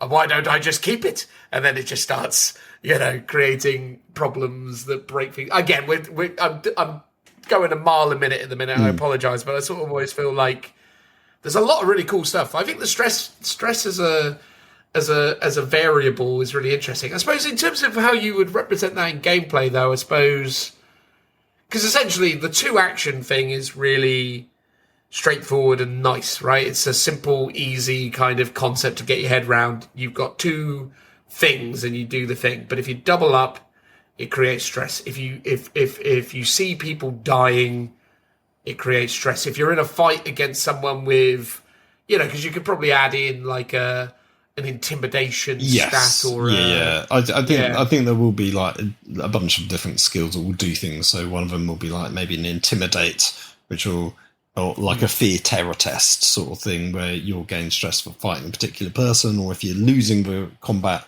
you'll gain stress. A bunch of different ways. I think one of the others was like a sort of push it mechanic. So if you want extra movement, you can say you're going to push it, so you gain an extra D6 movement on top of your move allocation that you were going to do. But then you gain another stress token from that. So I want it to be a constant like gamble. Like, do you want to do all these extra stuff that your characters are going to gain stress for early doors? So they're going to have a early game advantage, but towards the end of the game, they're going to, or even maybe mid game, they're going to start struggling because they're going to be too stressed to do other stuff. I've sort of got the ideas of how you gain stress, but maybe not so much a final answer for what happens once they reach their stress level. Because I was thinking about having like a sort of fatigue system as well, but then I was thinking maybe just the stress mechanics is enough because that represents both mental and physical stress, rather than trying to separate them out to be 2 distinct, separate kind of characteristics. Yeah, I suppose when you've got like, because again, my assumption would be that you would probably lean into in the modern era. You kind of almost need to lean into more kind of digital rules distribution, right? So there's some interesting things that can kind of come out of that, because obviously you can think about it in kind of physical elements. So you could think about like, oh, I could have player cards, and then maybe those player cards could have flip versions. Like when you do that thing in gameplay where you have your optimal version and then you have your injured version, and you flip the card to reveal the different stat profile. But almost, I suppose, because one of the games I quite enjoyed for the way that it did kind of morale and competency mechanics was Beyond the Gates of Antares. Beyond the Gates of Antares has this interesting traffic light system that it built in. So squads kind of depleted in efficiency based on this kind of like traffic light system. So if they were green, they were good. If they were amber, they were diminished. If they were red, they were at breaking point. And then after that, they were dead, right? Like that was basically the way it went with it.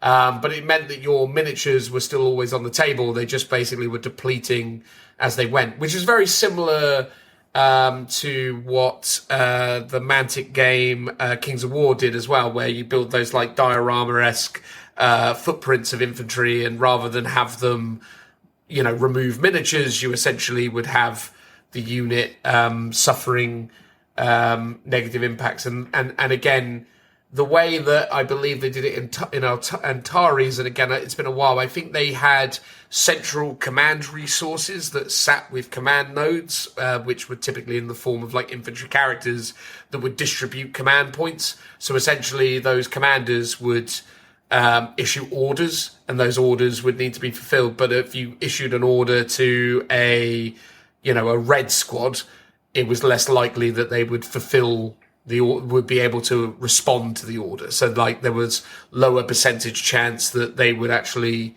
perform as required. So that was kind of an interesting set of mechanics. They do the same with Warcrow as well. Warcrow has a central kind of command pool system, and they have quite a nice thing where you can you only have so many points, but you could have more units than you have points. So you have this kind of interesting situation where there are turns where some units just won't do anything because you didn't have the right resources or couldn't allocate them appropriately in that turn because you were prioritizing different things.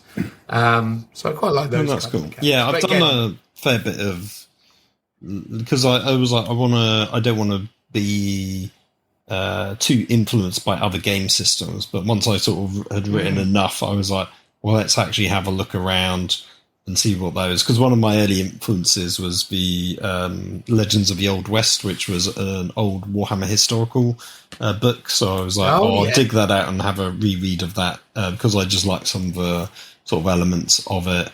And then I had a quick flip through Kill Team, but I haven't really read that properly. I was just looking at one or two bits to it.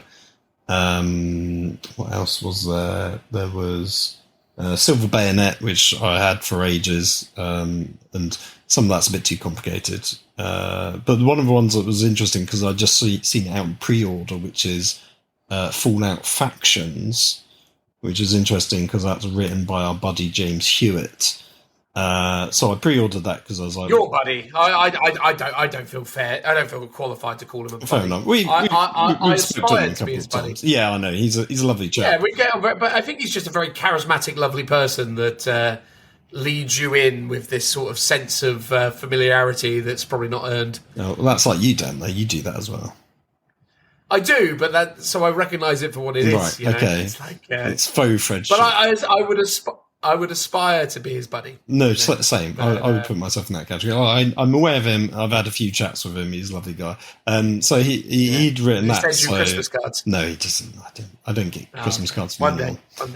Anyway, so they had a free PDF for like the quick start rule. So I downloaded that and had a read of it. And I was like, oh no, it's very similar to what I do. So it's like a 2 action point mechanics. But it's done so much nicer because they call it like fatigue. So you have a little token to represent your action points because you can do them independently. And rather than my one, you just pick that character and you do it. So you have a token to say it's fatigued, and then you do your second action, and then you flip it over and you're exhausted, and then that's that character for that turn. So the 2 action point thing is very similar to my one. But a lot of the way he does stuff is, I've read some of the rules and I was like, oh, actually, that's really good. But now I'm trying to deliberately go, okay, but I want my thing to be not derivative of other people's stuff. So in a way, it's good to know what's out there to try and be different. But I guess there are some things like, how you shoot and fight, those mechanics, how you go about it to... either you just embrace the fact that, well, there's only so many ways you can do those things and it's bound to be similar to someone because there's so many different game systems out there, or you, maybe work really hard to come up with a completely unique system for that.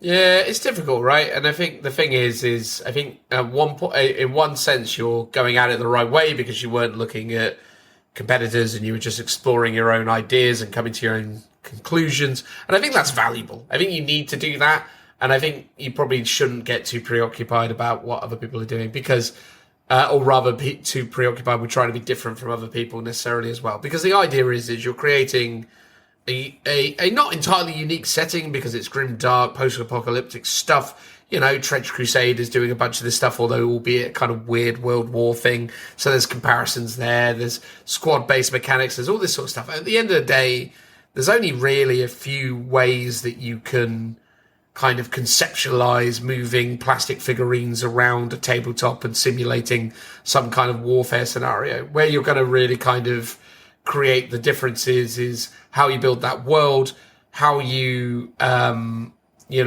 of define your win conditions and what success looks like. Is it a campaign system? Is it just a sort of single skirmish system? Is it, very narratively kind of role-playing focused? Is it more competitive? Those things are going to be the points of difference that you create yourself that separate it in that sense. Yeah, I think so. Like, I don't mind it being a bit more crunchy than other games. not everything needs to be super streamlined. So I like the idea of having additional rules that can be bolted on. So yeah, there's like a standard way of playing, like for beginners, which is like core rules, advanced play, which is your extra rules like your stress and stuff like that, which is like the full game once you've learnt the basics. Then there's like campaign rules for if you're doing. So there's a one-off skirmish won't use things like ammo, for example, but in a campaign you're going to have ammo, and in the generic game you still have a chance of jamming your guns, because obviously weapons aren't as very efficient, and that's one of the elements I think I probably borrowed from Legends of the Old West. Is if you roll a 1 to hit, you got to do a jam test, and if you roll another one, your gun's jammed and you got to fix it. So I was like, oh, that's a really cool kind of concept. So I like those sorts of elements to it, and in a full game maybe you'll have an ammo resource, but I'm not so crazy as to think you'll have different ammo types. It's just like generic ammo, probably. Yeah. Still though, mate, it's interesting that you're rekindling that particular pursuit. Yes. Hopefully it goes well. Yeah, well, it's just sort of something to be hobby focused while not actually being able to actually hobby with miniatures. And after that's it. This is. Yeah, I just assumed you were going to be like, oh, I'm doing my Soulblight Gravelords and it's all good, but yeah. No, sorry. Yeah, I mean, maybe I would be if I could, if I had a place to actually do them. But in a few weeks' time, I mean, maybe that's a bit optimistic. Maybe 3 weeks' time, I'll have somewhere ready to roll. But what have you been up to, Dan, since I last saw you? So since we last did the Warhammer World doubles, I have been working on my Age of Sigmar army for the Age of Sigmar golden ticket. So my Age of Sigmar army at the moment is very likely to be Skaven. Flipping heck. Such an audible drop there. Anyway, but yes, I'm going for Skaven, so that should be fun. Skaven plus Regiment of Renown, which is the Slaves to Darkness kind of Warcry Beasts Regiment of Renown. Oh, yeah. So it's the Thermidor, the Sphinx, and the Smashy guy. I can't remember the exact it's not the one with the Knights. The Knights, yeah, the really good competitive optimal unit. You're not going for those ones. No, so here's the thing, right? Like the way I was looking at the Skaven is Skaven are very mobile, and Skaven have a lot of really useful tools to be sacrificial. So you can always put bodies in between you and the important stuff. The problem the Skaven have is there isn't really a massive counterpunch to them.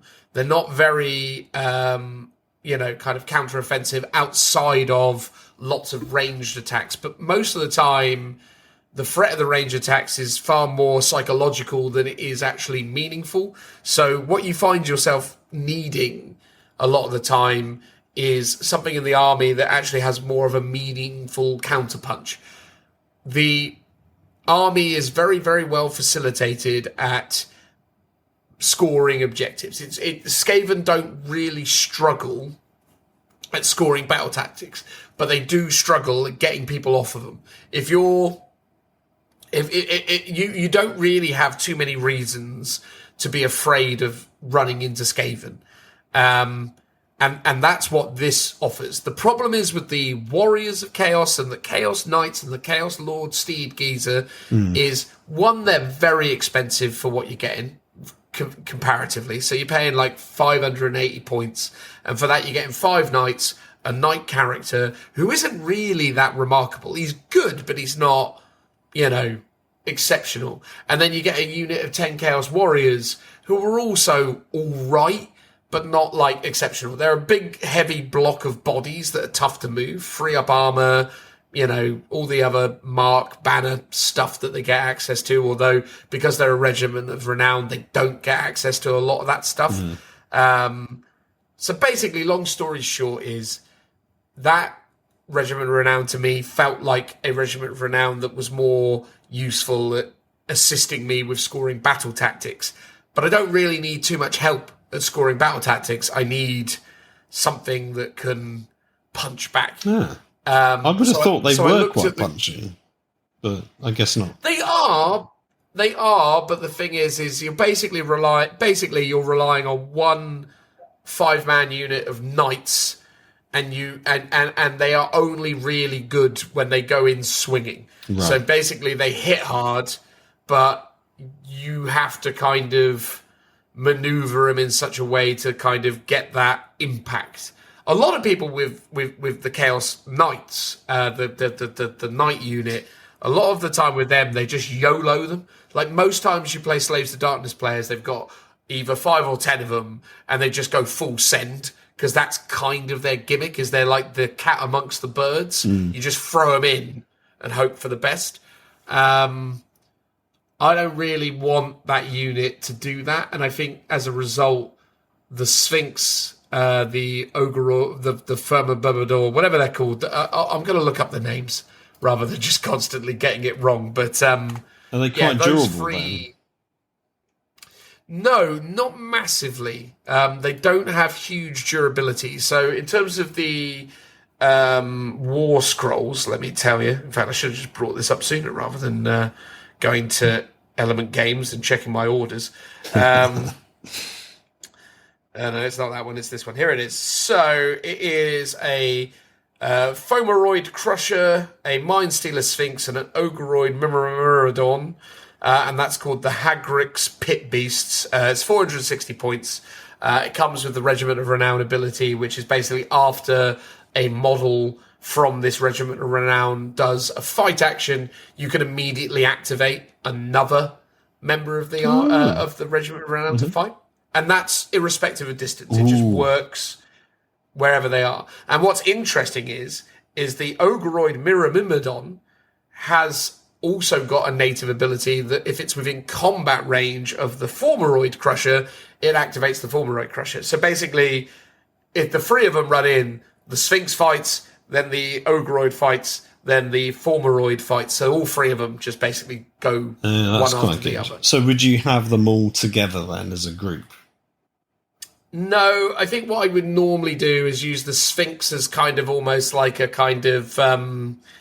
as kind of like a kiting tool, as kind of like a floating thing, because it's not like crazy durable, the Sphinx, right? So it's like 10 health, 5 up save, no ward save at all, but it has the ability where it makes things fight last.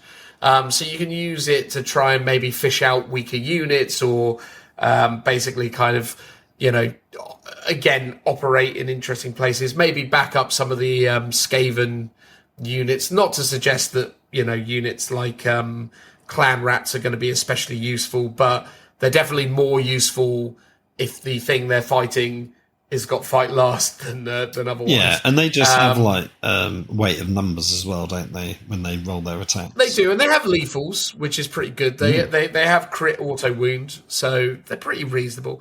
But yeah, so you maybe have the things there, but definitely the Ogreoid and the Fomeroid would definitely chill out together most of the time. Because the Ogreoid is pretty hilarious. So the Ogreoid, if he's injured, he's got 8 attacks, but if he's not injured, he's got 6 attacks.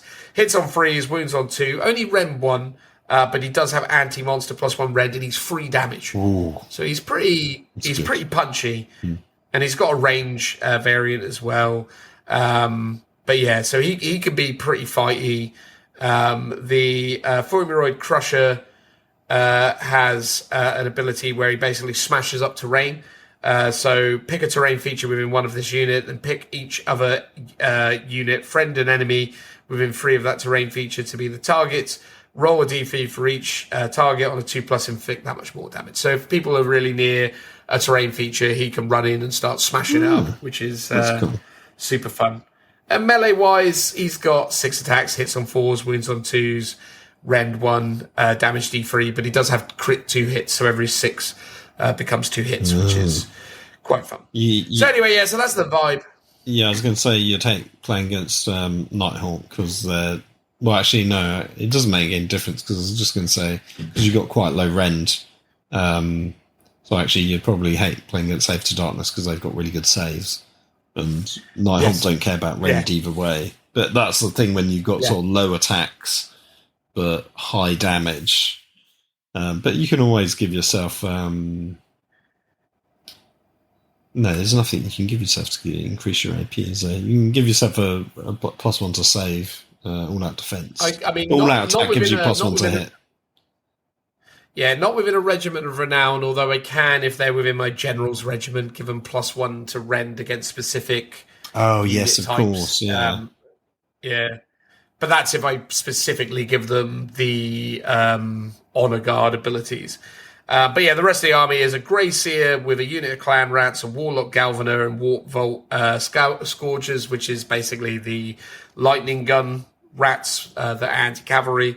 Then I've got the Warlock Engineer, a unit of Clan Rats, big unit of Rattling Guns, and the Giselles. So lots of guns, basically lots of gun rats, one Grey Seer for a little bit of magic, and then that unit of Regiment of Renown of Pit Beasts just to give me a little bit of counter punch here and there just to kind of get people off me. Because, as I say, from playing a bunch of Skaven recently, it has become increasingly clear to me that people just attack you with impunity because you have no countermeasures. No one needs to respect you, other than they respect the range of your shooting, but they just kind of fling themselves at you with reckless abandon because they know that when they get into you, you're just dead. Well, saying that, I remember charging into... Was this edition? I'm sure it was this edition. I charged into the Screaming Bell. Maybe it was last edition. Screaming Bell in combat was just absolutely lethal.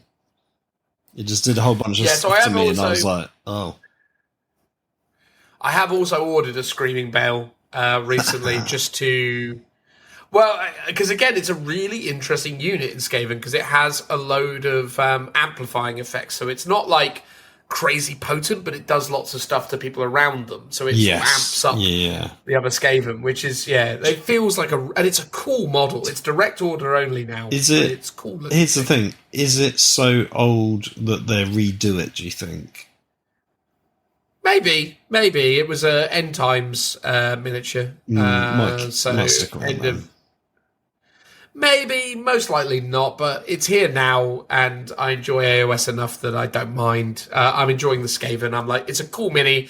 If it gets discontinued next time around, whatever. Much like what's just happened with the Soulblight Gravelords, though, right? Like, they've essentially stated outright that all you have to do is just put it on the right size base and you're away. That's true, yeah. I've been thinking, my one hobby hack that I've been thinking about lately from my Nighthawk is to try and get on eBay a Morngul, which was the big monster ghost from Forge World, because it's the exact same height as... one of the mini giants, not the big ones, but the little ones. So if I put it on the right size base, I can take it via the Regiments of Renowned sort of system to give myself a little man crusher. Sadly, not big enough to really put off one of the big guys, which would have been better. But I sort of feel like that would have been super cool. Yeah, if you could have taken it as like a mega gargant. I mean, I could, but I feel like I'd have to put it on a much bigger base, and I don't think it really fills up that base size particularly well unless I did something just have him on amazing. One very, very, very kind of big rock, I suppose. I could do that, but I sort of think it would look a bit a bit naff maybe. No, I would agree with you. I think maybe running it as a regular gargant would be a super cool idea. I thought about that for a while with my rock golem. I was thinking, maybe I could run it as a gargant. Oh yeah, but again, like you say, but it's too small. It's too small to be a. Too small to be a big gargant. It's too big for a man crusher's base. But here's the thing: it's not maybe got the height, but it's got the width to fill out a giant space. So I feel like even though it's not the right height, no one will really care because at that height, it's already tall enough to be seen over most terrain anyway. It's not like whereas the Mongol might be a similar-ish height, but it's just so thin and small. It's not really doing it justice, I don't think. It did occur to me, by the way, when I look at things like certain stuff that I've painted recently, like armies and stuff that I've done. It has occurred to me that I've really not been doing any Instagram lately. Like, I think after I basically did my last post, which was just literally, oh, woe's me, my granddad's dead, which, to be fair, is a perfectly reasonable thing to say, because, you know, it happens. Well, that was like but 4 months ago. Yeah, I know. Get over it, right? No. I mean, I'm assuming you haven't done any Instagram posts since then, is what you're saying, right? No, I haven't, and that's the thing, because I've done quite a few things. So, like, even that, like we were talking about that rock golem thing, I did that months ago, and I've not really posted any pictures of that. I'm actually quite proud of that. It looks really nice. No, that's really good. It's a really... Yeah. You've definitely upped your painting standard in the last couple of years, I would say. Yeah, well, I think, again, it's just sort of like... Because I'm working on Death Guard at the moment, shock horror, because they're really good at the moment. So at the same time as working on, like, the Skaven, I'm also doing Death Guard. But the Death Guard scheme, I was really inspired by Bill Makes Stuff, the guy who, like, salvages old plastic and stuff and turns it into really cool kind of scrap conversions and stuff. You ever watch Bill Makes Stuff? I think it's called Bill Makes Stuff. I don't think so. You love him. He's this sort of quirky British fellow who, just takes old plastic and makes, like, really cool, like, robots and all this kind of mad arty stuff out of it. It's really cool. I'll send you a link to it after this. But I was really inspired by his kind of painting style, because he just did really sort of basic painting where it was like he basically did a bit of a zenithold, did a dry brush, all over wash, and then started like picking out details, did another oil wash, called it a day, right? And then adds other kind of like effects and stuff. But he did this... So he does this big collab called the Big Bop Bash, where he gets other kind of like sculptors, creators to kind of create robots using this like D20 system where you generate the parts. That rings a bell, so maybe I have seen some of his stuff, but I don't know for sure. So whatever the case, his painting style though was really inspiring to me for Death Guard. So my Mortarion that I'm painting right now, I have basically just started using that kind of really basic technique. So I basically did like really simple zenitholds with rattle cans. Although one of my rattle cans blew up on me the other day, which was hilarious. I was using the Colourforge matte black, and I was using it quite a lot, and then it just started blowing up. So I've still got black fingernails at the moment, because that hasn't quite... My hands, thankfully, are not all black anymore, which is, cool. But like my fingernail, it still looks like I'm going through my kind of like emo stage, where I've still got the remnants of black nail polish on my fingers. But anyway, so his sort of painting style really sort of inspired me for the Death Guard specifically, because I feel like with Death Guard, it is that thing where you're like, you shouldn't try and be too clean with it. You should just sort of go mad with it and see what you can do. Yeah. So we'll see. I mean, I've got basically a couple of months to smash out a bunch of Death Guard for the Golden Ticket event. It's a really straightforward scheme. It's mostly propped up by oil washes and other bits and pieces. I just need to get my hands on the book next week, so as I can start to build the armies and figure out whether it's going to be right. But I have said to myself, it's like I'm going to basically push myself to hobby and paint every night for a couple of hours and really try and push that Death Guard through. But I have said to myself, if I'm not made meaningful progress in a couple of weeks, I will basically give up and just use one of the armies I already have. Because I don't really care that much about being good at Warhammer 40,000 anymore. But I do really care about being good at Age of Sigmar. I feel like Age of Sigmar is the game I like to try in. And 40k is just... I'm just sort of along for the ride. It's always nice when you can go to an event and not have the pressure of, oh my God, I've got to paint stuff. Or, as you say, you can try and do it, but if you don't, you're like, cool, I've got a backup. I don't desperately need this like one particular unit or something for your army to work. Yeah, exactly. So, I've definitely painted a bunch of it already, and and some of it was given to me by Tom as well. So some of it, basically, Tom sort of crafted the color scheme. I'm now just basically expanding on it. So when I get to Warhammer World, I won't be able to claim the whole army as my own, because some of it will be Tom's and some of it will be mine. So it'll be what it'll be. But so it'll be fine though. We'll get it done, hopefully, or we won't. And if we don't, I'll just take Drakari and lose horribly, and it'll be fine. But my point is because I really want to try hard with this Skaven army, and I feel really good about it. I've play tested it a couple of times. Although Richie came over the other day and we played Age of Sigmar, but I actually ended up using Cruel Boys, and that didn't go so well for me. Cruel Boys are definitely a tough army to play right now. But yeah, so that's all good fun. Oh, and I bought Abaddon and he arrived. So Big Weta Workshops Abaddon arrived. That's cool. Oh yeah, and you did an unboxing video. I did an unboxing video, which was fun. I happened to be on holiday, so me and the wife smashed together this unboxing vid. Which I'm actually really happy with. I think it turned out really good. I think I tried a different kind of editing style where I cut up the audio more and do much more kind of quick cuts between things. So really focused more on kind of, relevant information. Yes, and you did like time lapses and stuff, didn't you?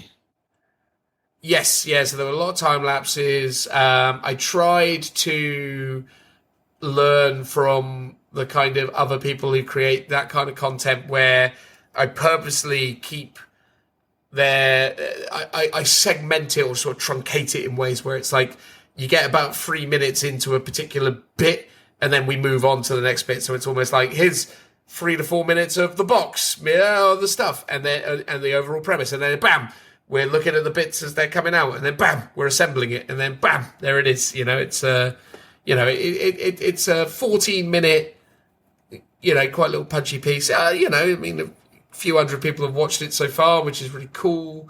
Don't get me wrong, I was hopeful that maybe, given the nature of what it is, it might have attracted a bit more viewership. But, you always sort of, roll the dice when it comes to putting content out there in the world. I'm just happy that the people that have seen it seem to have really enjoyed it. And, I'm really grateful to be in a position where I'm able to own the figure, or the statue, I suppose, as it is, because it's super cool. That's true.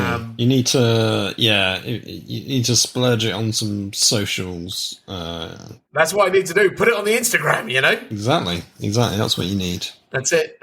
I need to talk about it there. Get. Use the power of that thing. But I will talk about it because I said I'd talk about it, which is basically Weta customer services were not the best during that transaction. And I will I'll keep it really short and sweet. Basically, the way it works with Weta is back in, crikey, what was it? Back in June, they put Abaddon up for pre-order. So in June of 2024, Abaddon's available to pre-order.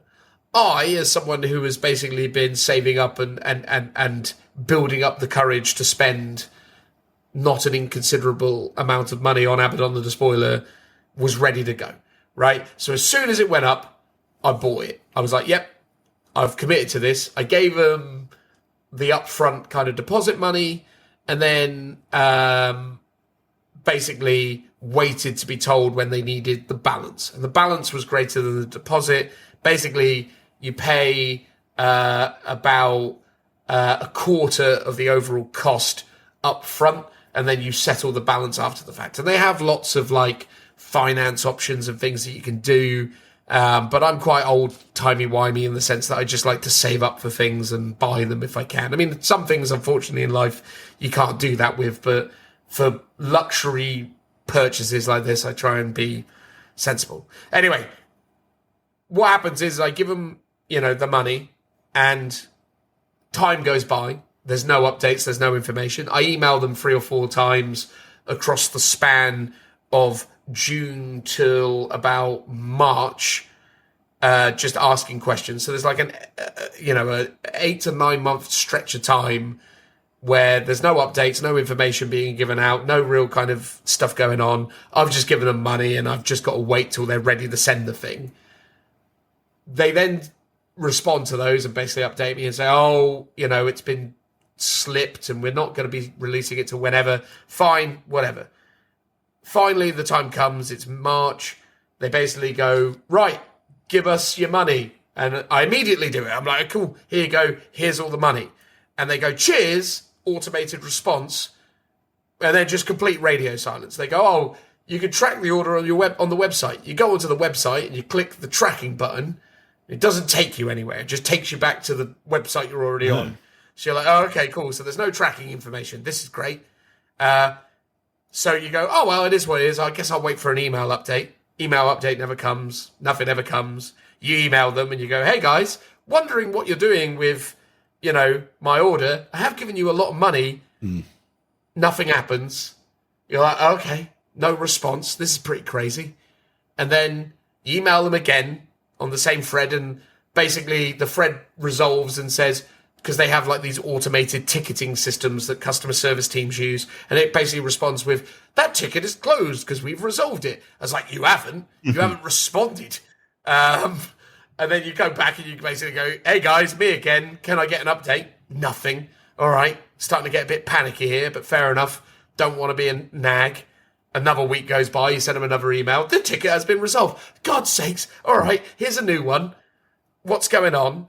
No response within like 48 hours. You're starting to get panicky. So you start like deep diving the thing and getting on the internet, and you find that there's this company based out in like the Nordics, or they did have a UK operation. They were called Seaborne Logistics.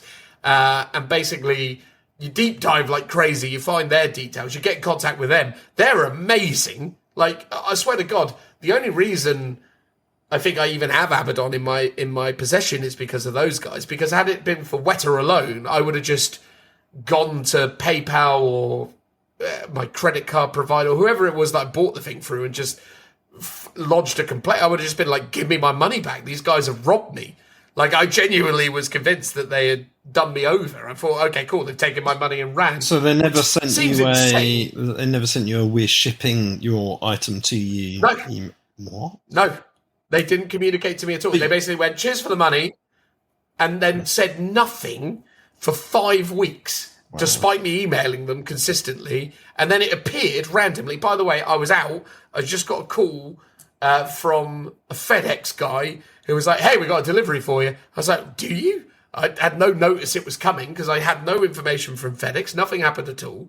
And then basically, I'm like, okay, well, I guess I'll just make sure I'm in tomorrow. So I basically work from home. I'm in the house and the thing gets delivered. I'm like, brilliant. It is the thing I thought it was going to be. Great.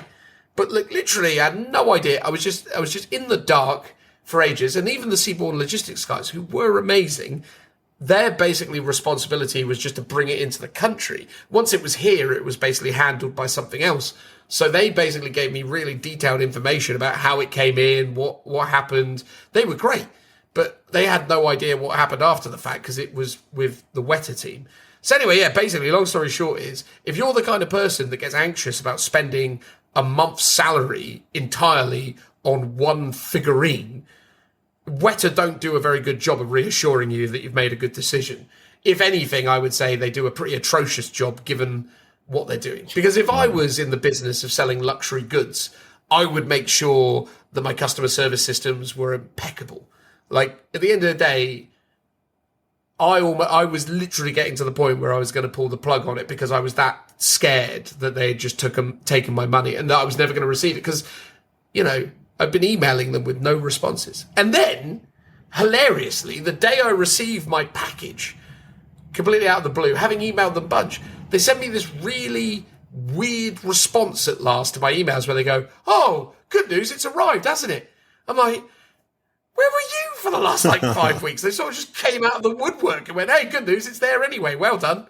I'm like, that's mad. What the heck? I mean, maybe they just have a general fault in their system, so they're not automating like their emails and tracking codes and stuff, and therefore Well, that's unacceptable. No, mate. that completely is, but it might explain why they didn't respond to you, because they're also emailing loads of other people the same sort of similar thing. But yeah, it seems a bit hokey for the amount of money you're spending.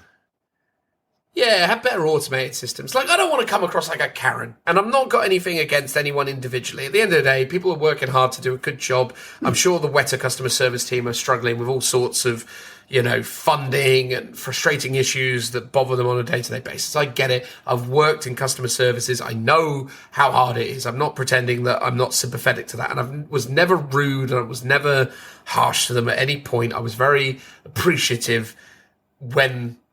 Well, even when I got the response after the fact, I sort of sent them a mail going, look, I really appreciate this, but at the end of the day, it's not the best.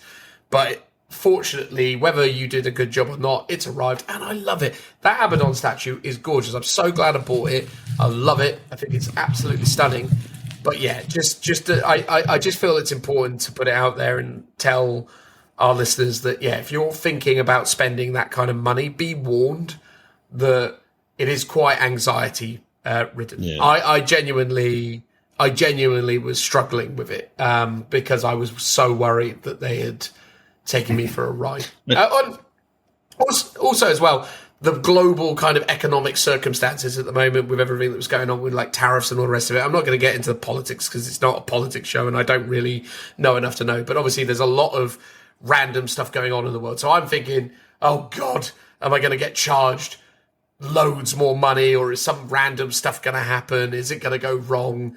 In fact, actually, the funny story... Did you get an import duty? Because that would still be quite a fair bit if you... Retrospectively, yes, but I didn't pay it. Oh. So FedEx contacted me after the delivery had happened and said, we have your order. It's in Stansted Airport. You need to pay to get it free. And I responded with, what's the tracking number on the order? Is it? And I read the tracking number to them, and they said, yes, it's that is the item. And at this point I had already started unboxing the thing, so I knew it was whole and complete. So I said, cool, just send it back. And they were like, brilliant. What? I was like, yeah, just send it back. And they're like, what? So you don't want it? I said, no, send it back. Because I already had it. It's in my possession. It's here. Hilarious. So it's like, it's like, so I was just like, whatever. And they were like, oh, okay. And they just hung up on me, and I was like, cool, no worries. That's quite funny. Because my gran was great at this in life. She always, I learned from her, like, she never ever show your hand when doing with cold calls in any situation. Just deny everything and pretend it's not you. And it's always the best method. Yeah. So, so as far as FedEx are concerned, a parcel that was delivered to me has been sent back. Maybe I was going to get sent to, Phil. Maybe that's the kicker. Maybe Weta was sending you a second one to keep you quiet. What I was going to say in response to them not having any kind of, tracking email info, it's like, I have a small website where I sell model kits for an infinitesimal turnover, especially in comparison to Weta. Yet you buy something from me, you'll get an automated email when I've posted it to say, here it is. And if you pay for tracking, you'll get a tracking number for like your Royal Mail. It's like, it's not that hard to do. It's a bit of a faff to set up, but it's doable, right? It's if I can do it, Weta can do it, is my point. Yeah, I mean, let me show you the thing, right? So when you go into your orders, you can view your orders. You can see the thing here, right? Now, has it lost it? Oh, here we go. Shipment. Here we go. So they do give you a tracking number. You can see it there, right? There it is. I'll click it. Hang on. Okay. Clicked it. Oh, what's that? It's the same page. Brilliant. Let me click it again. Clearly, I've done something terribly wrong. Oh, it's the same page still. Brilliant. Well done. So weird. So maybe they think it's working and it's not. It's only because in the URL it said Seaborne Logistics. I ended up going to them. And it was like mad. And again, FedEx didn't even reach out to me because something had obviously gone wrong because they didn't even think it was out for delivery yet. It was in my house. It's like, this is just so mad. But, yeah. Anyway, there you go. Love the figure. Much love to Weta's designers and creators. If they do an Eldred Ulfran in the future, I'll totally buy it. But buyer beware. If you're getting it directly from them, the customer service team wasn't the best on this occasion. Apologies if I've been whinging unnecessarily about it, but it was more just to kind of inform people than it was to kind of stand on my soapbox and be ridiculous. Because at the end of the day, like you say, Phil, if you're selling a luxury good, you just need to do better when it concerns those kind of things. Because credit where credit's due to Games Workshop. When you buy stuff from Games Workshop, you reach out to their customer service team. My God, they're great. Like, every time I communicate with a customer service person from Games Workshop, I'm reminded why they're such a great company in so many ways. I know they've got their flaws, but they get it right. You know, they respect the fact that the people are spending silly money on silly things, and they treat it with the respect it deserves. You know, it's cool. Yeah, that is true. So anyway, there you go. Grumble, grumble, grumble. Yeah, so I've got Skaven, done some Death Guard, did an unboxing video. Check it out. It's on the Lookout Sir YouTube channel. And that's about as much as we probably need to talk about in this outro bit. Yeah. Do we want to talk about Space Wolves? We already did that in a segment of its own, Phil. You remember? Oh, of course, of course. Of course, of course. You know we did that already. All right. That'll do, everybody, I reckon. Unless there's anything last things from you, Phil. Well, I'm glad people, and when I say people, I really mean Toke, finally got to enjoy the Krieg Codex review. There it was. Yeah. All for you, Toke. We do it all for you. Oh, actually, I did have a random thing to say. Guess what Spotify's added? An option to do a 5-star review. It's added a comment section, and it's added, like you can actually put up reviews. Yeah. Ooh, so we're telling people to go there to leave 5-star reviews. Absolutely. I think we'll add that to the 5-star review segment that we haven't recorded yet. Say, hey, get on Spotify, say some nice words. Oh, brilliant. Yeah, I was surprised. I was looking. Not that anyone's actually left any comments on our Spotify just yet. It's just I was looking at another podcast and noticed there were comments. And I was like, where's that come from? So that's cool.